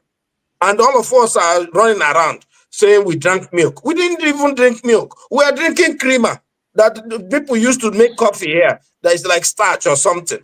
And we are traumatized people. We have run here to help. And our children are drinking milk that is made with estrogen and all this GMO. Look, let's enjoy what we have. We all will die in this land. Yeah. We'll bury us here. We'll never return home. So just cool down. Well, you're not going to do better than anybody. Look, your brothers in your own, wherever they are suffering too, just like my own brothers. All of us are fighting to bring our people out. And we'll live here in the West. And the problem I have with people like you is that you keep insulting the West, insulting Trump that has given you small place for you to anchor your family, to manage. God, you want to open and you keep insulting him. Let's but you hate Nigeria. I don't know why I let you go. You want to start another one again. What do you want? No, let me deal with this in Jide, because this thing, Jide, what you did today is one of those. This question. Is that Milan JC? Is it for Inter? Please, I want to. Yeah, let's allow. I beg. Allow the guy. He lost 5-0 Champions League before. Maybe that's why I came here to just come and look for trouble after losing. He lost 5-0. I still had the man to wear the jersey to come online. His brain is not even here anymore because. Open my gosh. Yeah. Oh my God! Did you come with anger? Before coming here, he came here angry. He came here angry after they lost. No Inter Milan fans that is okay today. All of them are all like, man, it's not easy, man. If I feel pity for you guys. This afternoon was mad. Okay. You see it? So take it with him, I beg. The people were making a lot of mistaken allegations. I started it as a matter of fact. Okay, please go ahead. You guys have entered the territory that I don't know anything about, so I want to leave. Because this territory you people has gone is not my line. But before if you can give me a few minutes, I just want to talk to my brother Jide. I've known you in this platform for a very long time, and I've always have a respect for you. And I will continue to keep that respect. But for me personally, who didn't study the way you study and who have a library in your home, read a lot of books, your action today, your few minutes action today, you know, as a man who has lived his life. I am an Igbo man, and I lived in Lagos. I schooled in Lagos. Every Yoruba state, I have lived in every state in the West, and I lived in the North. I am a detribalized Nigerian. I never had an Igbo friend. All my friends are Yorubas and other tribes. But your few action this night, I begin to recollect back from when I joined this platform. And these few things you display here tonight is very saddening to me personally. I didn't take it personal, but I just want to let you to know that, like the last speaker said, what keep each and every one of us here, what keep us away in the night is Nigeria.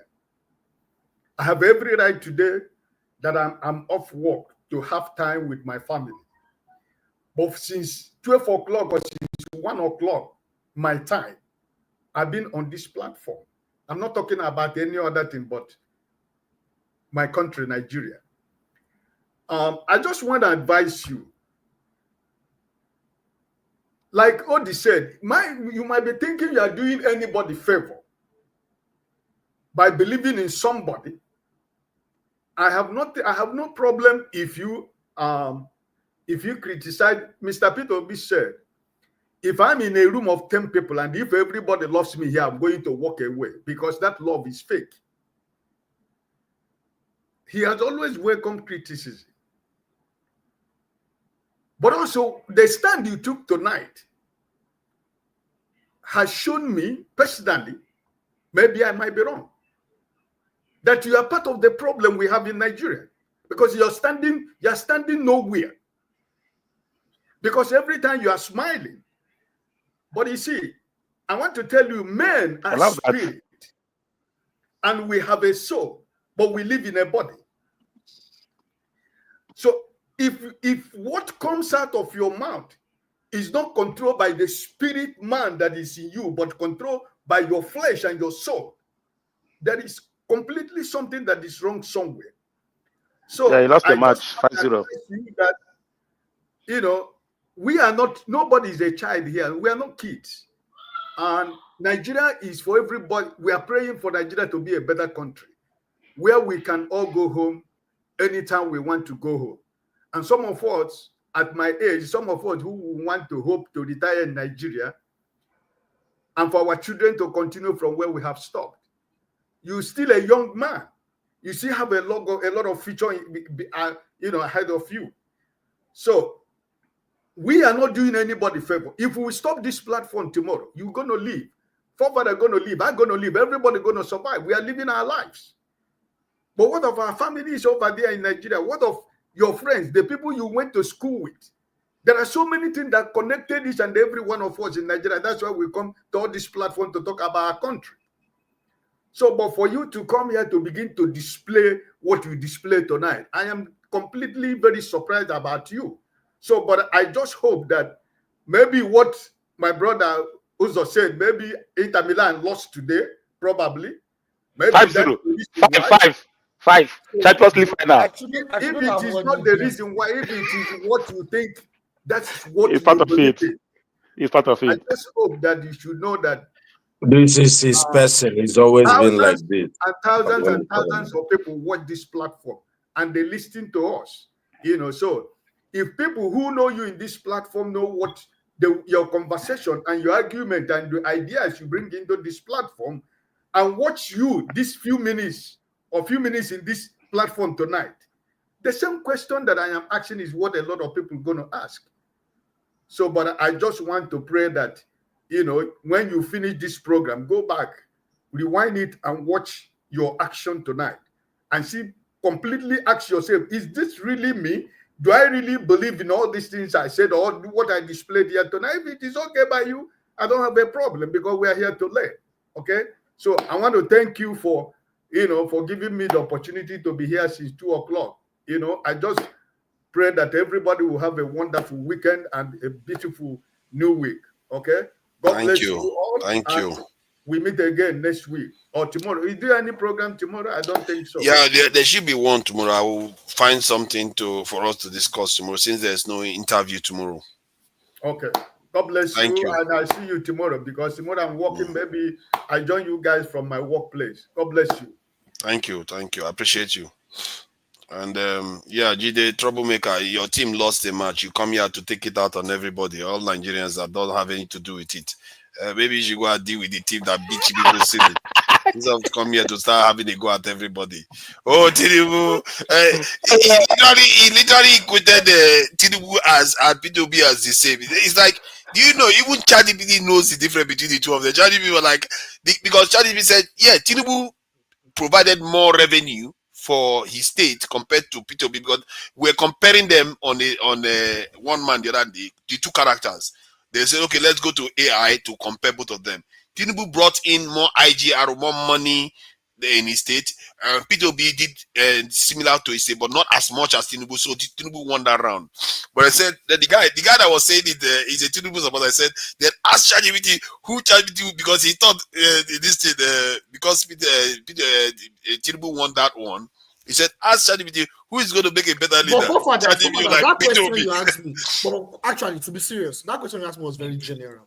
It's like it was very, very general. I didn't have any. It's not general. It's very specific, actually. The way you started the answer was. I said if they ask you to choose one of them as leader, yeah, the way you. No, sorry. Hold on. Yeah, because the way it was very straightforward. I said. What do you mean? No. Hold on. Let me ask the question. The question I asked was if they asked to choose among P2B, Atiku, and Tinubu, which one would you choose for leader? You refuse to choose one.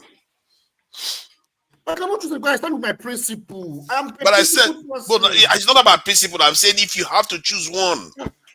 It's a thought experiment. I want to know where you are. He didn't push you already. That's why I didn't choose one. I know you will not choose one in the real world, but it's a thought experiment if you have to choose one. Pardon? You're putting me on the spot. Yes. No, Jide, listen, Jide. You know, there's a thing that I don't want to critique the way you communicate, but I think you should take things a bit lightly. This is a platform. If somebody's asking you A and B, you can answer now without convoluting. Don't let's convolute. It's unnecessary. You know, it's just unnecessary. You're not under. Because the love I have for Peter Obi in 2018. Like I said, Peter Obi. Oh, look at that. He just said that because I don't like him anymore. This is okay, good. If he wins the election, nothing is going to change. Now, after you've answered that, we can go to your arena now. Because I think there was a question I asked today that has there been in history any time any society has been transformed whereby the elites share their resources or transfer their wealth to the masses in a peaceful manner? It turns out that there hasn't been any. Yeah, because in history, you always need there's always an upheaval that gets that to happen. And I think the next question that I will ask is: has there been any time in history where these elites that are in power has changed their ideology on their own and transformed their nation without being forced? And if it turns out that it doesn't happen, then we are in trouble here. We are in trouble. That these leaders have to go. Well, you know my concern about Papadas. But Papadas, you know my concern about what you just said. What my concern is that that's why I keep saying it. But people don't understand. They are insulting me. Your concern.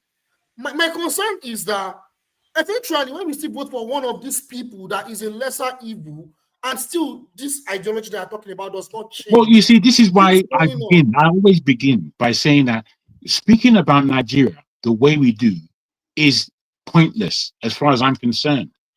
following the news every week, you know, it may be a good way to communicate and chat, but it's pointless because without the system changing, nothing will change.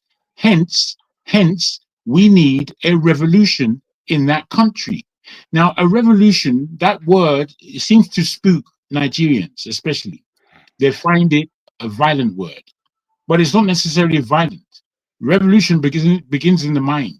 That's where it begins, and it can end with good communication, protest, and things like that are non-violent.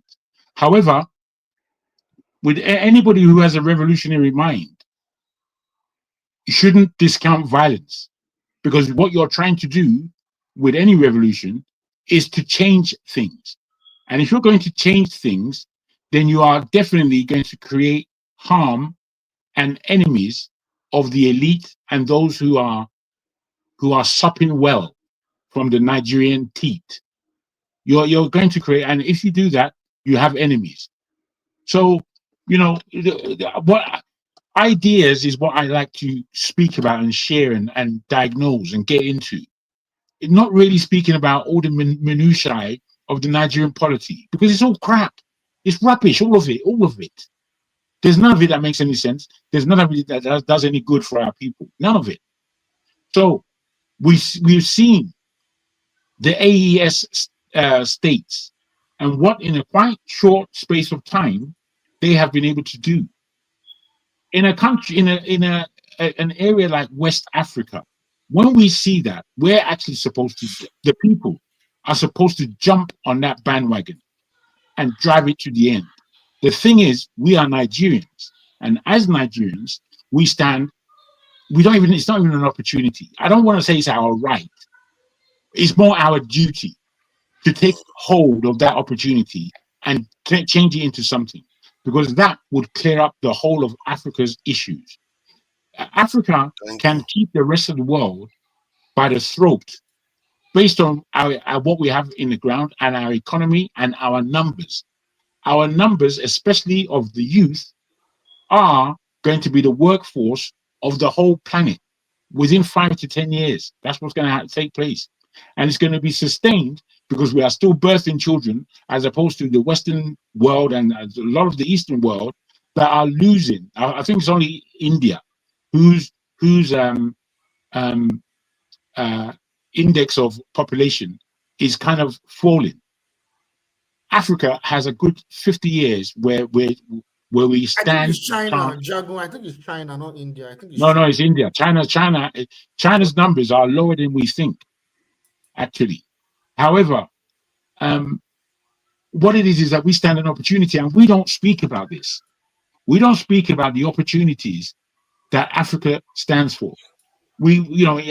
As anyone says, it's easy to speak about the dross, apart from people don't like speaking that their country is bad. Nigeria is a bad country, full stop. Whoever wants to quibble with that, let them go and quibble with it. However, it stands a global chance of becoming a global leader. And we, in our generation and the generation that's to follow, we need to take the bull by the horns. We need to rid ourselves of our current elite and our current so-called leaders. We need to rid ourselves. If we don't do that and replace them, then we just continue talking for another 100 years. Okay, thank you. You mentioned something that was very, very very important. You talked about the fact that if our elites actually decided they want to change their ideology, right, and connect to the people and start implementing policies that will develop the country and start implementing policies that will actually lead to wealth distribution, we tend to forget that there's actually a bigger enemy outside that would come and sabotage it. We keep forgetting that. Yes, and we don't talk about that enough. No, we do. Peter Obi does all the right thing and is elected. We have the bigger powers that will come for him, even though I know he's not going to do anything really. But even if let's even assume that he's the ideal person, right? No, the idea is that they are aware of that and they are taking care of that, and they turned and said, you know what, we are going to change our ways because the scenario has changed. Because after all, I don't know what I've seen any nation do that before, where they transform themselves, the elites. Because sometimes when the elites are locked in, they don't want to change. I don't know why. So I will try to find out. Maybe it's happened before. It's good to research this thing, but if it's not, the closest then we're in example is trouble. South Korea. The closest example I can give for that is South Korea, because I know that Why? during the Korean War, when South Korea and North Korea had that war, the elites of the Korean Peninsula were in the south, and the North Koreans were the rebels, were the revolutionaries that were supported by the Soviet Union. And when the US came, they crushed that revolution, right, and bombed a lot of people, and they preserved their elites. However, what you had was that after that war and the US was involved in South Korea, there was efficient wealth distribution to the people, and the elites were still intact. Up to now, South Korea's economy is still being controlled by the elites. Yeah, the point is that it changed after a conflict again. And yes, there was a conflict. Yes, it changed after a massive conflict, and you can even argue that the entire scenario changed. Even some of the rebels probably were not just, they are also part of the elite, because often rebels, elites are part of the rebels too sometimes, because you always need people that have insight into what the elites are doing. I think Lenin was, which of them? I think one of Lenin or Stalin. I think it's Lenin. Lenin was a middle class. Yeah, it was middle class. His parents were teachers. They were teachers. And Karl Marx too was somewhat like that, if I'm not mistaken too. So they tend to be like that. I think Kando hasn't said one word since he came in. Kando, welcome. Been a while. Thank you for joining us today. As you can see, the whole thing went ruffle very quickly when this guy joined. What do you make of the conversation so far? We were talking about Nigeria, or how the permutation was going to go. Because in my mind, I think it's closer to Peter Obi being blessed by Atiku, because chances of Atiku running for presidency now is reducing by the day, given all the dynamics in PDP, and there's fatigue with that guy. Enough is enough. So I think it's about 30% chance that he's going to run. So if it's that low and he doesn't run, the only option is to anoint somebody to work with P2B, because no other person has got 6 million votes. So what do you make of that permutation? Or if you want to talk about something else, or you can score the current government in office, how well they are doing. Maybe they are doing so well, I don't know. Maybe they got an A or something. Yeah, good evening, everyone. I've listened for a number of hours back and forth. And on the day that the courts decided that Tinubu was going to be the president, I think anyone with half a brain, and I know anybody that knows me on this platform, knows that I said these people have absolutely nothing to offer you. Good evening, Mr. Jagan. Long time. Indeed, sir. Thank you. Good evening. So I don't really care how many kilometers of roads they put together. Like I said, granted, Tinubu was not the president of Nigeria during Buhari's time, 2 terms. At the end of Buhari's second year during the first term, I concluded that he needed to hand over the presidency of Nigeria to Sanusi, Lamido Sanusi, because that guy had absolutely nothing to offer you. And for the next 6 years, another 6, 8 wasted lives of the Nigerian child. I remember some years ago, maybe 7, 8 years ago, when I was discussing somebody that was with someone that was retiring from the Ministry of External Affairs, and talking about them taking their retirement money and be trading in rice. I remember very well. A bag of rice was 18,000 naira. 18,000. I talk to people in Nigeria every day, sometimes several times a day. I had a conversation with my dad yesterday, and he said, you know, it got to a point where he mentioned that his cook actually went to the market to go and buy meat for some reason. Because usually, we kill a goat or whatever and have it in freezer and stuff like that. So in any event, he said the thing was like 9,600. And when the person came back, he said, you actually went to the market and bought this for 9,600. This. If my father, who has been blessed for God knows how many decades, who has properties, who has rental income, who has income coming from his children from from abroad, if he can even think about such a thing, what does somebody who is a bank teller or who is a teacher or even a lecturer at the University of Lagos or Benin, how are those people making it? How is this going to work? And I align with what Mr. Jagun surmised, because we've had these conversations, and we'll continue to have them. I think we just like to talk. The only thing that I know that is going to save that country is a bloody revolution, bloody one. Kill 10,000 of them, kill 20,000 of them. That's what's going to take.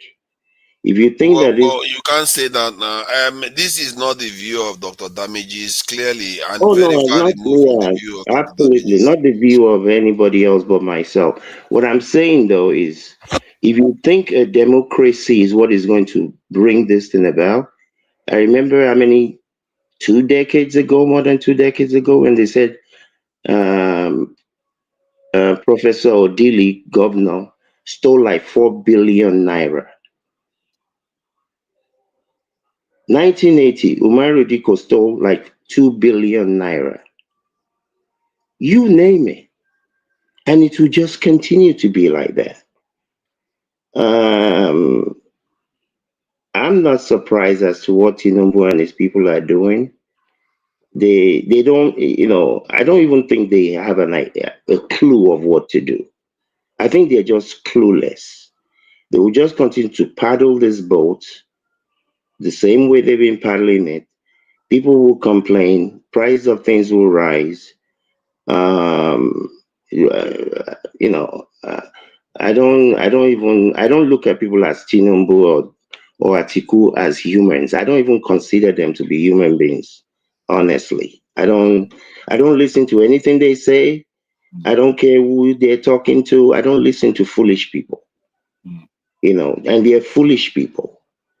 If the Nigerian people, like Fela said many decades ago, if they're too afraid to die because they don't want to die, they don't want to fight the powers, then let us continue to suffer. We just it's not a matter of whether I want it. It's cause and effect. If you don't do what you're supposed to do, you continue to be where you are. And that's where we are. And that's what it looks like it will continue to be. There are no miracles. There's nobody coming to save you. If you're not willing, or we cannot have a Oka coup or whatever coup to come and take these people. I said that the day they said Tinubu was president. People say, you don't understand military. You know all the bad things that the military can do. What these people are doing is worse. They're killing you softly by the day. And it's one thing to be in a bad situation and have an idea of a sense of direction. These people are directional. They don't have any direction. They don't have a clue. It's all about what I have. Let them see me. That's not leadership. These are people that have never had anything. The second they have $2, nobody else can hear a word. That's not leadership. Leadership is about how you help to direct your people to the future that you want to be in. I don't care if somebody else was worse than Tinubu, and Tinubu has done this and done that. He's clueless. He was clueless before. Because he ran Lagos State, they were able to borrow a bunch of money. He was able to raise taxes, a good percentage of which that went to his pocket. You think this is running a country? These are useless, clueless. Like I've said, if Tinubu was my father, I would have disowned him. I don't care how many trillions he has. Money doesn't run me. I run money. Thank you, gentlemen. I think we have to round up now so that the other people can get on with it. And I really appreciate the conversation, and it's been quite enlightening, especially in parts. I appreciate you, Jago, for coming in. Uzo, I appreciate you for coming in. Uzo is now clearly a Jagaban supporter. That should be noted. I always knew he was going to turn to the dark side. It's always been clear. I've been watching him very, very closely. I knew the signs were there. No, see, my problem is that I've told you this, and I didn't advise you something. With your let me advise you. Just give me 1 minute. Let me advise something. Yes. With your knowledge, with your background, all right, you can raise to the rank of a general in Nigeria Army. You know that. Go back to Nigeria. I'm not military now, am I? Yeah, go back and enter the military. Take over. What are you talking about? I don't mind. I don't mind. They give it to me. I will take it. I'm not military. Clear the book around. Clear insecurity in Nigeria. Don't sit that place and sit like a king. Look at your back. Like all this king. Look at that. All this rough. You want to come from here? What did I do now? You are the one that is supporting Jagaban, and you are making it about me. I'm not said it's about Atiku, what's the air of fire to gather together to take over the country, not to like the same type of people. Let Jagaban continue. What I said. It's not those guys to take over. Then Jagaban continue. What I said. Okay, I hear you.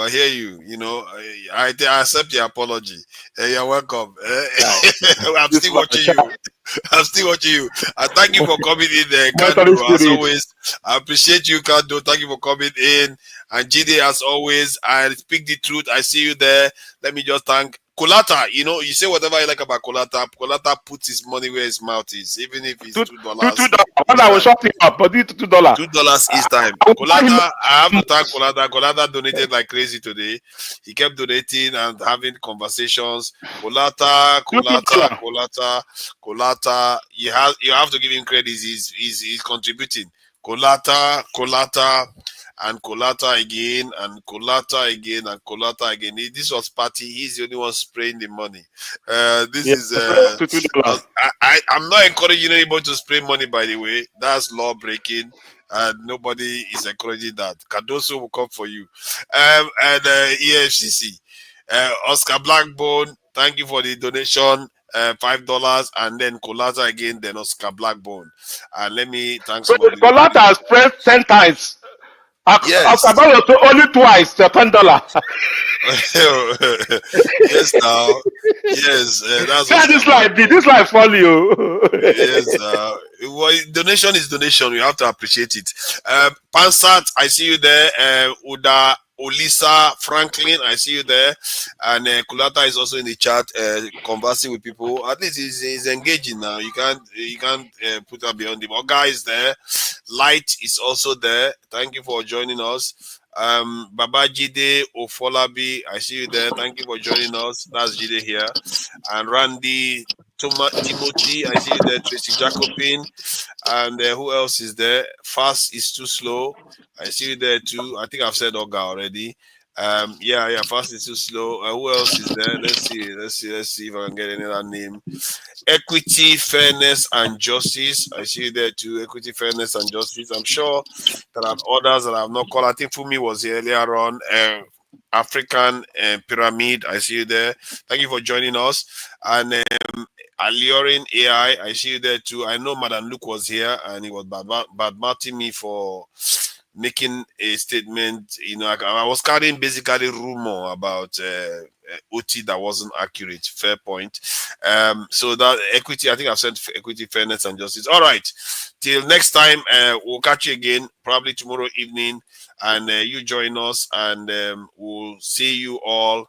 Bye, guys. Thank you.